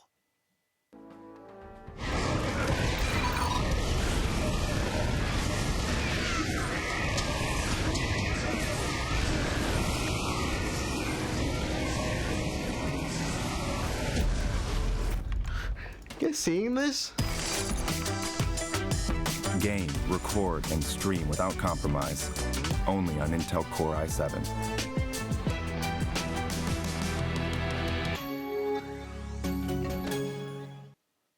Yeah, it was. And of course, the Trinity Series presented by Intel, ESL, and Twitch. A big shout out to them for making this possible. And such a cool set, and at a cool time, too, a day after the expansion comes out. So big shout out to them for making this possible. Yeah, it's been a lot of fun here watching the teams compete. And we've been seeing some of the new cards mix their way in. But, you know, this is day 1 of the expansion. This is not anywhere near final form of what some of these decks will look like. Now, for some of them, that may be the case. I think other strategies are simpler to build than others, but there's a lot that have a ton of room to tinker with. And we're seeing the beginning stages of that as these players had to lock in 9 classes before this event. Less than 24 hours to get that job done. And so far, we're seeing some brand new archetypes, some archetypes that have spawned from old ones with a few new cards, and we're also seeing some of the exact same list, like Murloc Paladin and Evolved Shaman, which we didn't really see any new cards in. So I like the mix. I'm looking for that one deck that's going to shake things up the most. Something completely new or out of left field. Maybe we'll see it with Paladin, maybe we'll see it with Rogue, but we're going to see Evolved Shaman versus Rogue. I mean, Rogue, we did see Miracle Rogue from Virtus.pro earlier in this series. Like, that's a wild change from what we were used to. Yeah. Miracle Rogue was almost extinct during the Knights of Frozen Throne meta due to how powerful the Prince Keliseth aggression was. I don't think they quite had the right tools to get the job done, but you know, the recent 2 minions printed with Elven Minstrel, the 4-mana 3/2 that combos to draw 2 minions from your deck, and as well as the Strider that shuffles the ambushes into your deck. I think those are very powerful tools if you're drawing a lot of cards. Yeah. But how is this matchup going to fare for CompLexity? While Miracle Rogue does tend to have more removal than Tempo Rogue, it's not much more, and they're also more susceptible to draws where their hand just doesn't do much. And this one is one of them, unless they're able to pick up something to couple with a counterfeit coin and a preparation. Backstab allows them to fight, but they are at a significant resource deficit. Well, this hand is quite good, though. I mean, it is. You think about the cards that make this hand powerful. Elven Minstrel is a great draw right now. I think Strider's even a fine draw at this point.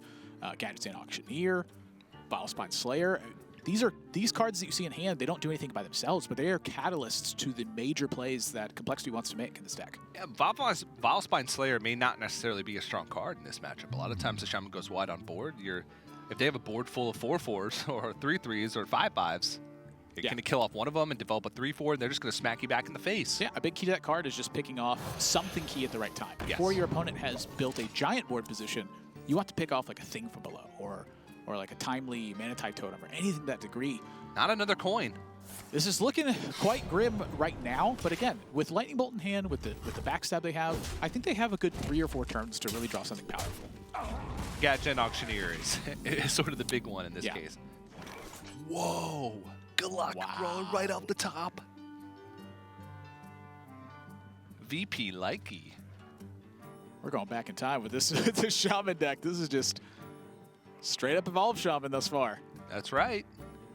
I mean, the deck works, and I feel like it preys on non-refined, faster decks. CompLexity, not really much of a reaction to the Glocker Crawler either.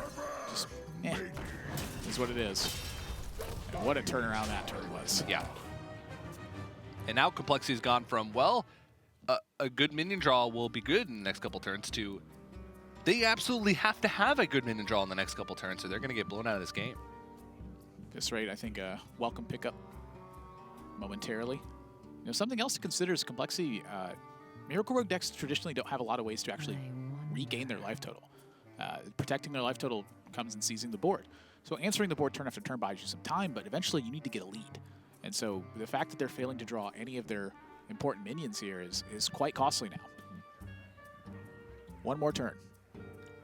Well, let's go ahead and listen into CompLexity. Not too many resources, but let's see how they want to space them out. I think we unfortunately gotta go for that.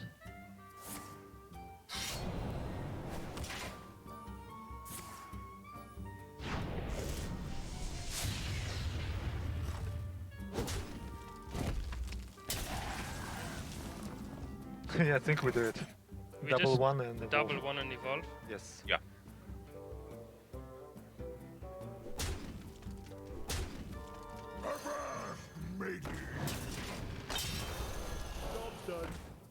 Nice. That's not a Doomsayer. Oh, this What does the your first favorite one drop. My favorite one drop. What does the first one do? It gives you three silver and recruits to your hand. Really? That's a good one. I mean, I guess it's better than Gnomish Novice Engineer. Novice Engineer, yeah. We have Kalisteps also, so we can Shadow Step that. I wonder. Just start daggering them down. Do you really dagger? Maybe we just have to hope that we get gadgets in. What if we just backstab dagger? Well, what did you say, Crane? What if we just backstab dagger? The which one? Probably the 1/1. You dagger the Divine Shield. Yeah. Yeah. No, you dagger for sure. I just don't know if you and you backstab for sure. I just don't know if you I coin. don't think we can backstab Ivis. I don't think we can do that. Like backstab Ivis coin hero part, I feel like it's... I actually like backstab of this because we take so much damage. Your call, you're good. I'm for that play as well. I don't mind daggering too, so I will dagger because we can get rid of this then, right? And also, yeah, we have like no place, so we want to hero power. Take close hero power, right? Yeah, just close hero power. Yeah. Do you want to smack face? No. No problem. No. Okay. I mean, thing is, they're gonna have what 5 mana next turn. They can do a lot of stuff. Yeah, but I'm not sold on the idea that they're. They didn't have science, so they probably wanted to. I think they're Miracle Rogue. I think they're Miracle Rogue by now. Is it? I think so, yes. But it's 5 mana and we have Shade Lightning. Yeah, anyway. even if it's miracle. No, you. Jailpot first. Positioning. Yeah, position. Foil. You can hit next turn, right? Yes. A Miracle is actually a problem. Just kind of getting overwhelmed. Dang, this game has just been so brutal for CompLexity, just getting chipped away by these 1/1s. You know, a lot of times CompLexity is hoping that Virtus.pro's minions are actually like just higher profile for what they are, because it feels somewhat poor investing this much into the board state. They are starting to seize a lead, but now this Jade Lightning turns that right back around. And Thing from Below's coming on deck soon. And then all of a sudden, if they draw Bloodlust or any reload potential, they're smooth sailing. But imagine if CompLexity picks up Gadget and Auctioneer next. It'd be madhouse. You know, something else to consider here too is the Virtus.pro. They made a very crucial play with the early evolve. Evolving just a bunch of the 1-cost minions into 2s gave them a lot of damage that they wouldn't have otherwise had if they simply waited. And that's why the turn where CompLexity decided to Lightning Bolt and face tank the Glocker Crawler was quite interesting to me. I thought that backstab plus the Eviscerate was an option they had. You know, of course, if they use Eviscerate, then Thing from Below can suddenly become a huge problem. So that's a card that's been on their mind, and an example of how what looks the best on board isn't necessarily the best play, because sometimes you make a big sacrifice and it costs you too much. Sometimes it's true. There's also the possibility of trading in the Dry Gulch Jailer, effectively releasing the Silverhand recruits from jail, and then playing them onto the board. But they decide to go with the Jade Lightning, which is the obvious play. I think, I got the best deals anywhere.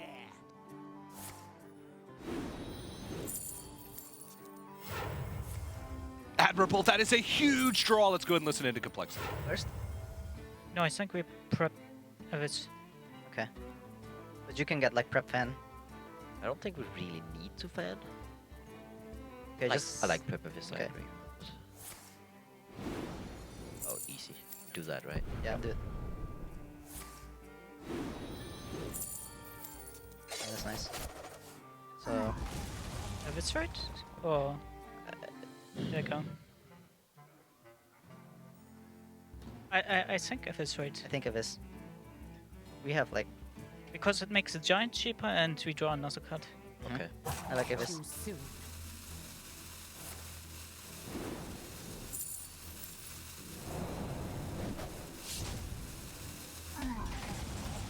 The scary thing is when you use a removal card. Yeah. Play the portal, if not, then we play the Serenade. Spell power, dude. Okay, Nice. goodbye. Yeah, play that one. So you hit and play the double dudes. Double dudes first, yeah. Reporting for duty. Reporting for duty.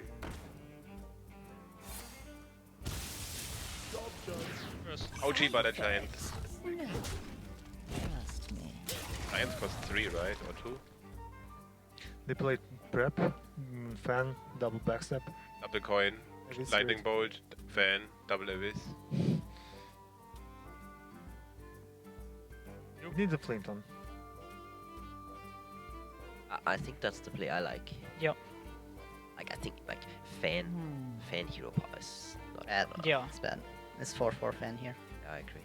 Welcome to my web.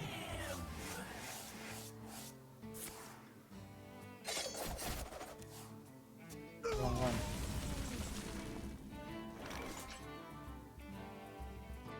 Well, CompLexity's not out of the woods just yet. Virtus.pro is basically an evolve away from what could quite possibly be a blowout turn, but that Gadgetzan Auctioneer draw was crucial. I think if they'd drawn that a turn later, they would have been in some deep trouble. Imagine if they drew it a turn earlier, though.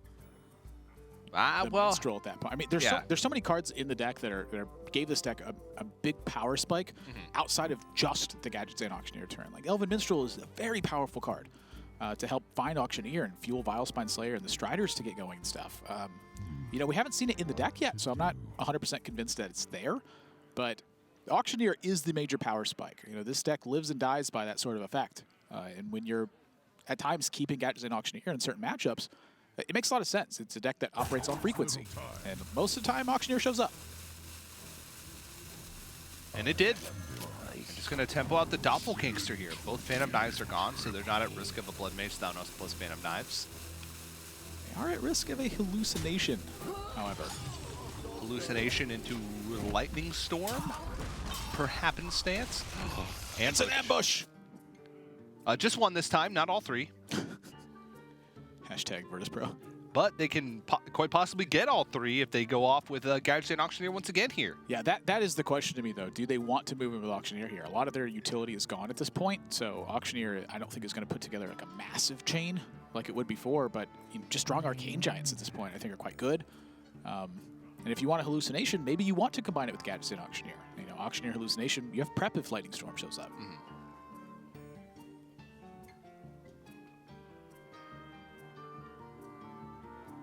If they are going to go with Gadgetzan Auctioneer, they need to go now. But let's go listen into CompLexity and see what they're debating about. You go. Oh yeah, we can prep like the spell after. I guess you can prep the spell after if it's Lightning Storm. I think I like it as well. I got the best deals anywhere. You prep Evis, yeah. Yeah, and Earthshock. Yep. Good job.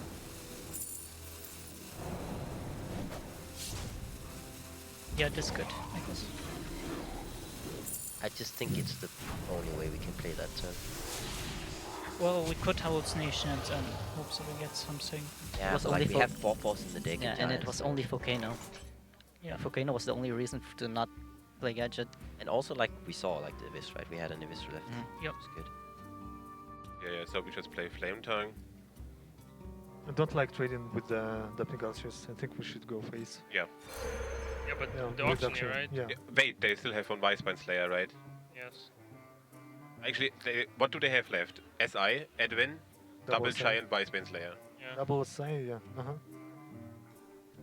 So we just play Serenity Chain Gang and trade this stuff away. Yeah. All of it? Yeah, I would.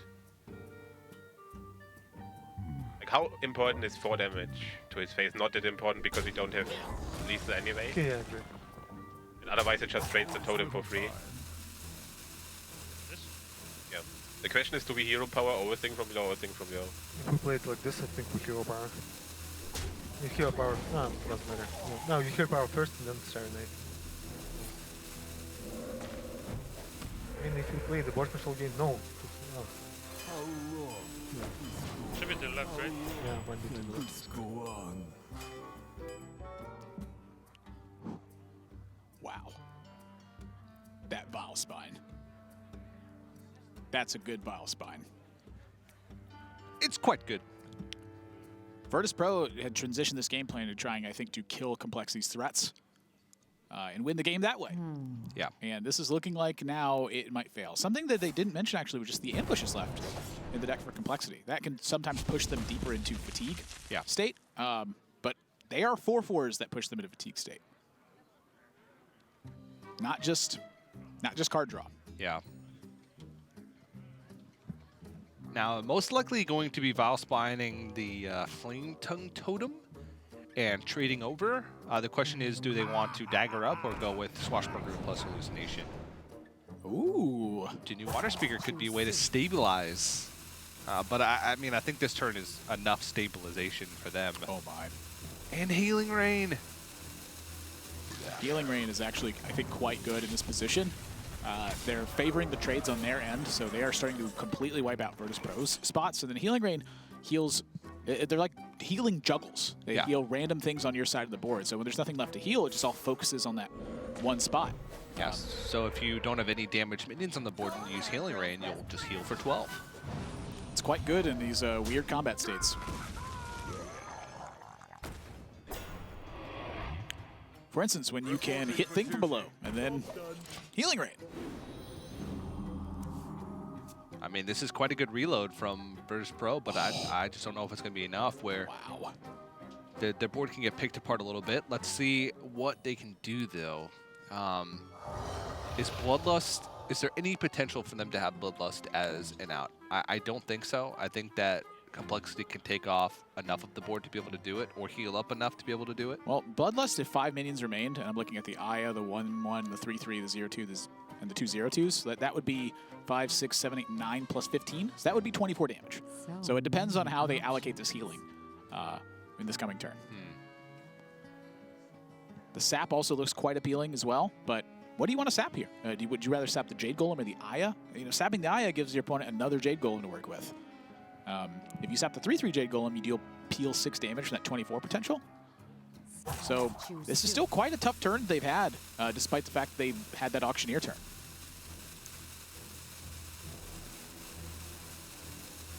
They're even unsure, but they got to go. They're going to let him have more Jade value with the Aya. I mean, looks like they played around Bloodlust with a heal to self. Yep, so 4 plus 12 is only 16 damage with Bloodlust. Oh. I don't know, though. I just don't feel like they can stick enough stuff on the board for it to be worthwhile. Because here they're going to have to trade over stuff. I mean, the damage potential from Complexity is becoming quite limited, though. Like, they have a ton of ambushes in their deck is where they're going to find this win rate. Is there anything in Virtus.pro's deck that can pull them out of that situation? I mean, now they have Doppelgangster. You're looking at Thrall, Deathseer. You're looking at the Evolve that's in the deck. And if that's the case, does Virtus.pro start trading to try and just run CompLexity out of resources? I don't think that's even an option, though, because of the ambushes. But if they dilute their deck with ambushes, I don't know. I just don't see a way out unless their exact next card is thrown. And that's the one attack I look at right there. You know, maybe something crazy happens, like a string of 6 ambushes here. I mean, 5 of the 9 remaining cards were ambushes. And so they wouldn't have hit that string there. So I like the trade that happened. But that is 12 extra power and health on the board, and that's probably going to do it. They can just fully trade here and set up for something big going into the following turn. Whoa. Double SI. Every bit helps. Not quite lethal damage. Quite a ways off, actually. But they can definitely set one up or a soft setup for next turn. This doesn't look like much of a soft setup to me, personally. This is a soft setup. A tad.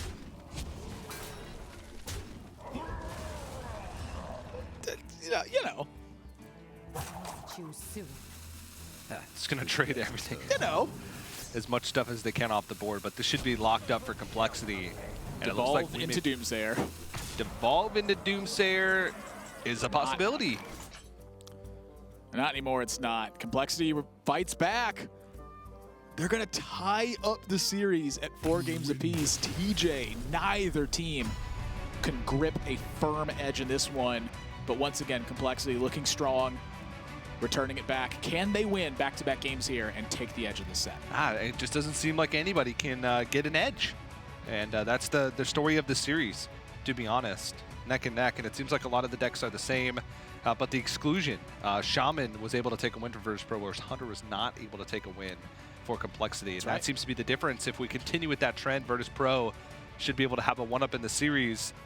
I think it might come down to this one. CompLexity needs to find a second win with Rogue because their options are starting to become limited. Yeah. As a reminder, too, CompLexity, they omit their Shaman in this matchup. And Virtus.pro omit their Hunter in the matchup. Hunter went 0-1, Shaman went 1-1. But that's a big difference. Warrior and Rogue left remaining for Virtus.pro. So we'll have to see what they're going to use for that. Warrior and Mage. Yeah, sorry. Warrior and Mage to fight against Rogue for Virtus.pro.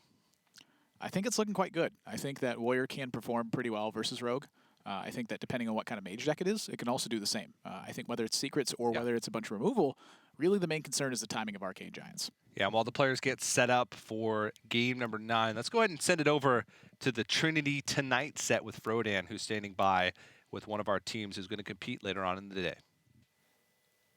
Thank you very much, TJ, and welcome to the Trinity Tonight part of the studio. I have Team Liquid join with me on the desk, and they're anxiously waiting for their match. It's been quite the marathon for Virtus.pro and CompLexity, so they're taking their second halftime, if you will.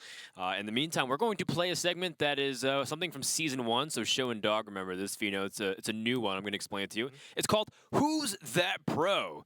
And what we do is we say something that you said on the broadcast when we listened in, and we'll find out if you guys know each other or know yourselves in this case. All right? So here we go. Question number 1. Wow, we're really going to get stripped by Hunter. That's really not good. Good thing is that they can't Houndmaster now. Oh, they have crap. Oh. Dog? Yeah, I think it dog. Sounds like me. I mean, sounds like you. I wouldn't use the word strip. Yeah, I'd say. Wait, I used the word strip. I don't know. Okay. All right. I don't even know if strip is in dog vocabulary. If you ask his viewers in his stream. Also, well, I'll go with me. Yeah, I'll go. All right, let's roll the clip. Well, they are very good. Just Primal Fin kill the thing, right? I didn't say it. Well, are we gonna get shredded by Hunter? That's not good. That's really not good. That's not good. Good thing is that they can't Houndmaster now, though they have crab. All right, so the first one, a little bit of an icebreaker, but no dog. It was Fino who said that. So hopefully you'll do better on the second one. Here we go. Question 2. And chat's gonna spam order LUL, but that's okay. Sure. I feel like everyone can say that. Yeah, but, everyone could say that. I think it's you. I'll go with Show. I go with biggest you. Twitch chat memer. The biggest. I mean, Show's a Twitch troll. So. I'm a memer. So. All right. All right, let's roll the clip. All right, go ahead and hit the beast stun. That's fine. The one armor shouldn't be relevant here. And chat's gonna spam order LUL, but it's okay. Oh, that's a good one. Do you guys even know who you yourselves are? You're just saying, no, it's not even me. It's someone else. No, that was Dog that spammed that. But of course, Dog, you're a man of the people, so you know what they're thinking at all times. All right, last one, and then we're going to go back to game number 9 here for the first match. It's a little bit of a long one. Question 3. Oh, I don't want to play again. Oh, goodness. Fine. I'll take a tie. Our hand was so bad. Our hand was so bad, like double Firelands. Ho! We won. Oh my gosh, that was disgusting. Monka S. Monka S. Oh, sweet.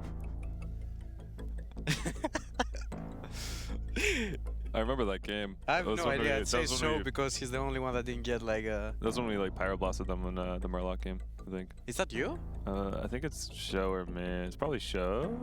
No, it's probably me. It's probably me. I think it's you. That's probably I think me. it's you. Yeah, I think we'll it's go with you. me. All right, let's roll the clip. Oh. It's a tie, right? No, wait. Does it get reflected? Tie. It's a tie. It's a tie. Oh, I don't want to play this again. Monk S. Oh, goodness. Oh, come on. I wanted this win. Fine. I'll take a tie over. Like, our hand was so bad. Okay, yeah, sure. I'll also take a tie. Our hand was so bad. Yeah. It's like double Firelands.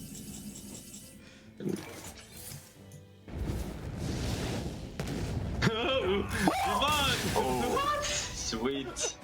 No way. All right, so the answer was all 3 of you were kind of involved in that one. Yep. So we wanted to give you guys kind of a nice gimme, but a nice reflection. It feels like you guys communicated really well, despite the fact that people weren't sure how a Millennium member would fit in for Liquid. You feel like you fit in with the team pretty well? Yeah, I mean, I've played with Show like a lot before, so yeah, it was very easy to like talk with Dog. He's like an easy guy to talk to, so yeah, it's been fine. At the very end of that clip, you said, remember what dog spelled backwards is. Yep. Of course.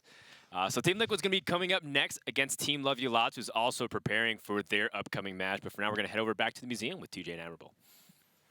Thanks very much, and it looks like the players for CompLexity and Virtus.pro are ready, or just about ready, to get underway with game number 9. Wow. Potentially 3 more games to go. The series, 3 hours, 4 hours. We've been here for 8 hours, Admirable. It's been a long time that we've been here, but it's been even longer that the players have been playing this set.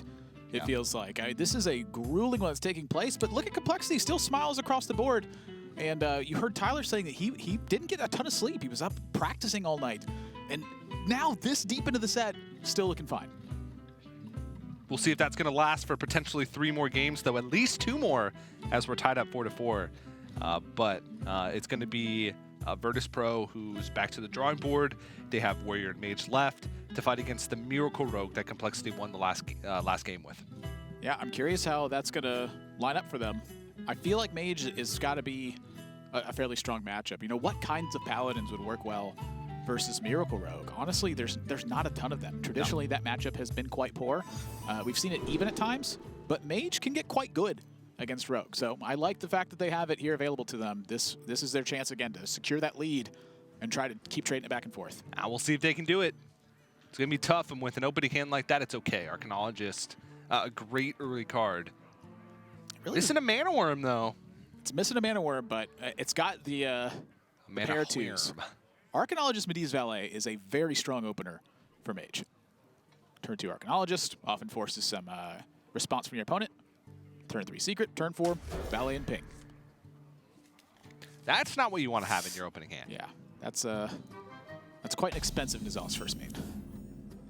And that's also not what you want to have in your opening hand, but that gives us a little bit of information. The Meteor. This is looking more like a Control Mage style of deck. We did see the Firelands portal in there, so good Mage still an availability there. The deck has changed names so many times over the course of its development that it's hard to really pinpoint one specific spot. But basically, it's playing the Mana Worms, it's playing the Arcanologist secret package, and it's got all the good burn spells in there. Seeing a new card there, the Arcane Buddy Boy. Whenever you cast a spell, gain armor equal to its cost. Yeah, gain Buddy Boy equal to that spell's cost. I think Firelands Portal, even though it's quite a ways away, is the quite obvious best choice here. I'm looking at Prep Firelands Portal is what I'm looking at, TJ. Ooh. That is a very good combination. I will take some of that to go, please. Yes. And I'll have some right now as well.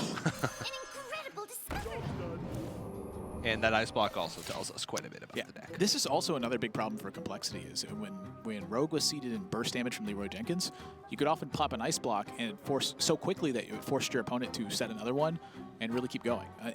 Sometimes this matchup, ice block can be popped with you having 8 life left because it's an Arcane Giant. Yeah. Well, let's go ahead and listen in now as these teams navigate their way through the early games. Backstab it. I actually like backstab SI7. Backstab SI7? Yep.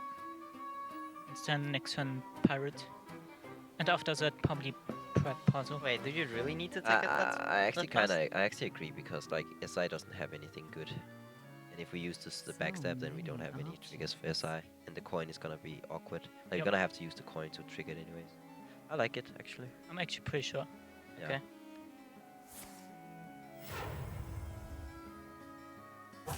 Choose soon.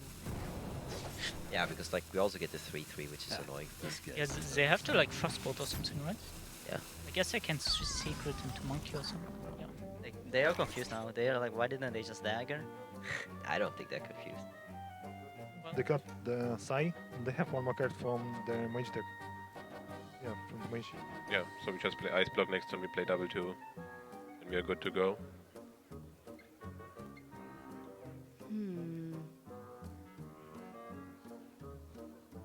I was afraid that at 7, then yeah, we would have been fucked. Why? The 2-1 trades into it. You can just Frostbolt.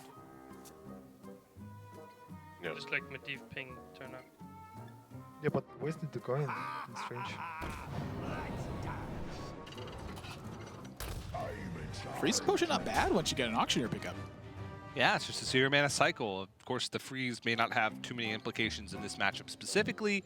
Maybe later in the game to hit Medivh, whatever Medivh spawns, or the Alexstrasza. But for now, it will just be a cycle once Auctioneer is drawn. And I love the wait here for Complexity. When they just take their time on attacking with this, it really feigns Cold Blood to the opponent. It's very rarely Cold Blood the patches in the spot because it's only got 1 health, just gets hero powered. But the 3/3, however, a real consideration for that. So that little tiny moment right there may start to convince Virtus.pro of cards that are not quite in Complexity's hand. And that's something that can be really important as you move to this stage. Maybe it changes the way Virtus.pro looks at the board. Also, you were talking about, and they were talking about perhaps prepping out the Firelands Portal, but with Gadget and Auctioneer drawn, that may have to wait. That preparation may be used later on. Yeah, that's a very relevant point as well. That preparation, when you see both these 2/3s on board, this may be something you have to go for. You still have another backstab. You have the Freezing Potion. There's a counterfeit coin. Okay, that may change things. I think that will prompt a Firelands Portal here. Are they strong enough on board to fight? I mean, plus think of some of the major payoffs. You know, say a red Mana Worm drops. This is just way too good. Oh, imagine if that was the card. Oh, that's not too bad, actually. At the end of your turn, summon a 1/2 with Taunt, so it's like a mini Hogger. Yeah, this does require some attention from Virtus.pro in this spot. I don't even remember the card's name, I just know what it does. I don't know. Maybe it's called Let's Go Ahead and Listen to Virtus.pro and hear how they want to tackle this turn.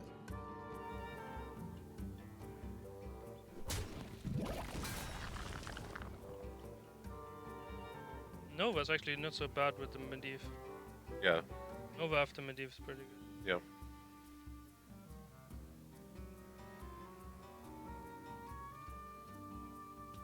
Just try to get there on good HP level to Medivh. They already use backstab and coin and a prep. Backstab, coin, prep, shift. Yeah. So no Auctioneer soon. What's that? Oh, I like that. Win. Ooh. Oh, that's a good high roll. So but it's just. We cleared this, right? Yeah, cleared.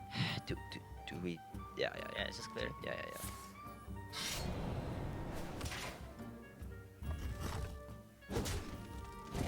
Raven. Or Raven. Yeah. Okay, play that one.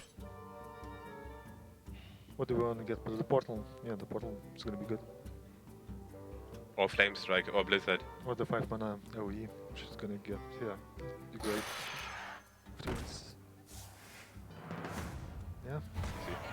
This is how this is supposed to work. So ping the one, yeah. Job done. So they have what? One mage card? One mage fan? card and a fan of knives. Well, you see Bunny Hopper, the way it's supposed to work is that the higher costed spell wins that little duel that they have. Yeah, And so whoever that's how it's controls the supposed to Raven work. Familiar is supposed to then draw that card. So both ways were technically how it's supposed to work. Yeah, so I get what he's saying, though. It looks like Virtus.pro is playing sort of a new version of the Control Mage, where you run a lot of high-cost spells and Dragon's Fury, Raven's Familiar. Raven's Familiar will likely pick you up in a AoE spell, and you just sort of consistency of draw with your big tools is what this deck is all about. And beyond that, it functions very similarly to what we see Control Mages in the past function. I'm curious if Virtus.pro is going to rip this this Dragon's Breath here. Is that what it's called? Dragon's Fury. Fury. There we go. Dragon's Breath was the awful card that Chalky told me was going to be awful. I didn't believe him, and it was in fact awful. Even if they got like a Frost Nova off of this, they could still clear the Gadgetzan Auctioneer. But rather than risk hitting that Frostbolt again, just a Meteor. Just the consistency, and I mean, they've taken almost no damage. They have an Ice Block available. They're riding into Medivh and Alexstrasza turns with AoE and Freeze in their hand. The only thing they're missing is Burn, and they're smooth sailing, I feel. This matchup can be very good for Virtus.pro. And forcing all that interaction early on, getting that backstab out of the way. Seeing that Shiv, it really cut into CompLexity's Auctioneer turn. Yeah. And that was vital, I think, to finding this style of position. You're gosh darn right it was. And now CompLexity is trying to play catch-up with their own resources effectively. They're not spacing them out very well. They're not getting tons of value out of each of their individual cards, and Virtus.pro is just picking apart their board. I'm curious where they find a big win here. I mean, I'm thinking Edwin's going to have to be one of their tickets, and I think that's why they invest into this this mana bind right here. You know, say they see a Firelands Portal to face, or just even an Arcane Intellect. But this is an empty board Medivh. The OG legendary weapon. Yeah, you know, it's quite good. It's a good card. It's a Vile Spine, though, and again, with the mana bind up, I don't think that Virtus.pro is necessarily smooth sailing from this spot. That mana bind pickup could lead to a big Edwin, can just be a big swing turn as well. But I think they're dead. They probably are dead. I don't know, though. The one thing about Virtus.pro, in order to make room for Raven Familiar and Dragon's Fury, you have to cut Burn somewhere. But we'll see. Let's go ahead and listen in now to CompLexity, see how they want to manage these resources in their hand. Is backs up the SI7 Edwin something? Looking at that as well. I think we have to pressure a lot, as much as we can. I think I like backs up the SI7. Me too. I think you need to I pressure. think yeah, exactly. Okay. I just don't think we get there if we played any slower. Go for it.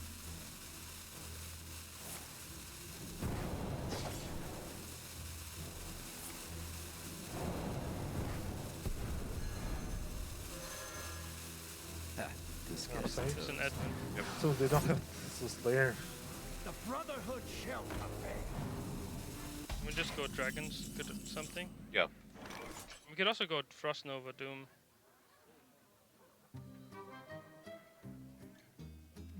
I like it together with Raven. How about we just play? Wait a second, we didn't test Counterspell yet, right? No, we didn't. So we should play Barrier Nova Doom there. Yeah, yes. Barrier Yeah, Nova agree. Doom really Yeah. that good? Yeah, this is good. We get 2 minutes on the board. Together with the And then big we get Slayer. empty board Alexstrasza. Yeah. Yeah. Oh, mana bind. Whatever. Yeah. Sure. I sense your struggle.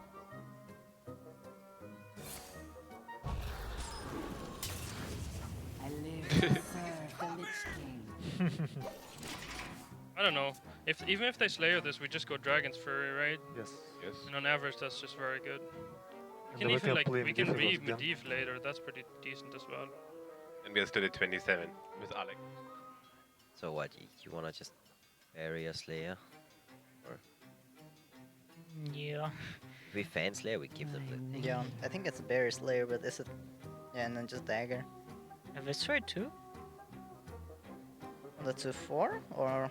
On the 1-4. Sucks to give them a 1-2 right away though. And we just leave up the 1-4. Then they ping it, right? So Ping many Medivh or something. It's slow, right? If they ping it. Oh wait, they have Medivh, huh? But maybe that's fine. It's fine. Choose Yeah. soon. You killed it. Yeah. Just remember positioning. Over here? Yeah. Yeah. So do we have Viscerate? I don't know. It's your call. I think we should Eviscerate something. Okay. I don't know which one is better. What do you mean? Oh, wait, needs that one? trading to add? Because your minions also die. Just do this, right? Yeah, Yep. yes.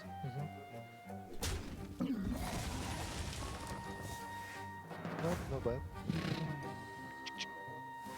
And then you also play the Raven. And I get a 5-drop. Yeah, so you play the Raven. Portal. I'll take that. You bait it. You baited. Job's done. And I would have taken the glyph off that. That's pretty darn good, Admirable. That's going to just about wrap it up, I think. CompLexity, they tried to get an assault going. It just wasn't quite there. Now, if there's a card that can somewhat randomly create one, it's that. But at this stage, they're just too far behind. Medivh got sapped. So all that value that was expended just goes right back to their hand. They have the trade-off here for Virtus.pro just to continue to ensure that it's difficult for CompLexity to ever deliver that damage. I don't know where CompLexity finds a big edge here. It's going to have to be a chain of something absolutely ridiculous. And then they have Blizzard and Dragon's Fury to be able to contest what happens on the board. And I just don't think there's a way out. Just going to push. I like it. I think it's fine. They're going to kill him from 26? I think it's very good.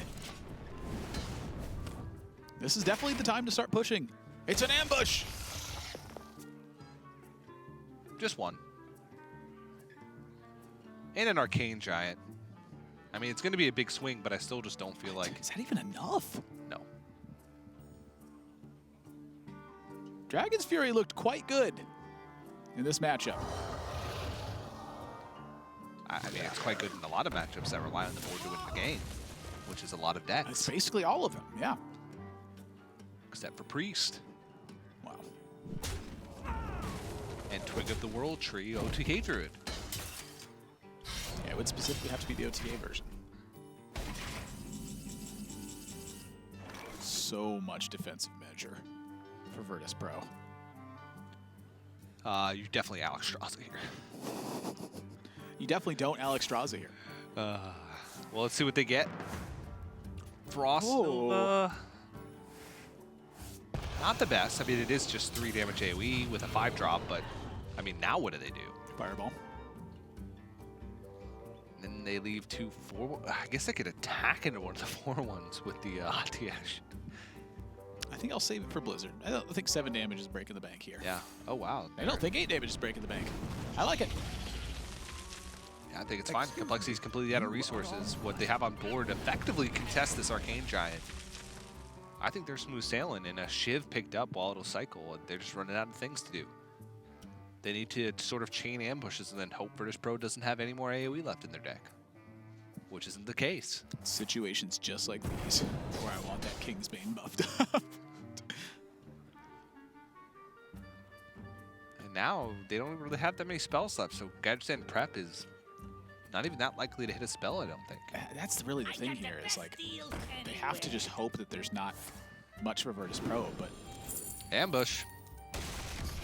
It's 2 cards coming.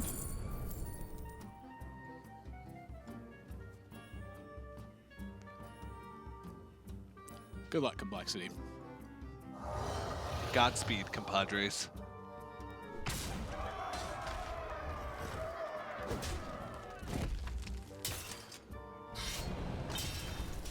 Still a lot on board. Oh, wow. That is so much removal. Behind an ice block, second one in hand. Alex Straza as well. Winning the fatigue race.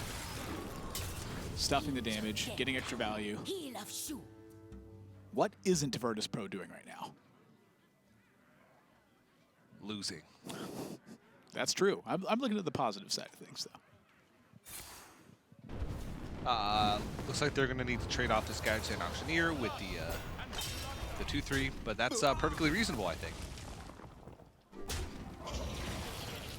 That value trade's a little weird, but I guess they want to get it out of the way. And a coin as the pickup. Hey, what's CompLexity going to try to punish that? You just get to kill 2 minions with 1 with this Kodo. Sure, I guess so. It's traditional use, killing 2 minions with 1 card. Now, not quite this fashion. I bring life. But that's going to seal the deal. CompLexity, they just do not have the reach left to get back into this one. And after many hours of play, one of these teams has finally reached match point. Virtus.pro, 5 wins on the board now, 1 more, and they move on to the upper bracket finals, the winners finals. It's looking like a quality spot for them too. Yeah, this mage deck looks like it. Control Mage has game against a lot of different archetypes, and you know, having it come down to this, I think they should have a lot of confidence in this deck. And CompLexity, the only thing they have left remaining is Paladin. You're right. Here's the thing. If it's a Murloc Paladin, they can still get there. Murloc Paladin historically has presented too much early pressure oftentimes for Mage to really recover from. Those turns they spend investing into Arcanologist and the Secret, sometimes they can take between 15 and 25 points of damage because of a Gentle Megasaur turn. Yeah. So if it happens to be Murloc Paladin, then the fear I have is how it fares against Control Warrior. If it happens to be Control Warrior. But Control Warrior is a deck that also suffers a lot of times the same fate as Mage. You spend a lot of time setting up early, and you don't have time to recover from the power that Gentle Megasaur bursts you. Well, we'll see. I don't know if CompLexity had another opportunity early on in this series to play Murloc Paladin, but I don't know if it's that. I don't know if they would have waited this long to play it. What does your heart tell you? Aggro Paladin. Just straight up dudes? Just dudes. Dudes and stuff. Valenier, perhaps. But it also could be a really greedy Control Paladin. I'm curious to see what it is. I think Paladin is one of the wide open classes at the moment where its archetype that stands currently is clearly very powerful. What did you gain from Kobolds and Catacombs that can shake that up? Murloc Paladin really gained. I don't see a single card that was released in Kobolds and Catacombs that could improve upon Murloc Paladin. I'm pretty much in agreement with you as well. Maybe, I'm overlooking something. It's only a day into the expansion, and there could be a lot of cards that potentially see play later on down the line, but no Murlocs were released with the expansion. No Pirates also, fun fact. Yep. And nothing that really synergizes with that type of wide board state. A lot of unique cards with the set. Maybe you could just jam Valenier into Murloc Paladin. It's a good card. It is. It's a very good card. But I'm not sure if it has a place because it's quite expensive, and that 6 slot is taken up by Spike Rich Deeds a lot of the time. So, Call to Arms. I wasn't sold on Call to Arms in Murloc Paladin. I was thinking about it for a moment, but Murlocs, like a lot of the Murlocs that you pull from Call to Arms, have secondary effects that you may not want to give up, like Rockpool Hunter and Hydrologist. Yeah, but they're in your deck though. I mean, you want to. I don't want to say deck thinning, but that quite literally is an important facet to it. Murloc Paladin, we've seen it struggle with, it has an early push, that early push gets stuffed, and then they keep drawing 2-cost cards, etc. If you pull those out all at once, your opponent has to answer them, or lest they take a ton of damage immediately. The threat of a War Leader or Megasaur is very big in that regard. So if you have top end, say you've trimmed that top end to have a little bit more in that middle range package, that's when that deck thinning can matter. Finding that Tyrion or like a Curator 1 turn earlier can be the difference in winning or losing. I quite like this. Put your deck on a diet. Now, they are going to mulligan the Call to Arms because they have such a strong coin into Rockpool Hunter play. It looks like that could be disrupted by Doomsayer, but is Virtus.pro thinking maybe they want to wait and Nova Doomsayer? Yeah, with Dragon's Fury, I would think not. But look at that! Spiteful Summoner. What else could be in this deck spell-wise? Spike-Ridge Steed, of course. Curious if there's anything crazy. Spiteful Summoner is a 6-mana 4/4 with Battlecry. You reveal a spell from your deck, and you get a random minion with that cost.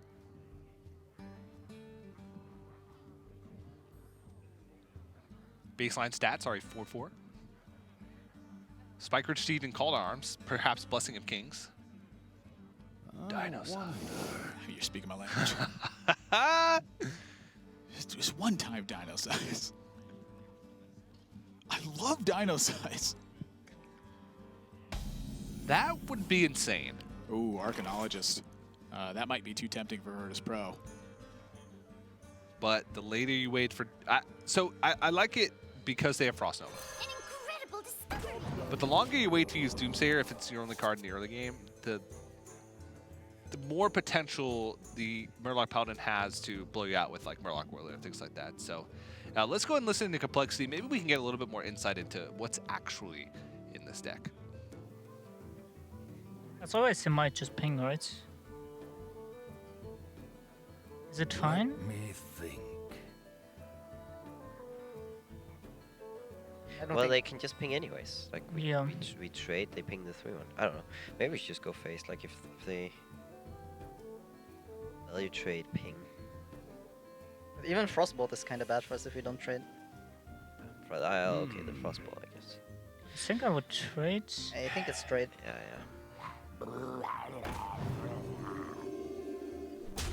Like if they ping now, then it's fine, right? Yeah. I mean, sync 3. Yeah, I'm okay with spinning. I'm okay with spinning. I like pinging.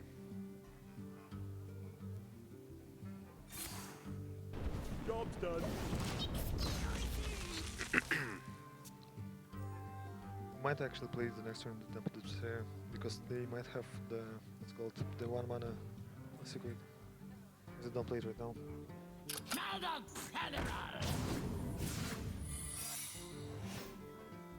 think I just want to play Doomsayer. Yeah, I think you ping first and then play the Doomsayer. So we ping first, right? Yes, you ping first. Ping, yeah.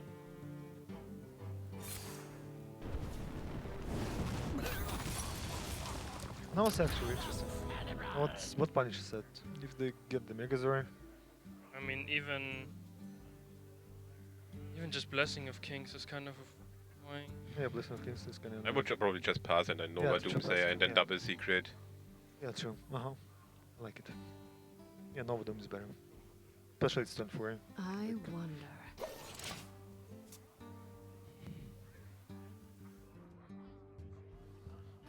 So a couple additions, but not too much new. It is just, the good old Murloc Paladin package. Still good. And I don't know, I feel like this specific version of the deck might have a little bit more longevity against Mage because it has so many things that just generate resources like Spiteful Summoner. This is some of that damage I was referring to here. +3 attack is looking so good for CompLexity. 6 extra damage. That's like a Leroy they just played. Yeah. So Frost Nova Doomsayer here. I will say Virtus.pro's deck is quite equipped to tackle this. Dragon's Fury is looking like a massive addition to Control Mage. It's just more AoE. There's another poll in Twitch chat. Will Virtus.pro win this match? Type yes or no in the chat to vote. Will this match? How long can this go on? That's a big turn for Virtus.pro. Do they have 4 secrets? Were they running a single copy of Ice Barrier or 2 copies of Ice Barrier? Now that I don't know. So we didn't get to see the entire deck, and I don't believe we saw an Archaeologist for no value, and I don't remember hearing it. So, I mean, this turn, though, just being able to get 2 secrets down is such a big deal. And then something else to note is that Arcanologist has some pretty wonderful synergy with the way that Dragon's Fury works. The secrets in Frost Nova are fairly vital to the strategy. But as you thin those out of the deck, it matters for the Dragon's Fury. I like that deck thinning is actually mattering in a lot of situations. This is pretty cool. Man, Spiteful Summoner. I had completely forgotten about that card. In decks, I don't know. Deck thinning's pretty cool. Spiteful Summoner is pretty cool. It's so good. I forgot even my point. Oh, it's a 4/4 for 6 mana that also, in a deck that runs bigger spells, is that at least with this deck, another 4 cost minion. It looks like it, yeah. It's quite similar, I think, to the way that Karin operates, where the whole goal of Karin was to just simply ensure that you had a similar or a strong Bone Bear target. Yeah. Sometimes you get something down that's better, I think, than a 4 or 5 body, and having 2 at once means that you have that immediate power spike as well. Well, let's see. It's most likely going to be played here. It's between that and Finjin. I think Spiteful Summoner just has bigger potential to stick something onto the board. And probably going to reveal Spike Ridge Steed. Call to Arms. Blessing of Kings is curious, but I'm not sure it's in this deck. Whoa! Rin gets drawn, but there's a Polymorph in Virtus.pro's hand. But having to use Polymorph on a Rin that was summoned essentially for free is... Let's listen to Virtus.pro, how they want to deal with this. Because we want them to bomber it. Yeah. Frostball ping the 4/4? Yep. Yeah, and play the Archaeologist. And just really hope that they will play the bomber. What to do? What to do? They cut from the deck though for this. They have the steed. One thing to see. Frostball ping? Yep.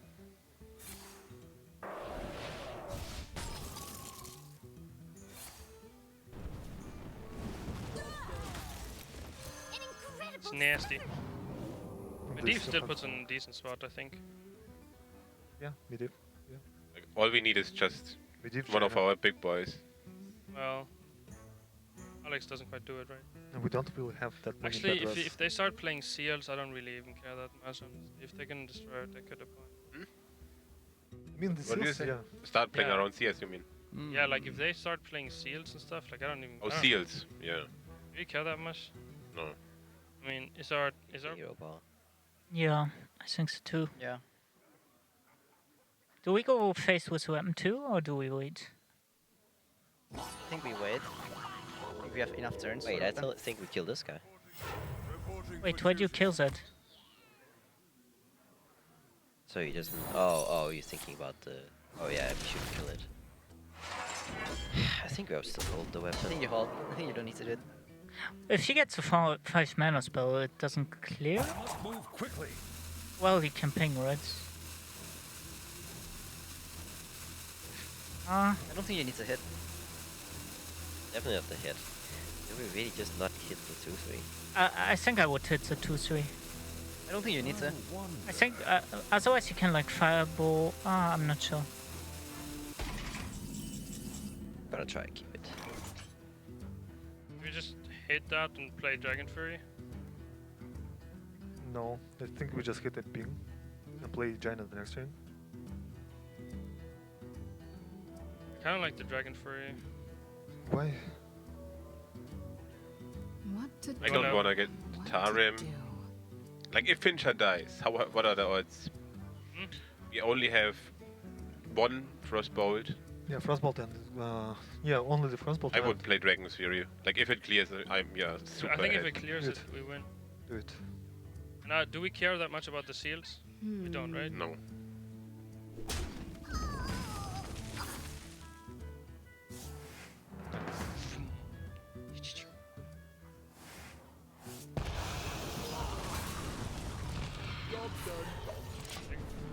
All right. Time to get the final seal. I think the seals are important. Now, I could be crazy and optimistic. Probably am. I'm going for it. I think you want to exhaust your resources first.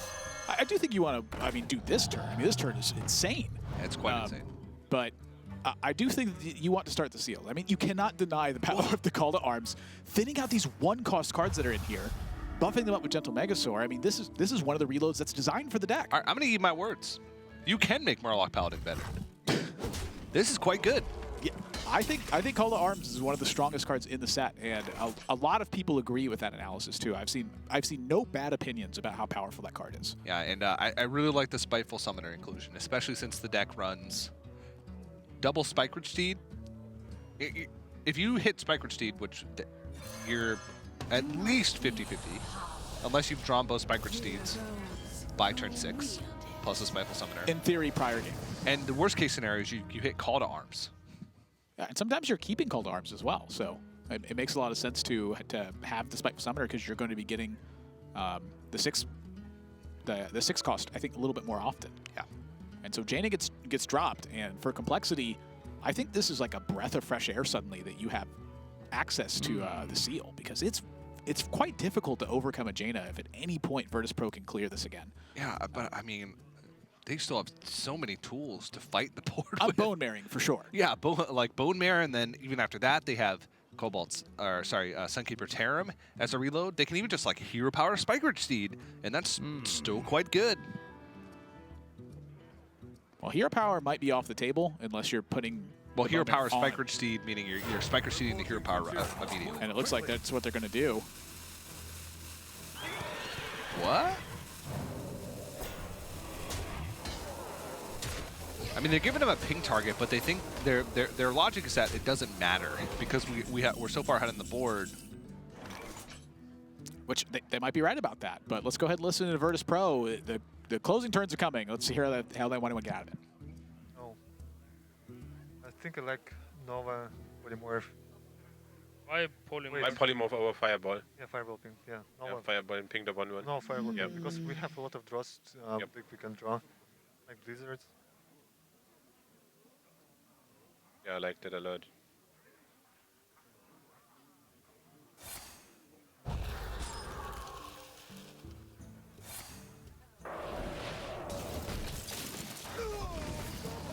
This deck be very greedy. It's the same list that we would have played. No, they have this. The 6 drop reveals a spell. They probably just cut the Blessing of Kings. Really.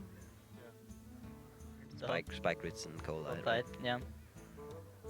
He's just better. Yeah, I think So so what too. do we want to steed? I don't think you steed a Divine Shield minion. I think the 5/4 or the 5/5.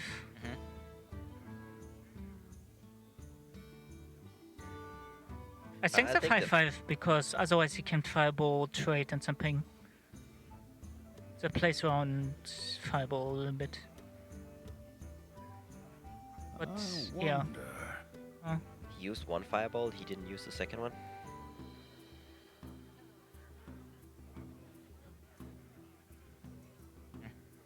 Move quickly. Okay, let's buff. We just play the steed, right? Yeah. Yep. On this guy. We play this guy.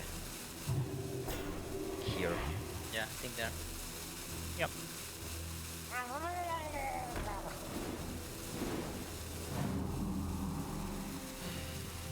So that's getting Polymorph, right? Yeah, so we play Raven. Always Raven, right? Yep.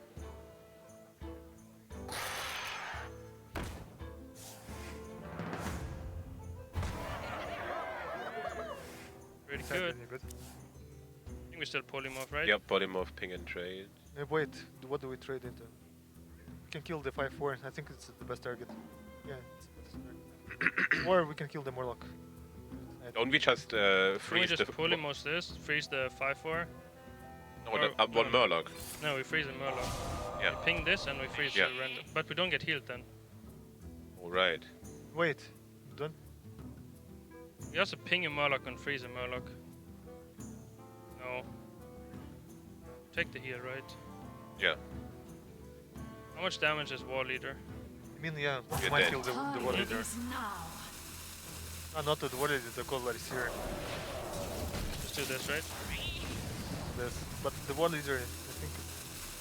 Yeah, okay.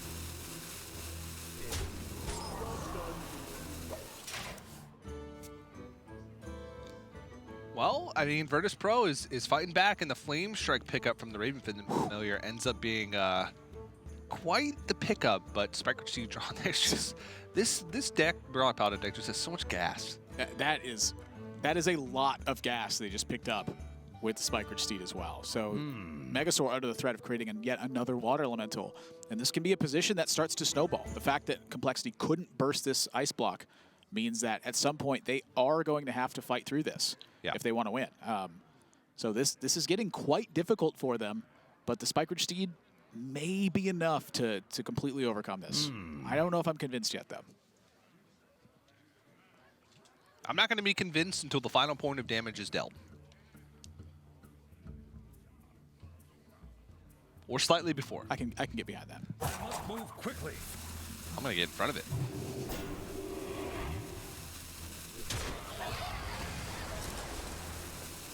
And they know the Flame Strike is in the hand because it was revealed and pulled by Raven Familiar, so they're going to try and do their best to play around it as much as possible, and I can imagine they're going to forego the hero power.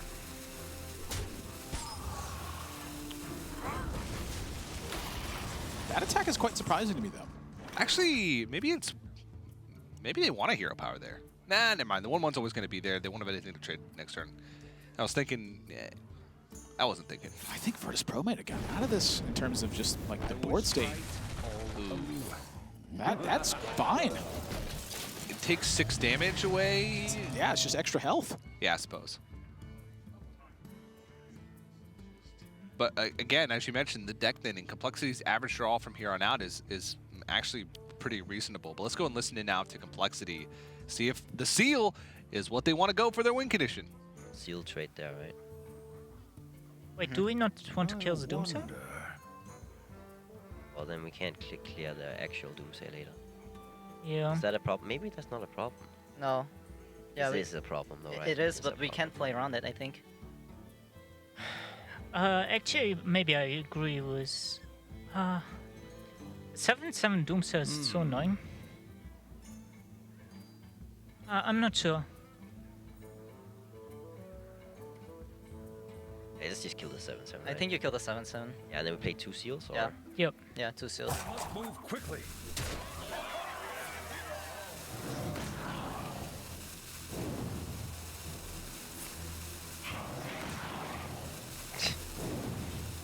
Actually, if we do finish that next turn.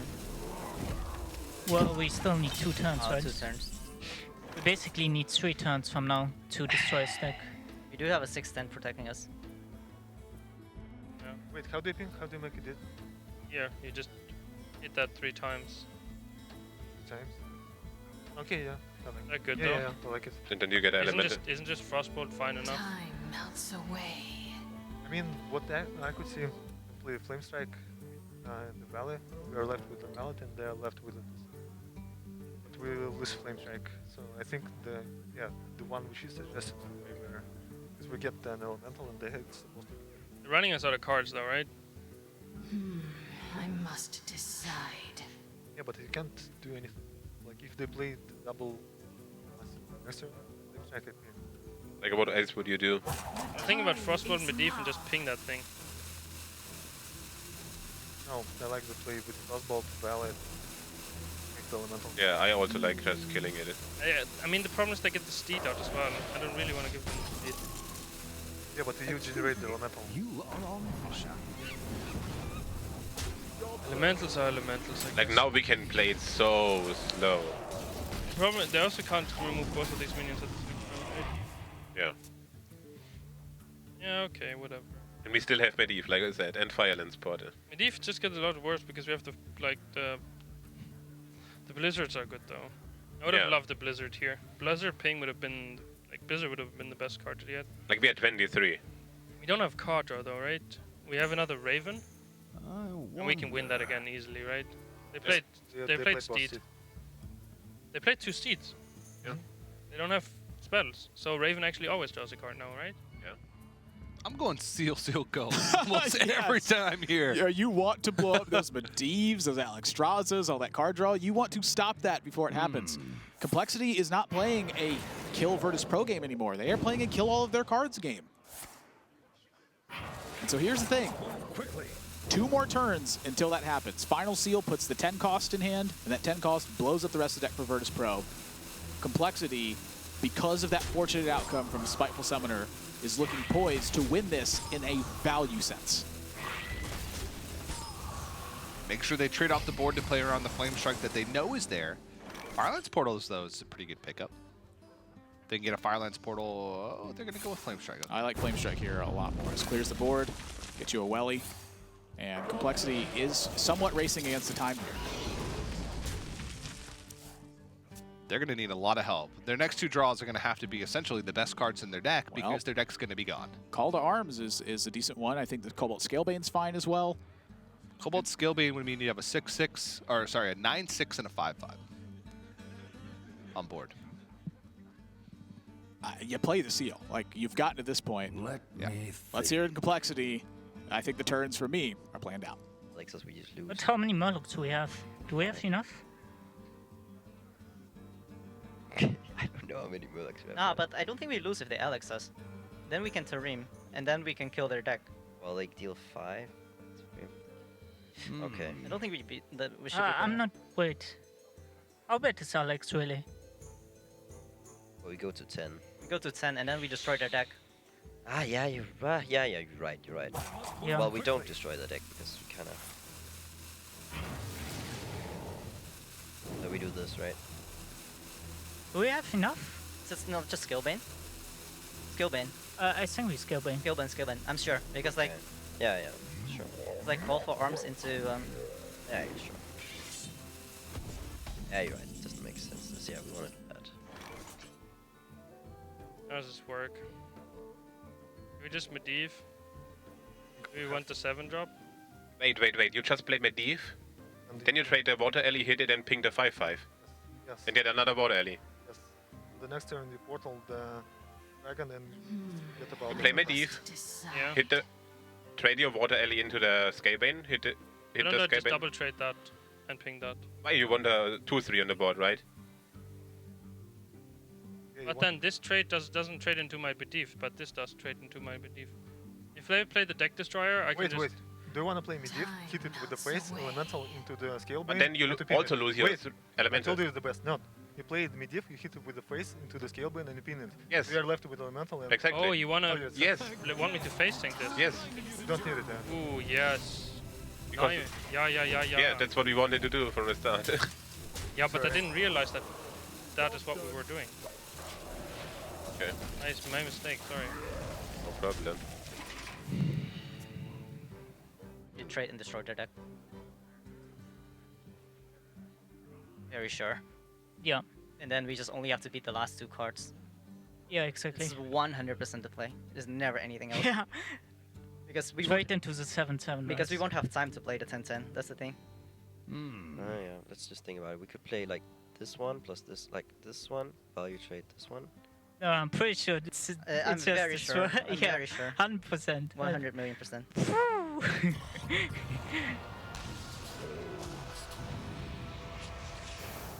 I'm out of cards. You don't see what we destroyed though, right? Yeah, it's probably just belts.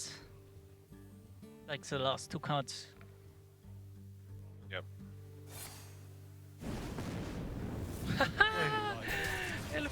That's not good. We need to pin our own elemental.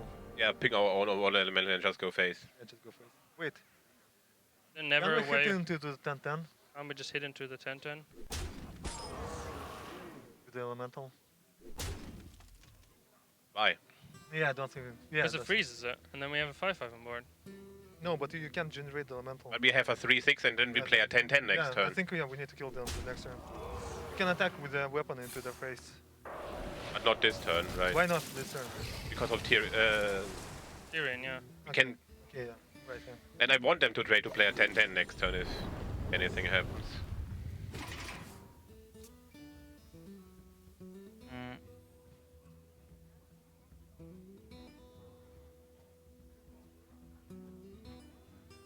We're just dead. Well, we don't know what the last card is. Like, if we trade, we give them the 10/10 right away. Let me think. Yeah, this was some nice ATH high roll.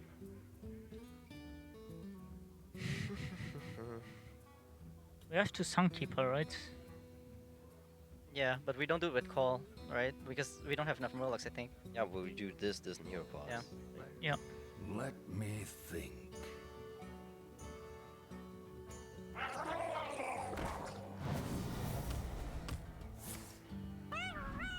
Make it through. Yeah, they played. Move quickly.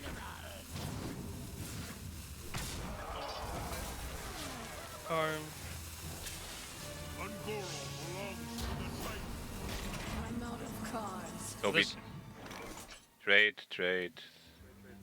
Yeah. I think We lift the Geddon up. We leave the Geddon up. And we go face. Yeah, we play the 10-10. They can't buff Murlocs anymore. And Elemental trade with the 3-3 and Elemental, then ping. And attack with the place into their face. I think it's We can also clear one minion if we want. I don't think we need to clear it. We can just beam them to their face. Yes, just hit their face now, and then they're at 1. They don't hit here.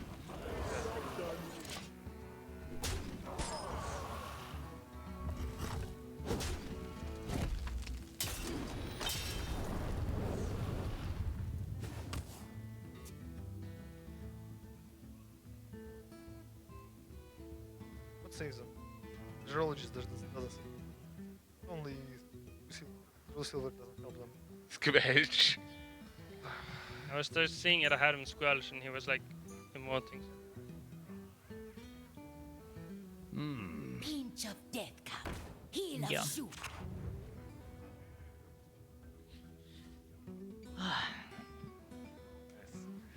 That's with the first miss.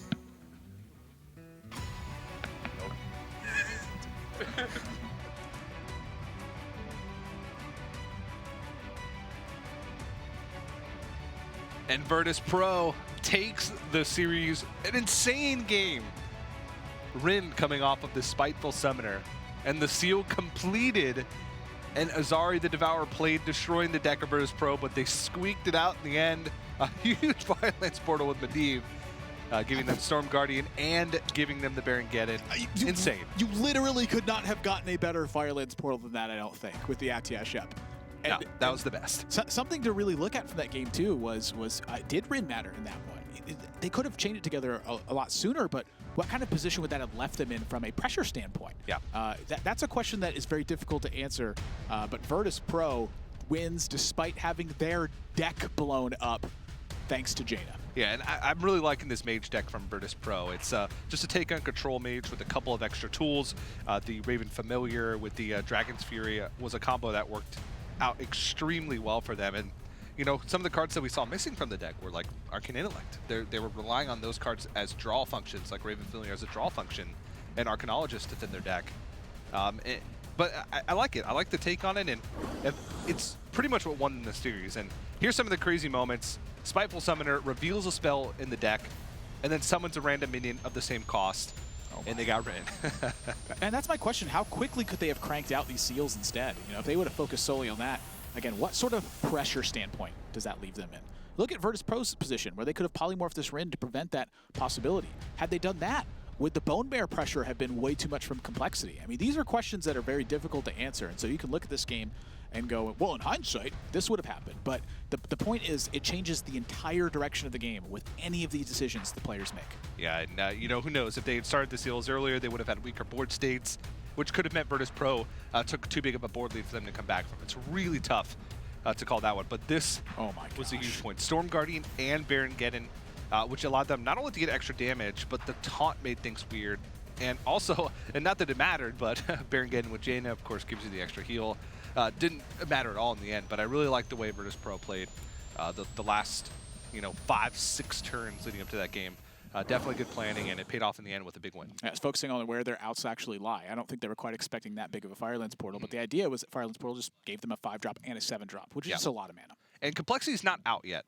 Complexity will move down to the lower bracket, and they'll fight against the loser of the second match today, tomorrow. So they'll still have a chance to fight back, and they'll also have a chance to revisit their decks, which could be a big thing. And there you can take a look at the bracket. Virtus.pro moving on to the upper bracket finals. They'll face the winner of Love You Lots and Team Liquid, which will happen, immediately after we're done talking about this match here. Yeah, and Virtus.pro was the first team to break serve in that match. It went back and forth the entire way. As soon as they won 2 games in a row, they were on match point. Yeah. So that is a big thing to look out for. If that early lead happens, you can still come back, but it is a large detriment. And Complexity, their road to a repeat Trinity Series win is going to be just that much harder. Now they're going to be fighting down in the lower bracket and have to win essentially one more match. And if they make it to the grand final, since they're coming from the lower bracket, they'll be at a 1-game disadvantage. And that's looking far ahead. Yeah, that's very far ahead. But I've been having a blast so far in this first match. Kobolds and Catacombs is looking quite awesome on day one here with this tournament. Players had less than 24 hours to submit 9 classes with Kobolds in the mix. And we're seeing some cards make a big splash. I think Rin was the big one. But to get some words with our match winners, let's send it over to Dan at Trinity tonight. Thank you very much, TJ and Honorable. I'm joined by the winners of the first match. Almost 5 hours in length. I mean, it's 3 p.m. now, and we start at 10 a.m. for the broadcast. So, you know, did it feel that long? Did you guys feel like you're getting tired at all? Anyone want to go, Casey? Like, I felt after playing those mage games really tired and exhausted. Because we played the mage deck for like 5 or 6 hours in a row to testing it, and it's exhausting playing this deck. Right. But did you feel like it affected your performance at all, though? No, because we always play for long hours together. So you guys are used to definitely a long grind. Now, how did that series actually pan out? Do you feel like you planned for it to kind of web out that way? Because in the very beginning, you guys were trading wins for wins and wins and wins. Is that kind of how you planned it out? Bunny Hopper, you were smiling a little bit. Well, we were planning on beating that warrior with our warlock in the sweeping. But, I mean, of course, if you can trade wins, is good enough.